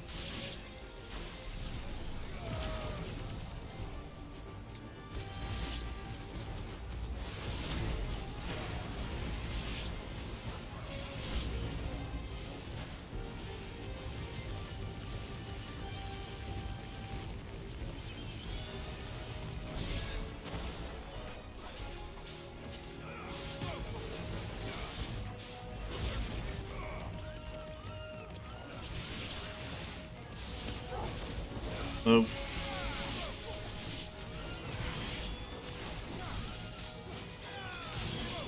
I have a bit of a side note. I was watching the gameplay demonstration for Tides of Annihilation. I came to a realization. What's that? The fighting style scene in that would make a perfect representative of a Knights of the Round yokai. These men don't have the look of Regarding Tides of Annihilation, you reminded me. Mm-hmm.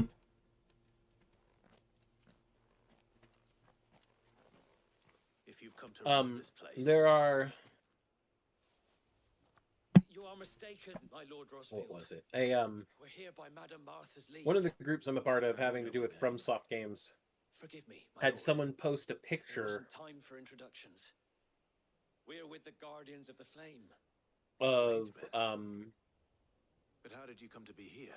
Oh, where is Where it? is your commander? So Wade left earlier with a scouting party to find out where the Akashic were coming from. Did he? Take your wounded back to the inn. Martha will see you're looked after. We'll join you in on. Of a bunch of games that have come out in the last few years, stating that FromSoft's unique games are no longer unique, and they're gonna get lost in the sea of souls shit.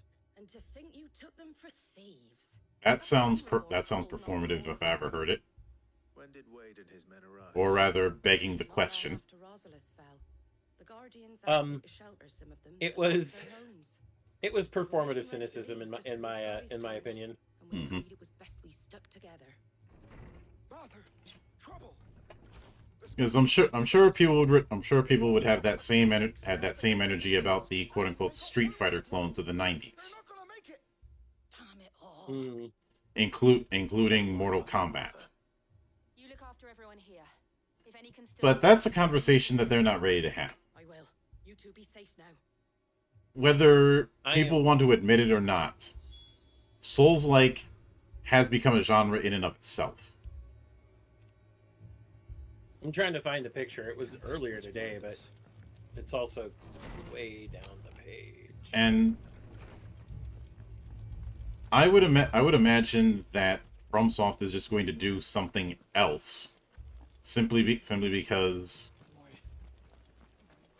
after Elden Ring, where else is there for them to go with their version of it? Mm-hmm.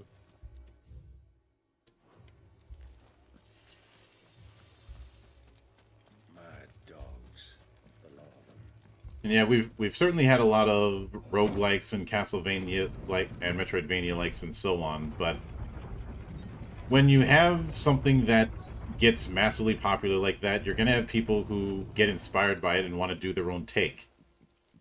I have never understood why that's something to be lamented. I need you to get those who can still walk up the lift to Martha's. How many people in Germany listened to Halloween back in the 80s, and that was their inspiration to become musicians themselves? Lord Rosfield. It's the same principle. Martha seemed to think you might need some help. And by the looks of it, We thought we could sneak by them, but we didn't know there would be so many. How could we have?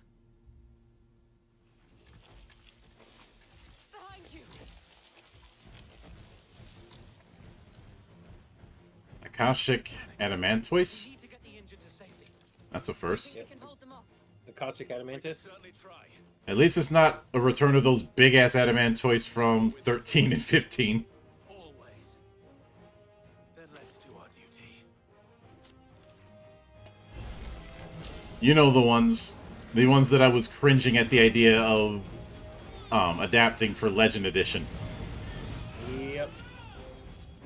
I know exactly which one you're talking about.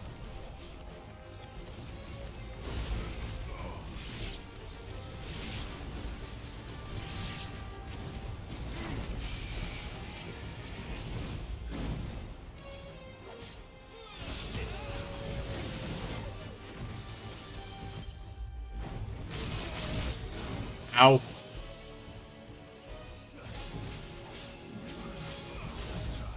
Right. Hit him in the face.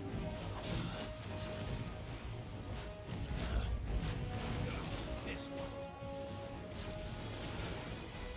Too slow.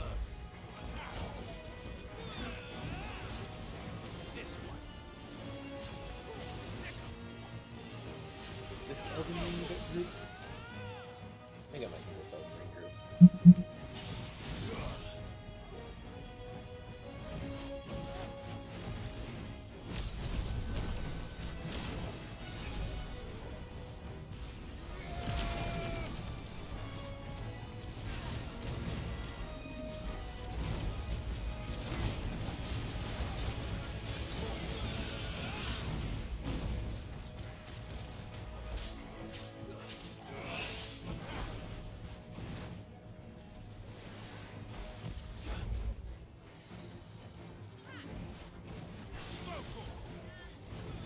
Oh, I remember the context of the thing now. It was in response to Night Rain. Oh, something I've said about... Now, I was not able to get on the network test for Night Rain, unfortunately. Obviously, otherwise you would have seen me streaming it for a while. But I have a bit of it. This is a bit of a Monkstradamus moment for me. Because here's what I'm predicting is going to happen. You're going to see two camps regarding Night Rain. The people who have not played it and have a strawman idea of what it is in their head and use that as a base, usually with an extra dose of cynicism. And the people who have played it and recognize what it's doing unique. Or at least well. I understand what it actually is and what it actually isn't. And you're going to see a bunch of people calling it Elden Fortnite, thinking that they're the funniest guy in the room. Yeah. I know Iron Pineapple made that joke, but people are going to take that joke and run with it.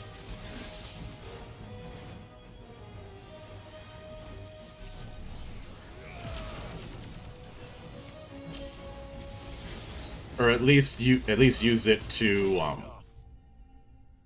try and justify a narrative. Because I think we're already seeing that with people going that this was somehow a sellout move, or that it's milking the franchise. Yeah. Is anyone hurt? Which is strange to me because we've had guys like Inferno Plus make full-on PvP maps and mods. Like any shield worthy of the name. And I did watch some of Ohm's streaming of it, and even though it's using past bosses, it's not using them the same way. Too thick to be a hearth. A second horde. Feel like finishing the job. Always. Jill and I will make for East Pool. You'll need to move the injured without us.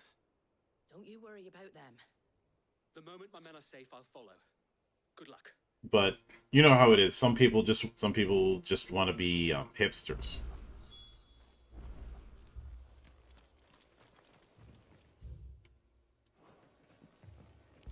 Or rather, as you said, they don't respect the creative process. Because that whole thing of, oh, this is just a cash grab to ride certain waves, which is an argument I've heard people make. As I'm fond of saying, it doesn't match reality.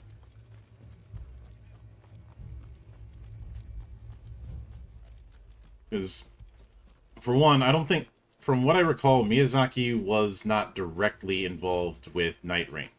Or rather, he was not in the same way he was with previous works. I don't remember. I'd have to look at it up again. Yeah, I think it was handled by a different person who wanted to do something different with the concept. Also, if I'm being honest, a lot of the people who would call it Elden Fortnite haven't played a BR. And Night Rain is not a BR. Nope. It's PvE, so it can't be a BR. It's a multiplayer roguelike. Yeah. I've seen some people use the shortening map to say it's a BR or it's a Tarkov wannabe. As far as the Tarkov thing, you're not extracting.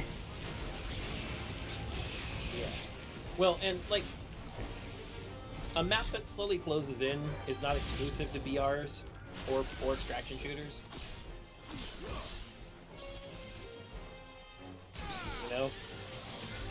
I liken it to when people said, the edition we're supposed to hate is just WoW in tabletop form. And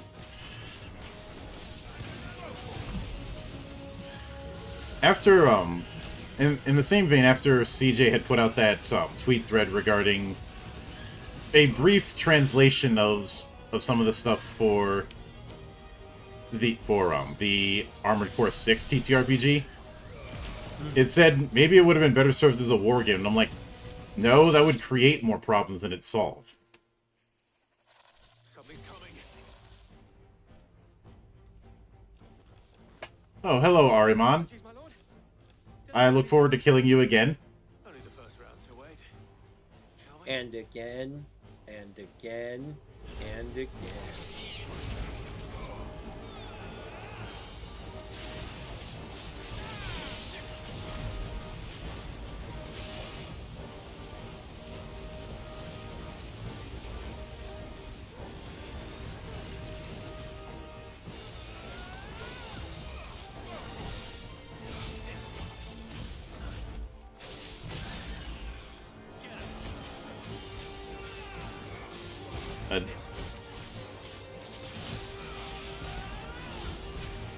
I had, and I've seen people talk about the lack of social mechanics in certain Japanese tabletop, but what I've had to remind those self-same folk is that that sort of mechanic is not really a thing in Japanese tabletop.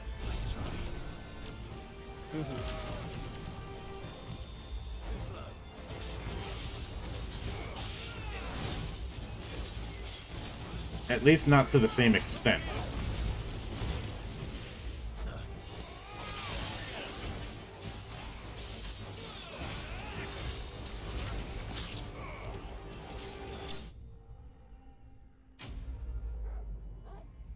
I mean, yeah, there's the social negotiation thing in, like, the Mega 10 TTRPGs, but that's because negotiation is a big thing in the video games.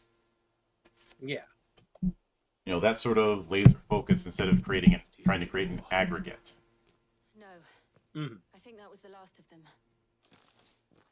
But it won't be long before the next lot arrive.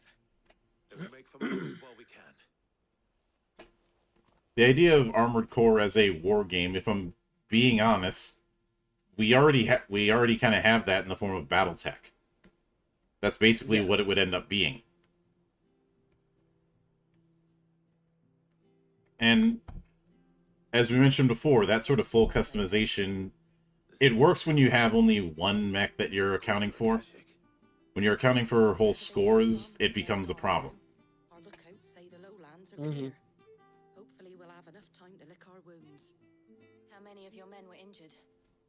A damn sight less than if you hadn't. I'm not sure how customizable it is for the AC6 TTRPG, but As long as the skies remain dark, I fear the Akashic's numbers are only going because of the scenario-based design, it would be easy to work with. But when?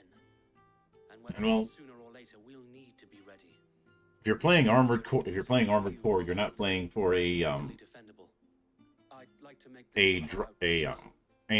you're playing to be a Raven. Yeah. Well, when you put it like Even if the Raven is just one person or a full organization. Or just a title. Quote the Raven, Armored Core. That's actually one of my favorite Armored Core jokes.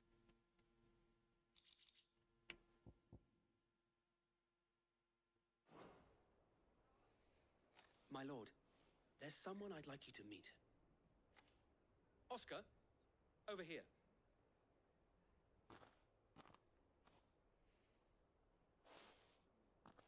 I love To make your acquaintance, Lord Rossfield.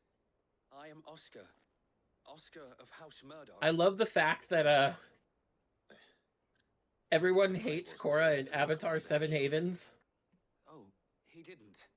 But his brother. One of the comments I've seen on Twitter, every single Korra hater was right, and she literally doomed the world.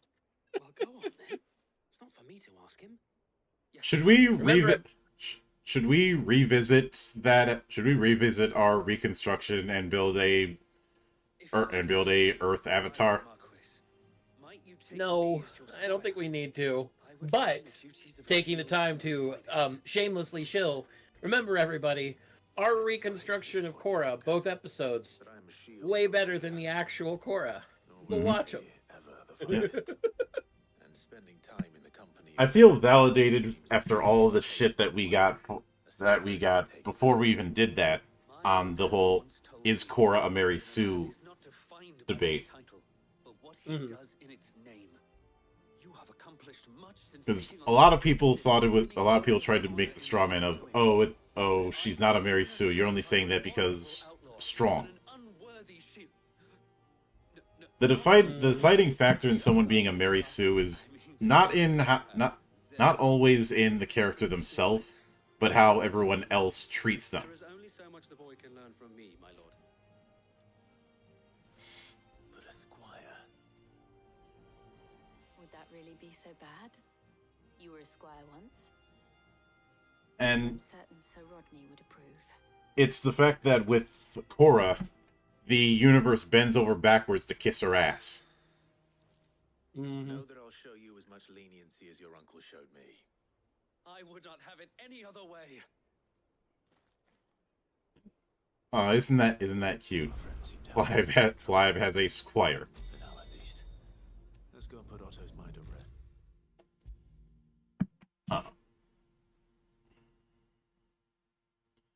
But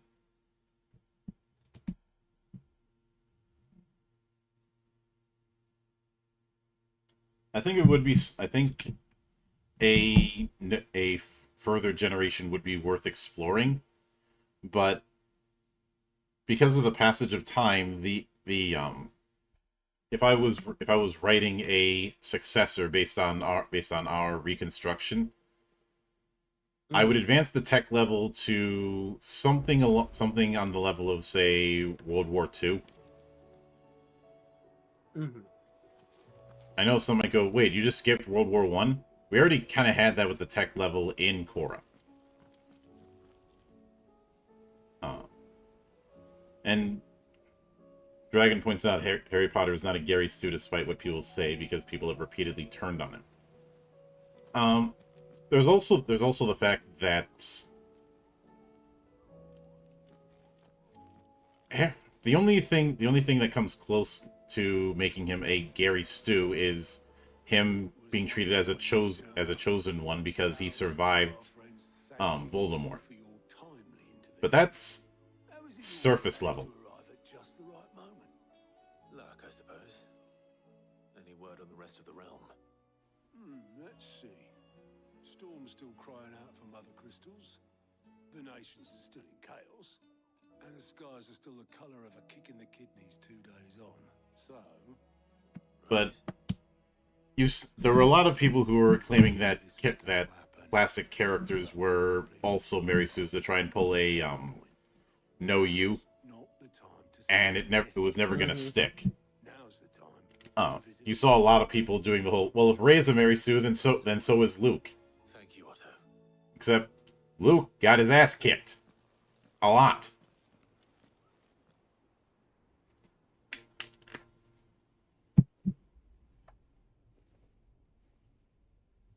The whole reason he lost his damn hand was because he got too cocky.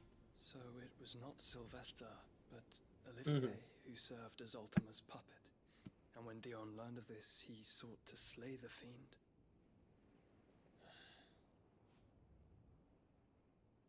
Only for his father to take the spear that would have freed him. Enough to drive a man to madness. Small wonder he hasn't stirred. To track back to what I was trying to find and still didn't, essentially the thing compared that FromSoft was going to stop innovating and Night Rain was just their appeal to wider masses, and it had pictures of a bunch of games, Joshua, including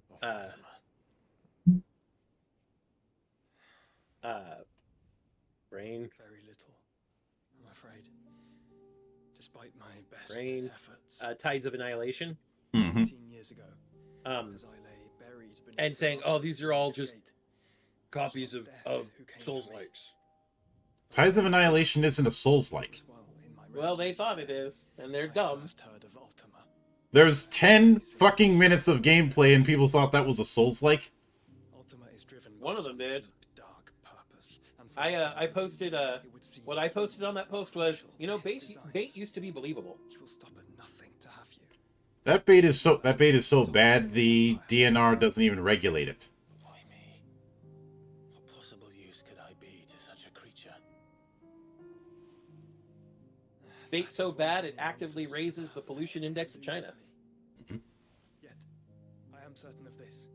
It is not mere chance. They were chosen for a reason. All dominants carry within them the might of an icon. Nigh limitless power that is at once acutely limited. I wield fire, and only fire. And I only ice. 8 wardens for 8 elements. But you, Clive. You are different. You're special. Your abilities begin with the flames of Ifrit. But they do not end there. The fact Ifrit can even exist goes against everything we thought we knew of dominance.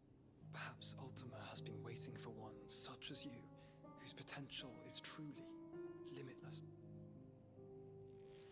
I've encountered that thing several times now. If it or he, as you say, needs me, why hasn't he claimed me as he did the boy? Were I to hazard a guess, I'd say the two of you are somehow incompatible. His mind not properly attuned to your body. His mind. Mind, awareness, spirit, call it what you wish. But I believe Ultima to be an embodiment of the concept. It is why I struggle and fail to contain him here inside me. I'm sorry. Inside you? With every setting sun, I feel my strength wane. And though the Phoenix's flames mend the prison I have made for Ultima, they do so at a cost. We must find a means to bring an end to him. You know, before I meet my own. What were you thinking? I would learn Chinese as a language It was that or let him take Clive. if it And I've always meant had a soft spot learning a language that would actually be useful to me. Sacrifice yourself to save me. I'm never going to be in a place where Chinese is spoken so much that I need to know it. Joshua. It's sad. Clive, it's Gav. It's what it is, though. There's an army of Akashic at the gates of Canver.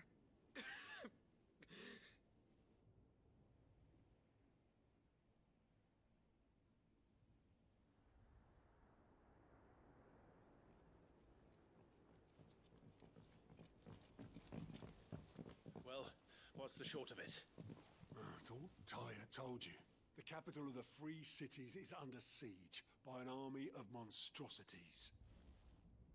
The city guard are doing their best to stem the tide, but numbers ain't on their side. What of Lord Byron and Mid? Were they able to escape? No, but they're all right for now. They're hiding with Gav at midship. We have to get them out of there. And we shall. Otto, prepare a Stolas. Tell Gav to stay exactly where he is. Understood. Vivian, what's the swiftest route to the Free Cities? That sounds like a question for the man. Look here. This road, through Tabor, should provide the least trouble. Good. What a coincidence. Tabor is exactly where I'm bound. Joshua, bed is where you should be bound. You don't think I told him the exact same thing? Were Tyre not such a talented healer, I would surely have been inclined to agree. But, thanks to her ministrations, I feel I may safely rejoin my attendant, who was to wait for me in Tabor if we became separated. All right, we travel together. So, in terms of fighting styles, I did realize that there's one mech that could provide a nice little template for a yokai of Bahamut. Oh, yeah? Jehuti. Yeah. All them lasers, though. Yeah, all them lasers. Did you see that? I know it would be tempting to use any of the Dragoons from Legend of Dragoon as a yokai example for Bahamut, but what's just as key to Bahamut as far as being the king of dragons is that his attacks are always more energy based than any sort of real element.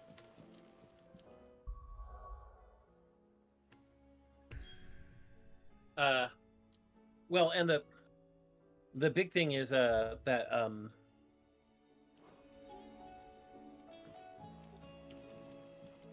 is that his attacks are not only just like this energy based thing, they're also exceptionally grandiose.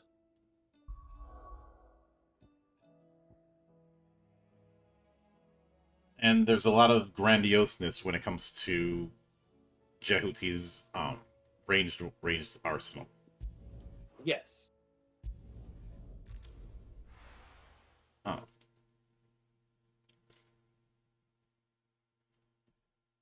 The whole armor piercing thing doesn't hurt either. Yeah.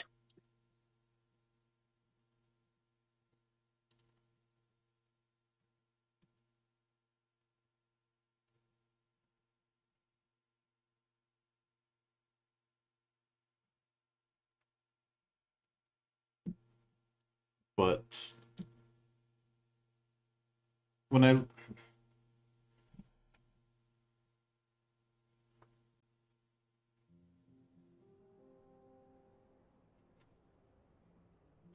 Of course, you've probably seen the fact that of all things to get a game in the year of our Lord 2025, we can add Samurai Pizza Cats to that list. I thought that was great. Like, yes. The greatest mistake in dubbing is let me rephrase that. The second greatest mistake in dubbing communication is getting a game. Yep. I say second greatest because the greatest is still Ghost Stories. Because that's not dubbing miscommunication, Monk. No, that wasn't intentional. That was intentional. With Samurai Pizza Cats, I believe it was the Japanese side of things forgot to send a script. I think so. We should pick up the pace. That's been the story. They forgot to send a script, so the dubbing side of things had to just make something up. We can use the ruin. Mm-hmm. Across the ravine. Assuming they would allow it, the echoes have a will of their own.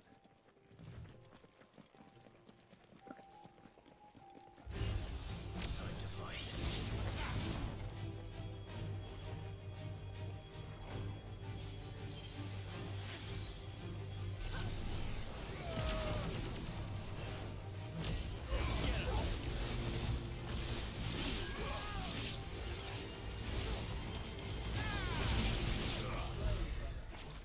When it comes to the whole side meter thing that we see with Ramuh and Bahamut, yeah. From what I recall, looking at some of the early combat footage we went through, I think there's gonna be a similar thing with Odin. Oh, yes, there is going to be a meter with Odin. That's all you need to say.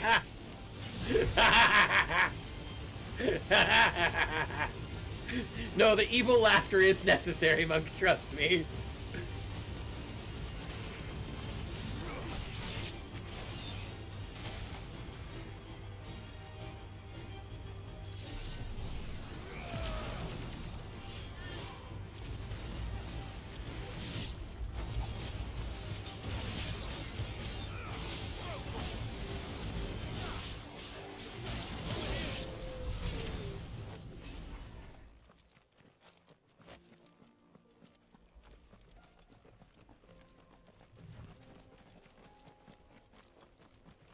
I do like the design of the Fallen in this game.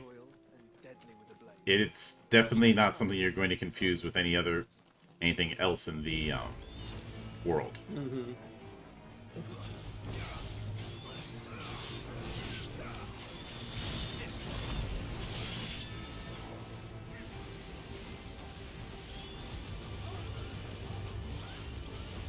I love how unlock abusable the breath weapon is.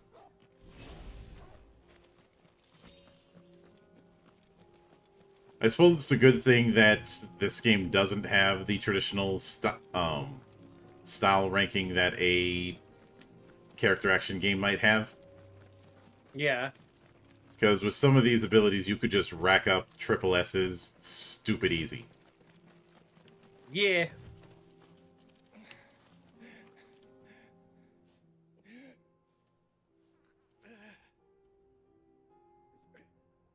You're injured. What happened here? Where are your comrades? Ether flood up ahead. It swallowed our camp while we slept. My own men did this. Turned every last one of them. There's a village not far from here. Tabor. The people were kind to us. It's only a matter of time before they won't stand a chance. We can't let those monsters reach the...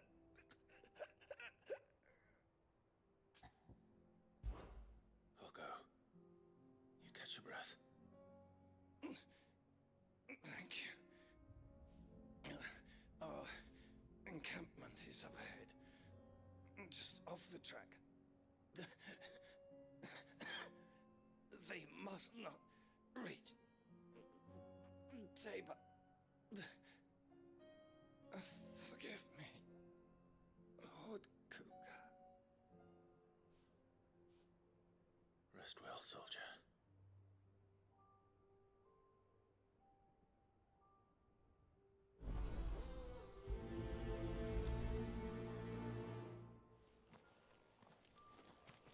You said the encampment was close. Let's hope the Akashic are still there.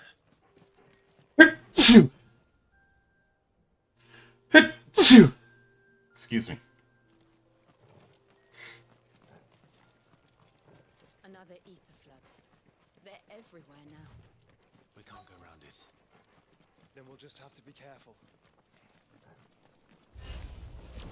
Right. We got here in time.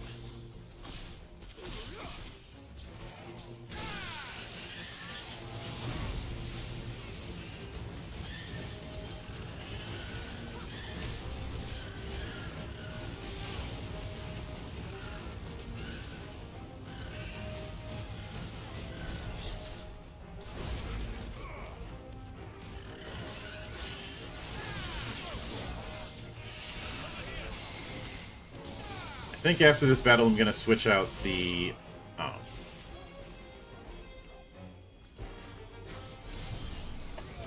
these that breath weapon. Yeah. It's nice, but much like Gao, just a bit of an overcommit. Yeah.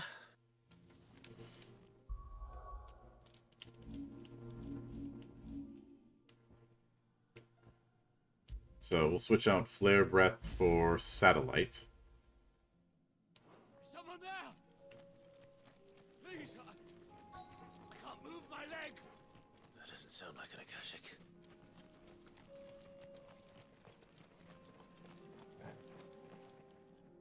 You're with the battalion? An uncommon display of skill. From anyone else, it's unexpected, but from you, I expect it. God damn it, Chongpu, I love you. One of your brothers in arms. Taciturn old man's just like, oh yeah. From everyone else, if they did that, I'd be surprised. But from you, yeah, that's you. That's all you. Let me in! Let me in! Waiting for them to batter down doors in certain forts is a pain in the dick. Things you slew are no longer my brothers. They were So, safe thanks to you. if we do get a Dynasty Warriors Origins follow-up, there is one motif I'd like to see them crib some notes from. Yeah. We kind of saw it in Origins, but I think we can go a bit further. some of the team stuff we saw in Blade Storm. Have we met? I could see it. Must have me confused with someone else. In some of the command actions that you have,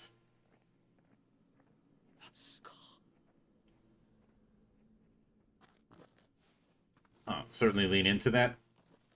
Yeah. I was there in Cosnus when you killed my brother. How far are you in Origins now? It not nearly far enough, because I put Origins off to the side when I got 16.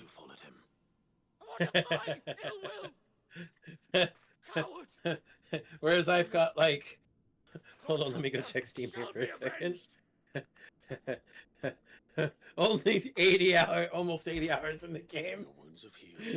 Almost. Come find me if you must. Though I hazard your life would be better spent in service of those who need it. Or have you forgotten your oath to the Republic? My oath? What would you know of oaths? No, I don't play too much Dynasty Warriors. I don't know what you're talking about. Which is why I'm giving you the chance to keep yours. No. I won't be deceived. Lord Kupka told us of your crimes. You are an outlaw. A murderer, not some man. Like you or anyone else. I am nothing like you. But if you're not gonna kill me, then go. Leave! Just know that I will find you, Sid. Someday.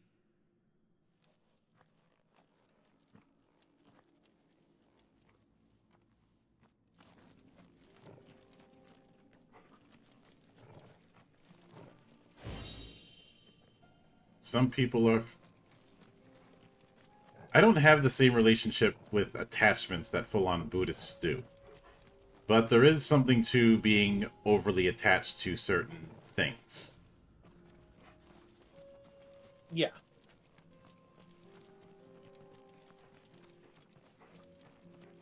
I know that runs counter to the idea of being a fan of something, since fan is the root word of fanatic. I think it's the other way around. I think fan is shortening of fanatic. Mm-hmm.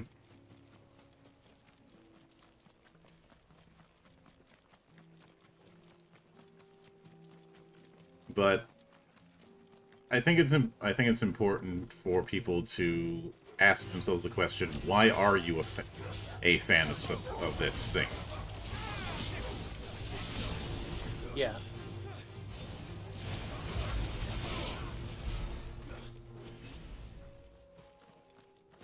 Okay, Satellite is the options in Gradius, and I will hear no word otherwise.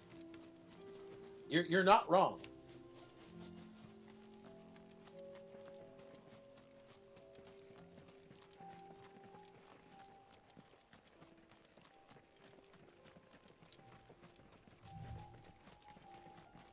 We're nearly there.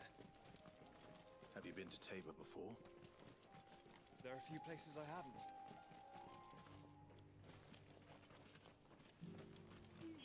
I say a little chocobo stall.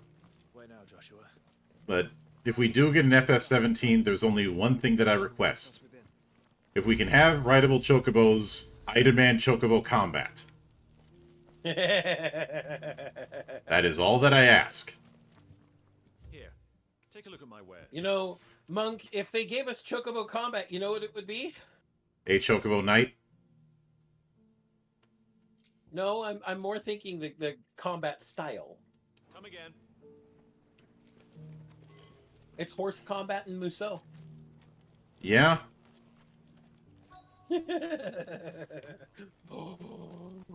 Oh, Monk, imagine if they made 17 a Musou Final Fantasy. We would be eating good while I would also say, I feel a great disturbance in the force.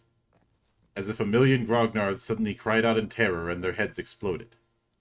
And nothing of value was lost.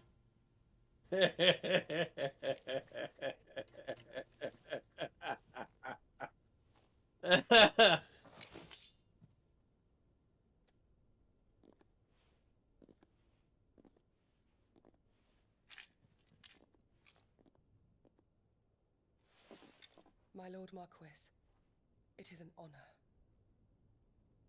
I am Yotei, Knight of the Undying, charged with the protection of His Grace Joshua Rosfield, Keeper of the Flame of the Phoenix. Of course. It all makes sense now. Why not Do you just care to elaborate? why not just turn into chocobos? Because that's a stupid idea. Loyal servants to the ducal throne. Or more specifically, to its heir. Wait, did someone just ask why not just turn into chocobos? Yeah, Dragon did. From the shadows. God damn it. Since their inception, No. they've been tasked with the preservation and No. development of the rites of ancestral communion. After the events No. of the Phoenix Gate, it was the Undying who delivered me to That is a no, sir. And since the day I left Rosaria, Yotei has been my constant companion I and could, protector. but Without her sword, I would not have take survived the action my journey combat across the realm. that you already have in 16. That combat could be spruced up a bit for mass combat as well. Because enemy groups in that game are never really that big. You get waves after waves, but you don't get huge groups. I but did my duty.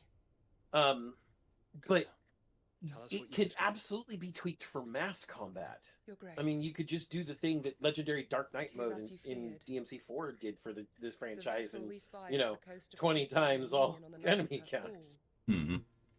and It was the Einherjar. just make it so that Beyond any like doubt. there are battlefields so huge they're basically just like a battlefield in a Musou game.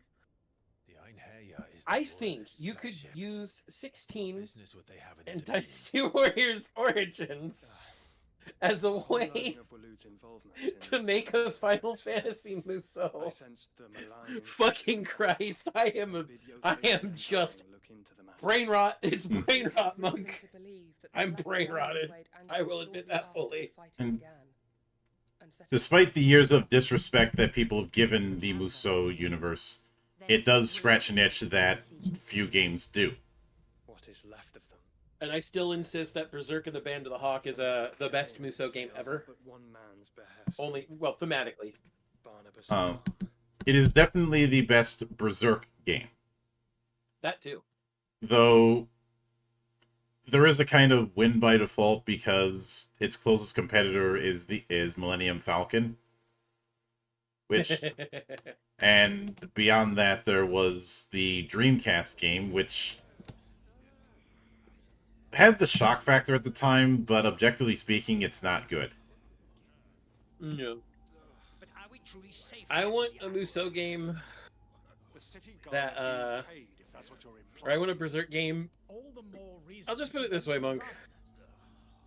The duel system in this game, I love the duel system except for the fact that there are timers. Which is why the few scenarios that have what's called a forced duel are so cool, because it gives you infinite time.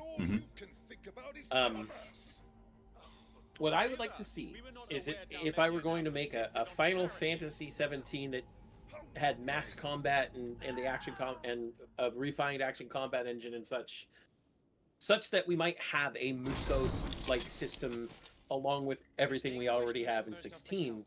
Is the duel system is the way you could single out big enemy targets if you needed to, and it's just an infinite amount of time and not like 50 seconds. And then beyond that, you know, boss battles are going to be phased like usual, and you're going to have the big fun stuff that's kind of like in Devil May Cry games. And yes, this is just a wish list of add everything I like to Final Fantasy already, god damn it. Give me giant robots too. I mean, you already have them, just make somebody get in the fucking Alexander. Hold on. If you name the main character 17 Shinji and he gets in an Alexander, I'm going to laugh my ass off. We already had Alexander as basically a mecha in 13, so precedent. And technically 14. Mm-hmm. But no, if they name a character who gets an Alexander, Shinji, I will get to laugh my ass off. And then also say, get in the robot, Shinji! So, So you do not deny it. you know what I would use as a template for doing Alexander if I use it in a campaign? What's that? Metroplex in Transformers. Of course. You know what I would use for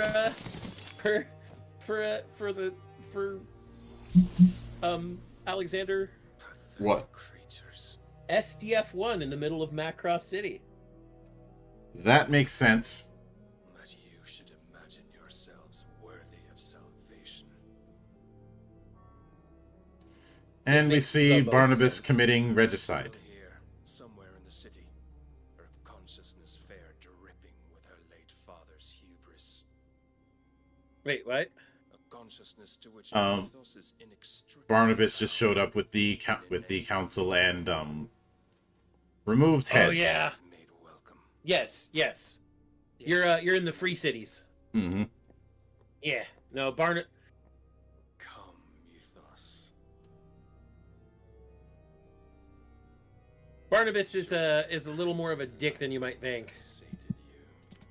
Oh, I got the vibe that he was a dick when he first showed up in that war council. You mean all the way at the beginning of the game? Mm-hmm.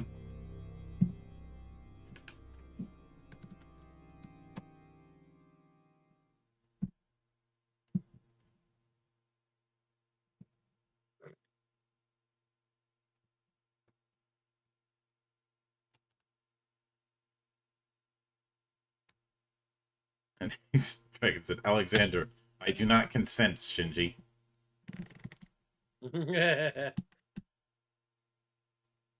But the only reason I didn't go with it with SDF-1 is because I'd want to go with the idea of a city instead of a transforming city instead of a transforming ship.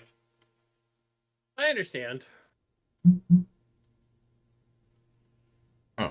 It's just that Alexander, other than in 14, has only ever been like a transforming castle instead of a transforming much larger metro structure. Long indeed. Mm-hmm. Based on what we know of Barnabas's actions, I would guess some few years, mayhap more. But to what end? What does Ultima want? The tapestry.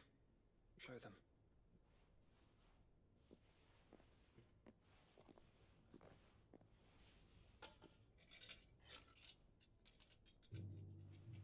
And yes, if Hedron works the way I'd want it to, then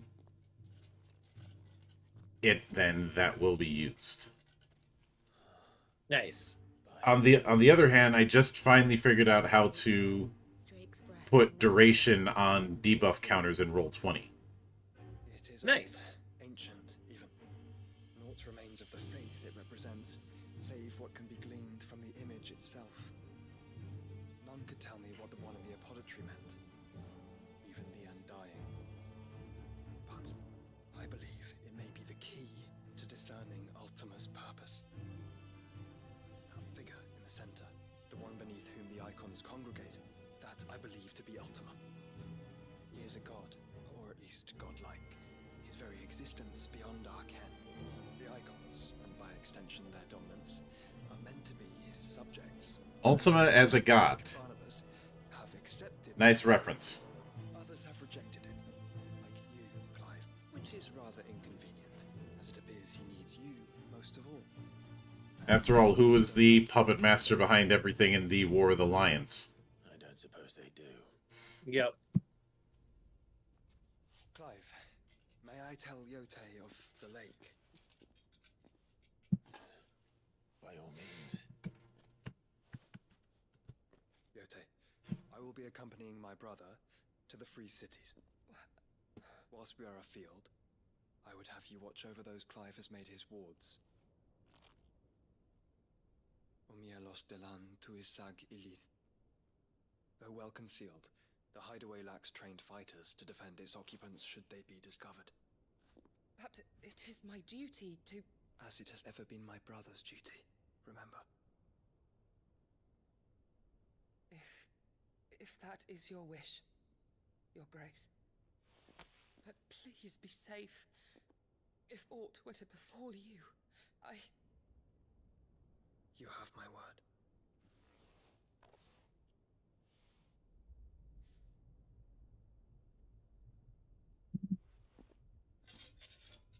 And I have considered taking some of the concepts in Legend Edition and go. How would you do this, but with mechs? farewell, my lord. How'd you do what? Like the job and class system that we have, and just have it that it is represented in a setting in the form of power armor or mechs. You'd swap out crystals inside the mechs, or circuit boards, or whatever MacGuffin you want to use to represent each of the. Would you have the each of classes as a track. mech chassis? Let's find our friends. Yes.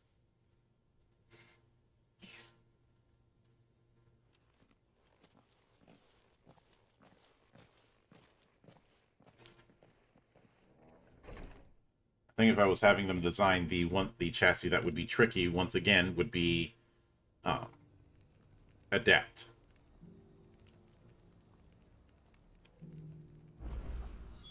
It's plain she cares for you very deeply. And I hope.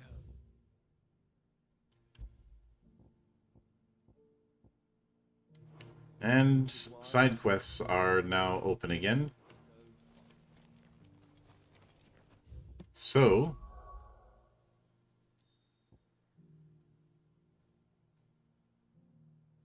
that is something that is going to be taken care of. Which means heading back up to Northreach to finish up that payback story. Mm-hmm. I ended up watching a few clips from the Payback movie and discovering that originally that movie was going to have a completely different ending. Yeah.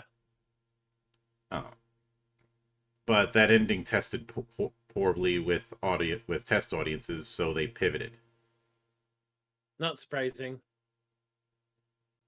Because the original ending for the film Payback was Porter got screwed over at the last minute, died, and didn't get his money.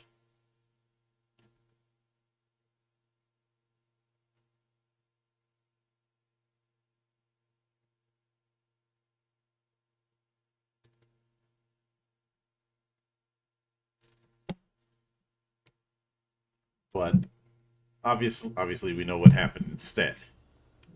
Yep. Nothing like a little unrest to fill the coffers, eh?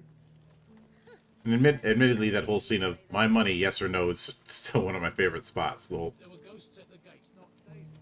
well, whether either you give me my money, or I'm going to kill this guy. And just nonchalantly does just that.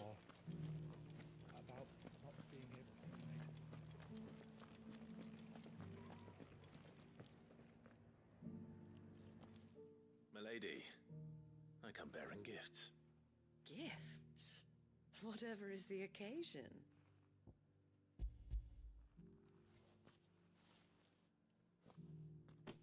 Oh my. Clive, you really have outdone yourself. Otto asked me to give it to you. To settle the Hideaway's debt with the Veil. And to compensate you for the time it took us to do so. You disappoint me, Clive. I thought you might finally be warming to me. Tell Otto he can keep his baubles. I tried to tell him as much the first time around. The man owes me nothing, nor does the Hideaway. My contribution to the restoration effort was made freely and willingly. It was the least I could do. You once told me Sid did you a kindness. I'd like to do the same. Please, accept it. For my sake. And for Otto's. For all of us. For all you've done. It is rather fetching, isn't it? Fate altered. Again. Very well. Otto is lucky to have you, Clive. I doubt anything I've altered so could many ever fates I can't replace his remember, son. Monk. But you and the others at the hideaway are the closest thing he has to family. Otto had a son. Long ago, yes.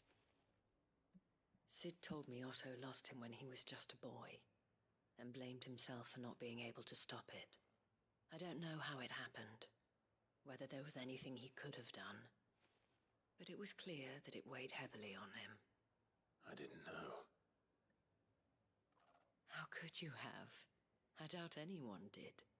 Besides Sid, I've never met a man more keen to bear his sorrows in stoic silence. An ill habit, given that both have always been surrounded by friends desperate to help them. I'm beginning to see that.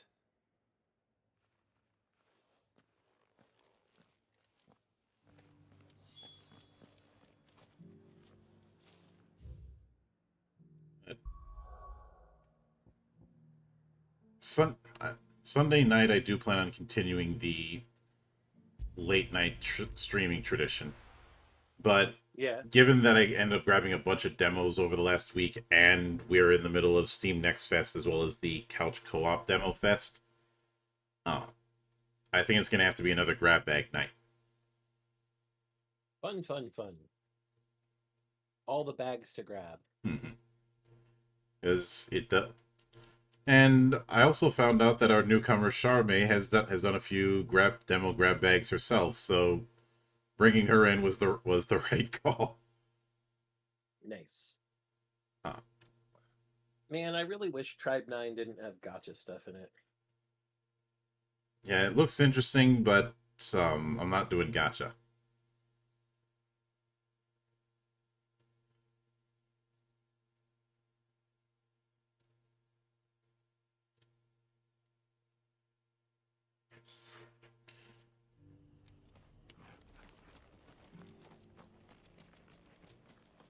By the way, something weird has happened when it comes to my plays with FF16. The slowdown problem that I have only shows up if I play full screen. If I play windowed and just have it at a full screen resolution, it runs fine. It with the occasional hiccup.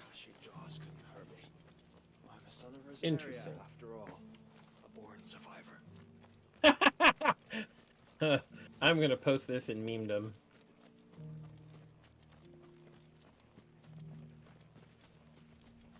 It's a cute meme, and it checks out.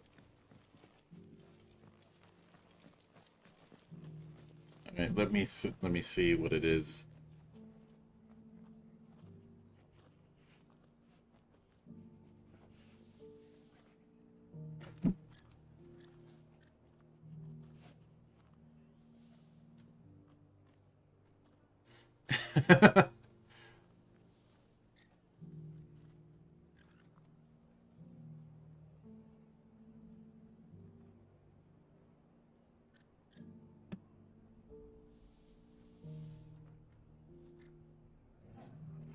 Yeah, the outfit change. Yeah, I like how Zack kind of just explodes Noctis's old outfit. I also kind of like how Sephiroth looks in Arden's outfit, and Arden in Sephiroth's outfit doesn't look that bad. Mm-hmm.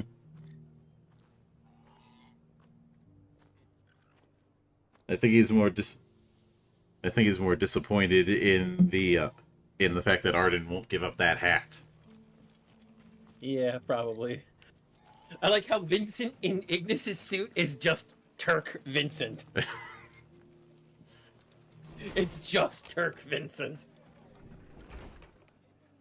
And it looks like he's measuring because to try and fit Dak's old fucking soldier uniform on him. Mm-hmm. It's great. It seems we still owe you and Prompto trying to lift the Buster Sword and failing. And though I doubt it's what you were expecting. Yep. We were hoping you'd take this.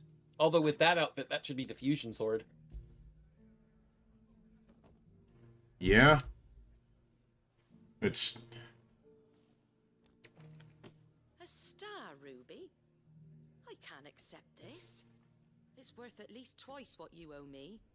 More if you can find yourself the right buyer. Think of the difference as interest. Interest? If word got out I charged that much, no one would ever borrow from me again. Anyway, why are you the one here asking me about this? I'd have expected Otto. Bit much sending the Lord Marquis out to settle your debts, isn't it? The old goat working himself to death again? Something like that. Most days I think he's the only reason the hideaway's still standing. Same as always, eh? Back when the place was nothing but a twinkle in the eye of a recently retired Lord Commander, word is he was the first one Sid reached out to. Probably knew that without his strong arm and level head, the idea would never get off the ground. Sid may have been the face of the hideaway, but Otto's always been the backbone. And when Sid passed away, we were all worried that would be the end of it. That Otto would just give up. His death was hard on everyone. But it must have hit Otto hardest of all. But he didn't give up, did he? Quite the opposite, in fact. If I recall, he was the one who nominated you as Sid's replacement, and rallied the rest around you. I reckon what he saw in Sid, he saw... It would be interesting if Dissidia got a follow-up that has Clive. That you're half as stubborn and twice as handsome, neither. Yeah. That, and you keep good company. I suppose I do. Oh. Goat will want to know the stones were delivered. If he's still with us. As far as how to do it, as far as how to do him in say NT's setup, obviously a frontliner. And probably a burst fighter the way Gabranth was. Not in the sense of being slow or fast when EX mode is active, but more of having the EX skill itself be his limit break of channeling Ifrit. Of semi-priming? Yeah. Yeah. Still alive, I see. I just find it funny that Clive is in Tekken now. About that. I found it funny, but I found it even funnier that so many people were praying and hoping and then got mad that it wasn't Tifa. Stick my stupid stone where the sun don't shine. Karen refused payment. I mean, I can hope it wasn't something I said. I can see why. Tifa seems like a natural fit. Let me see what I can do. Like a natural fit for Tekken. Wonderful. But plus, when you give it a bit more thought, you end up with a problem. What would separate her from, say, Asuka? I know. No, I just think it's funny. Mm-hmm. I did see one person who had tweeted during the presentation, it's probably going to be Clive. And then when it was, he retweeted his own tweet saying, "Never doubt me again." Lady Karen. Hey, you get your Nostradamus moment. You tend to take it as far as you can. Yep. Except for us, we're just like, oh, look, we're right again. I don't recall lending any of you lot me hard-earned gil. I may have tossed a talent or two in the hideaway's coffers, but those were donations, and you can hardly call it charity if you go asking for it back. Like the problem is Tifa's fighting style is already far too represented in Tekken. Surely you wouldn't shun the gratitude of a I mean, unless we take her fighting style directly from the remake series. Even that would be still a bit of a stretch. But I'm selling it and taking what I'm owed, then you're getting the rest whether you like it or not. You know what game series I'd like to put Tifa in? What? Guilty Gear. Guilty Gear, or just a Arxis fighter in general? Swear, you cowards! Contact Arc Systems Works. Get a Final Fantasy fighting game in the works. Yeah. Might be I already have a buyer in mind. Might be you even know her. A fine continental maid whose beauty's only eclipsed by a guile in commerce. You wouldn't mind, would you? Not at all. But when it comes to the idea of doing a Final Fantasy fighter, I think it would need to be 2D, because We did it in 3D years ago. That was Arrogance. And You're of course, not wrong. I hear you ended up delivering all 3 stones. Thanks to this lump. I sometimes wonder what You are not wrong. Speaking of which, I still haven't been paid last month's wages. Oh, so you remember what's owed to you then? Get your ass behind that disc of yours and don't get up before those ledgers are square. Right away.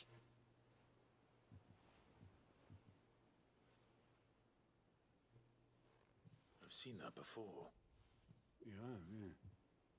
Plenty of times. It was the only goblet Sid ever used, either out of habit or because the filthy sod couldn't be bothered to find a clean one. but I knew so little about him. Like most people. Martha and the Dame both seemed to. I would rather have if someone was to do a 2D Final Fantasy fighter, it would have to be 2D and not 3D, because with 3D there would be too much of a temptation to make it a party fighter, and Yeah. I don't think that would. Well, we already have that. Mm-hmm. We already have that with CNT is a thing. Yeah. Passage to, forget where. But having nothing better to do on the long nights. So let's make no mistake. Dissidia is absolutely a party fighter. Oh yeah. I've seen some try and argue that it plays like a MOBA, but I don't see it. Are there mobs to farm? No. Towers to destroy? The closest The closest thing is the crystals map objectives, right? Yeah.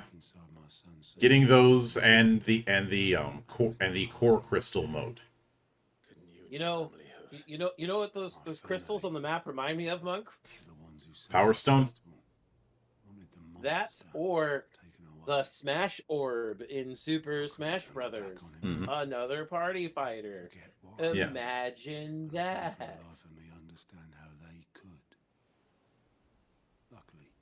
We seem to have noticed a pattern of making a definitive argument using just surface level. It's a that's not just a thing that happens in this has been happening in human history for eons. Mhm.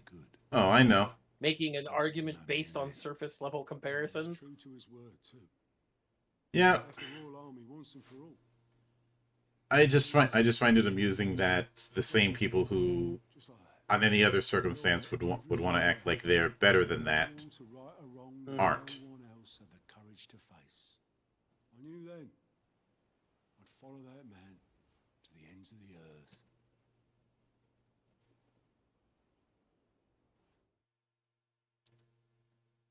But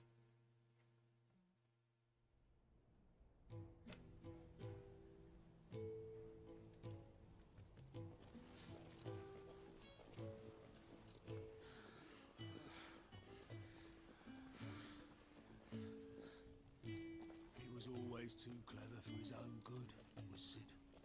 Saw the world for what it really was, while the rest of us were content to go along with the lie we were shown. And it can't have been easy, bearing that burden alone.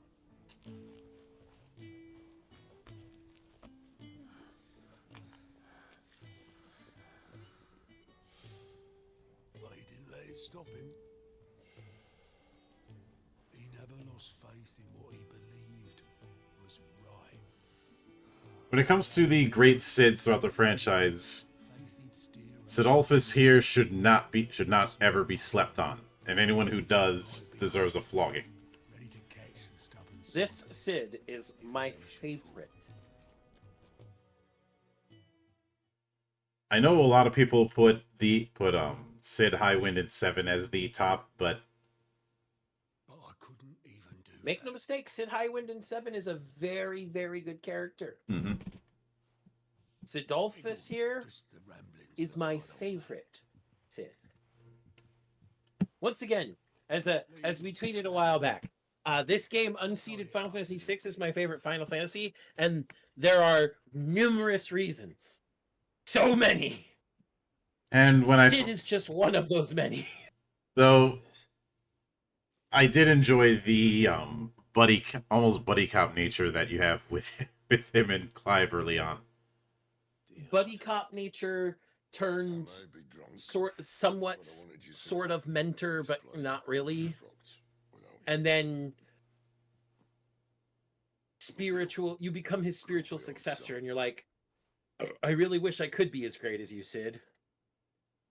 And the more you find out about him through side quests and shit, the more you find out he was kind of just flying by the seat of his pants. What about it? Sid was right. Without you, we'd all be lost. Although when it comes to that single-mindedness to a certain goal that he had, in a roundabout way, he reminds me of Captain Reynolds. Yep. But then, why would he? Him or anyone? I don't hear. It's also a bit amusing that he seems to sheath his swords the way you'd sheath a daisho, rather than a typical set of long swords. Mm-hmm. You're wrong, though. Both of you. It was never just me keeping the hideaway afloat.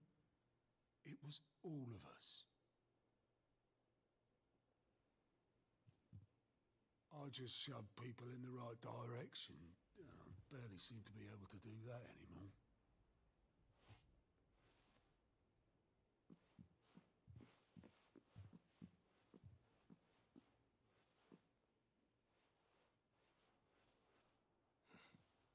Would you rather go at the helm? Well, maybe I've got a few more years left in me. I'm going to hold you to that, Otto. Before you go, Sid would have wanted you to have this. But this'll do me just fine. Oh, that's going in Clive's room.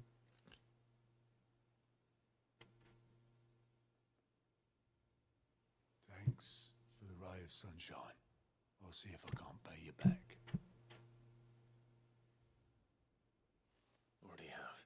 But I do remember some saying that this should have used party setup like you see in 7 Remake and Rebirth. But ultimately, the problem is with that kind of thinking is it's not that kind of story. Yeah. This is sort of an ensemble cast, but the ensemble is supporting the main character. That and in a lot of those games that do focus on a party, you have a sizable party. Yeah. I mean, if we're being honest here, all of Otto and everybody else there on the fucking hideaway, they are the ensemble cast. Mm-hmm. But this isn't an ensemble cast story. Like FF2 was an ensemble story about the wild roses. Yep. FF4 and FF6 are ensemble stories. Who's gone missing this time? 7's an ensemble. A lot of the stories scales, the ones she made for her workshop. Are ensemble casts just because of the nature of a party-based RPG, honestly. Vanished. My first thought was that they'd taken them off somewhere to play, but when I asked, they swore they had nothing to do with it. Some of the ones that have smaller parties aren't so much an ensemble as they are a tight-knit group. 15. Yeah. Perhaps a visit from Sid will jog their memories. And certain parts of 13 are definitely not ensemble cast.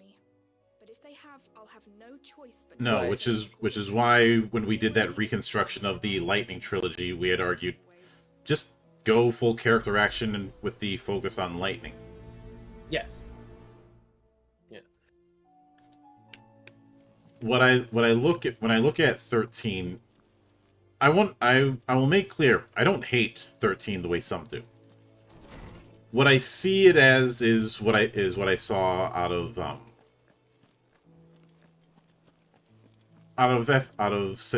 say City of Mist, where it is very much straining under the weight of what it's expected to be from the past. And if anything, it provides a strong counter-argument when it comes to the whole, oh, things should be this certain way. Mm-hmm. Some of that is due to the numerous amount of behind-the-scenes tumult with the game. I've talked about that. But it's more that the demands of what FF should be and the demands of what 13 was trying to be is almost a root cause of a lot of the issues that you saw in it. Mm-hmm. I'm not going to say that it would have had a better story if it went full character action the way 16 did, but I think it would have made for a better experience. Because some of the things that would become standard in 15 and 16 kind of had their early signs there. I say we should just tell Miss Shirley. Especially the whole concept of building the staggers.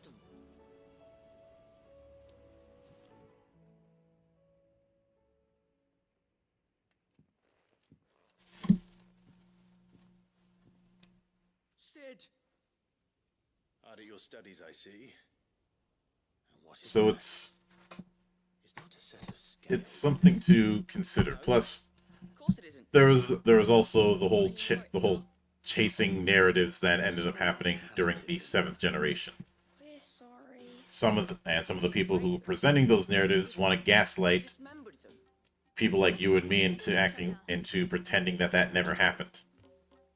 Why would she have you dismembering her creations? Because that's the only way to become a ninja-neer. Miss Middledal said, the best way I see how something works You is are to not take wrong it there. apart and put it back together again.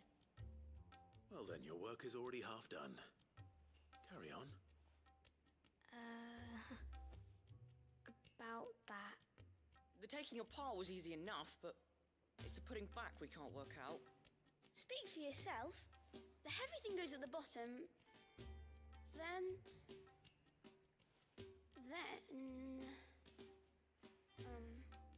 You three need to learn to take responsibility for your actions. So let's Also, Ninja-neer, that's something we could do in our system.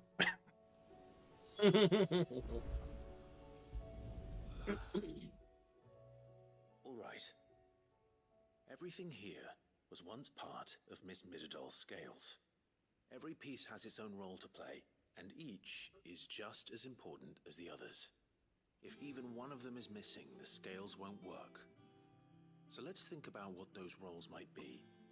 You already know one of the pieces, the body. Its role is to support everything else. But what of the others?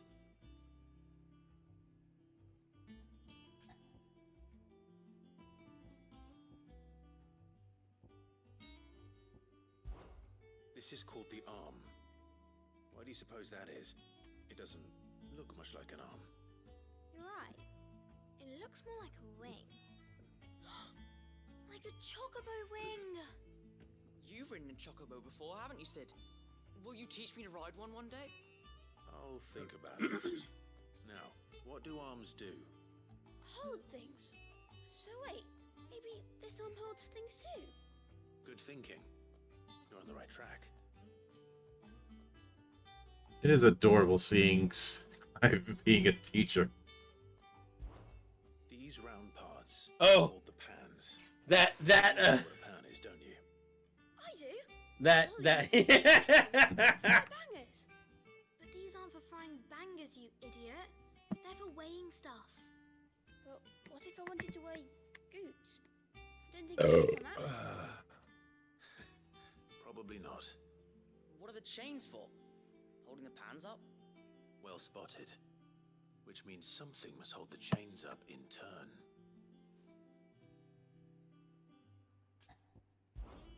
This tiny piece is what's called a cogwheel, or gear. Have you ever seen one before? I have. Miss Miradol's dungeon is full of them. Most are on the floor. She puts them in all her inventions. They spin round and round. I'd say Mid fills the role that Sid usually does. Very useful when you want to make things move. You mean the Do you remember if there was clever anything on the person? scales that moved? The clever person with more ideas than sense. My fault. I mean, Sid filled that role too, and then he died. And how it's supposed to move. So, let's put the pieces together first, see what doesn't move, and then stick the cogwheel to that. Let's not forget that. Mm-hmm.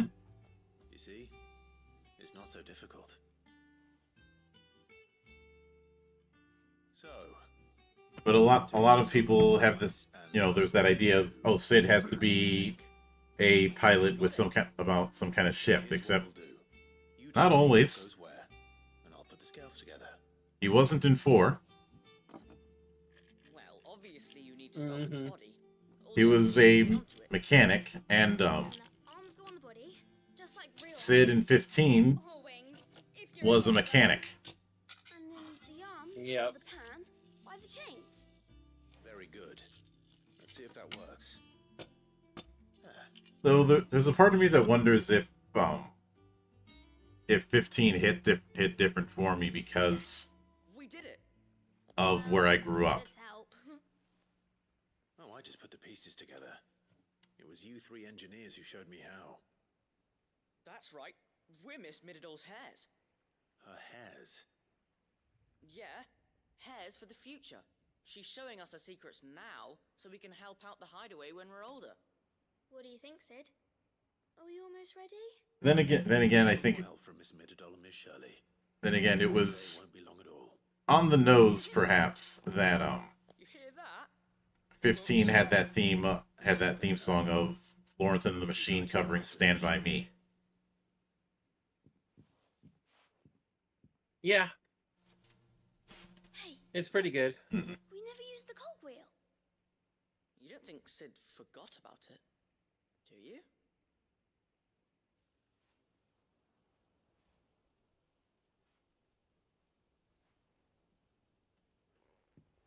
Leaving them a little mystery to solve on their own.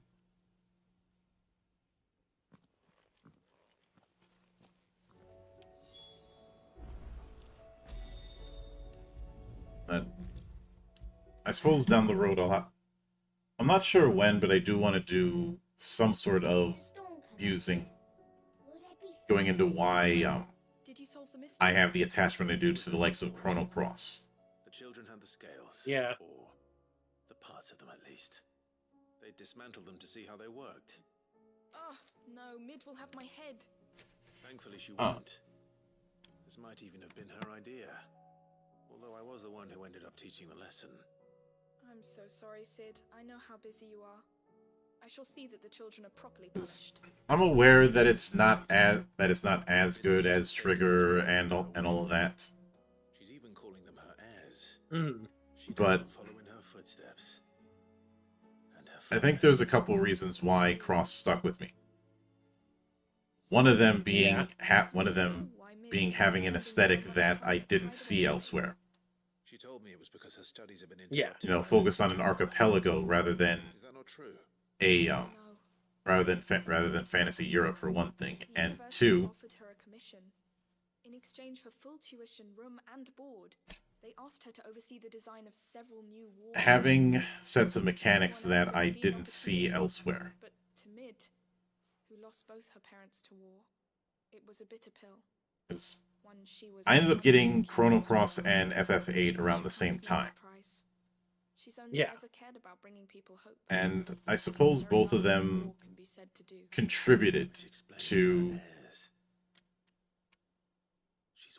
my emphasis on looking at game mechanics, And so should I. as opposed to just looking at the story of an RPG in Given them far more isolation. than that, and I'm sure they're very grateful. Which even to this day I see a lot of people doing. Or, I won't say overemphasizing, but focusing so much on the story that they forget that they're playing a game. Yeah. And at the end of the day, a role-playing game is a game.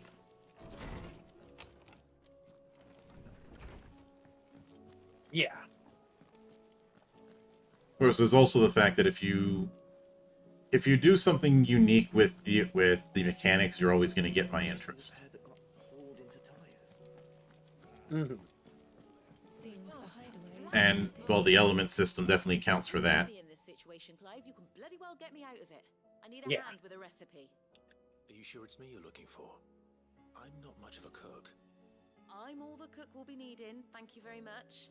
What I want from you is a little of your time, right? Oh, and perhaps your sword. You remember I've come up with a new recipe. right?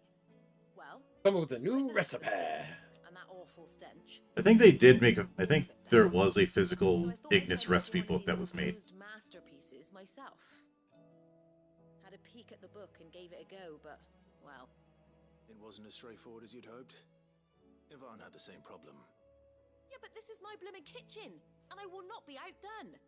So if you don't want to be seen as playing favourites, I suggest you lend me a hand. I've never been one to play favorites, Molly. And I would be only too happy to lend you a hand. So, what's on the menu this time? A fried mortress of skyworm. That's one heck of a name, innit? Recipe seemed easy enough to an old hand like myself. Thought I'd followed it to a T. I think you and I have had our fair share of Turns out skyworm livers stuff that and looked drakes awful meat but actually are not tasted what I thought decent. they were. At least I hope they're not, given the rancid Mhm. mess they made. Yvonne said the recipes in the culinary pilgrimage I mean, database. Duran certainly counts for that. Say the ingredients even exist I mean, the taste is fine, but the smell. That's a question for a scholar, wouldn't you say? Perhaps you know of one? Kindly old Well, that's friend who haunts the although shop. that's the easy part. The hard part is getting the thing open. I'll go and speak to Harpocrates. Perhaps he'll know something. And if he does, I'll see if I can find your ingredients for you. You do that. Lest we forget, you've got a reputation to uphold. And there are some fish I know of that eating them is fine, but they stink to high heaven.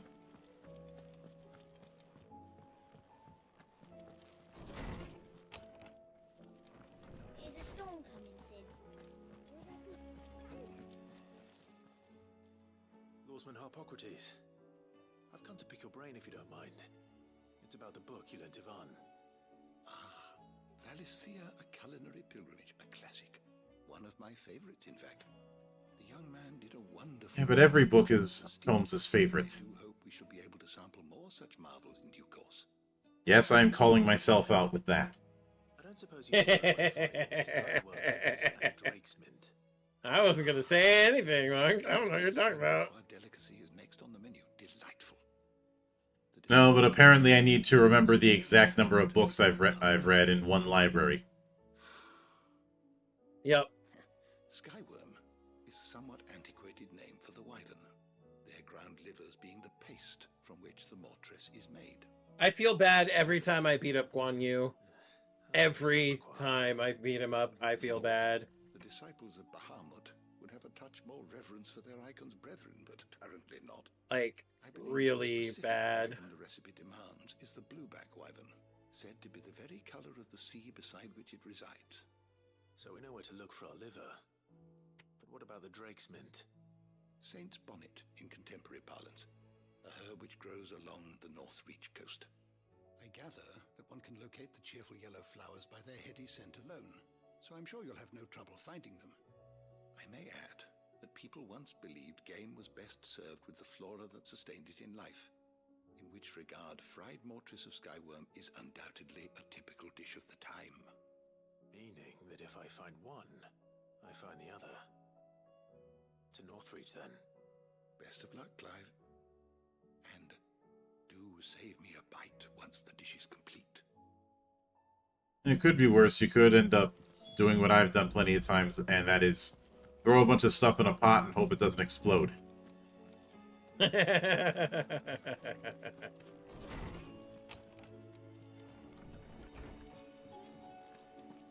You know, sometimes you need to make something, and it's too damn cold to go out and on a supply run. Yep. And I know some might say, well, it's just a little ways away. Is that really that big of a deal? It is when it's minus 15.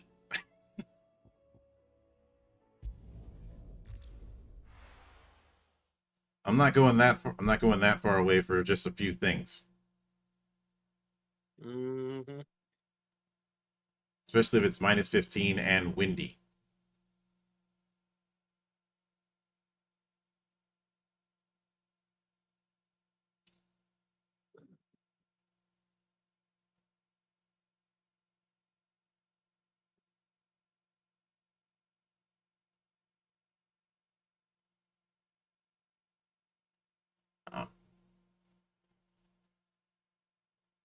But sometimes the stew ends up being not that bad. Other times I force myself through it because, well, I made it, I'm gonna eat it. Yep.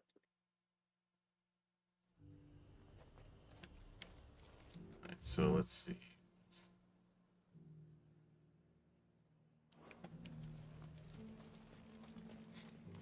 So it's the other side of the castle then. There were ghosts at the gates, not something like that. Mm-hmm. You needn't fret. The creatures. I do think I'm gradually getting more comfortable with game streaming. For a while I had issues of motivating myself to do it. To the meadows, then.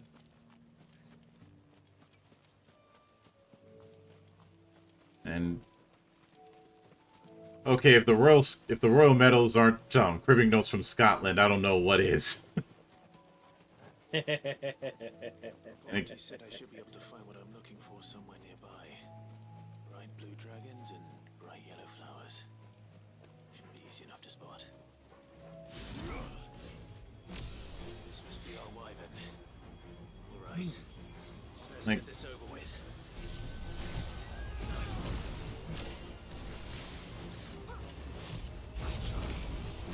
Slay the enemy.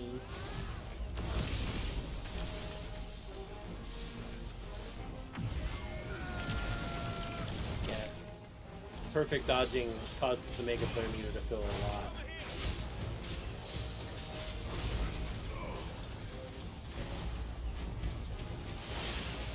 Level 4 Mega Flare.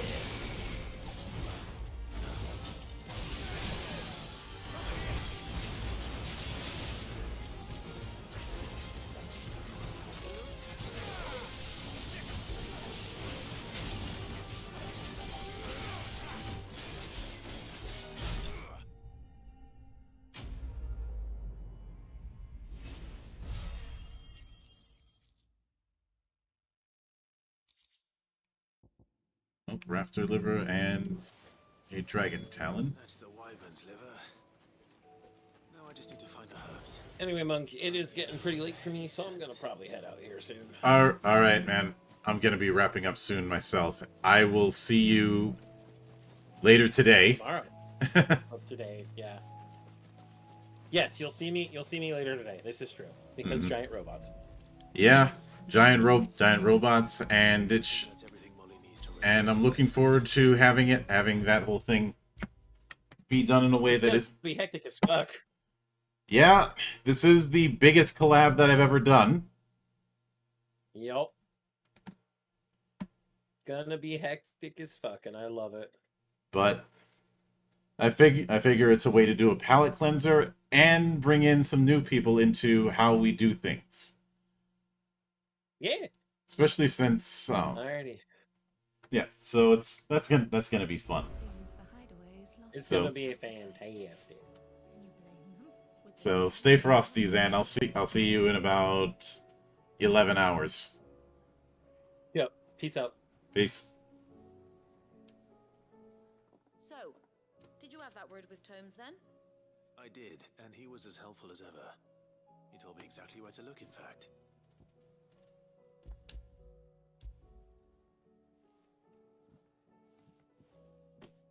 And what precisely will I be cooking up? Or is it better not to know? Blueback wyvern liver. And, a herb known as Saint's Bonnet. Ah, wyvern livers, was it? Well, at least it weren't actual worms, I suppose. Now then, you stay right where you are. I've got some cooking to do. Let's hope these grand old chefs of yore knew what they were on about.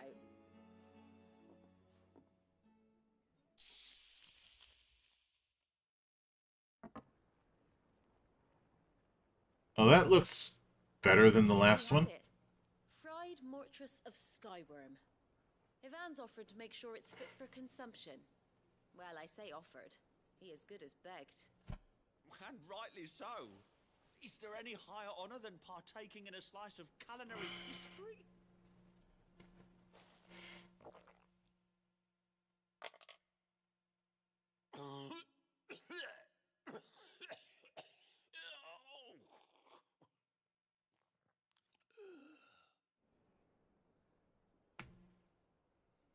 So, not fit for consumption then? What witchery is this? The crackle of the crust gives way to an almost violent richness. Yet, it is the piquant kiss of the Saint's Bonnet that tames this savage dish. It is a tour de force, a force of nature even, a maelstrom of flavor and sensation, a graceful beast. When did this become Food Wars? I think he likes it. Well, I can't quite tell with all that nonsense he's talking, but I reckon you might be right. It was decent then, I take it. Decent? It's remarkable, and I defy any man to say a word to the contrary. Sid, might I suggest that you command a party of your finest men and women to procure a dozen blueback wyverns forthwith? I'll give it some thought.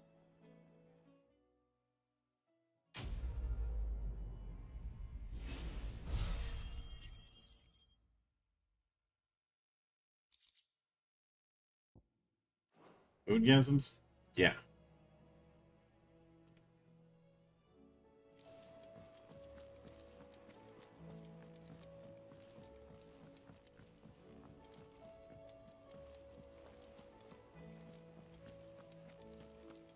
Did you see that? Tell me you saw that. I have a feeling that I've got enough for now. How may I help you today, Clive?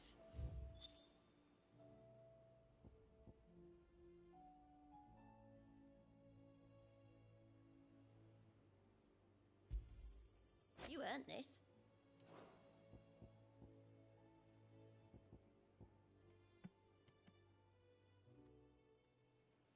Best of luck out there, Sid.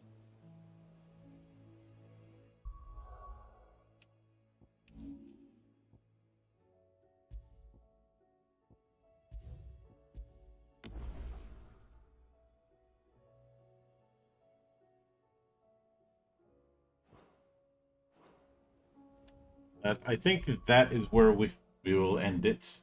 After going about 6 hours and change.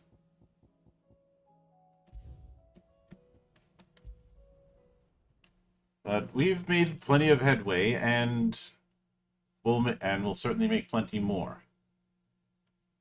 But that is going to do it for this particular episode, and we will be back. Probably not tomorrow, but maybe Monday night. We'll see where things lay. So until then, my name is Mildra. I am your gaming monk. Stay frosty, everybody.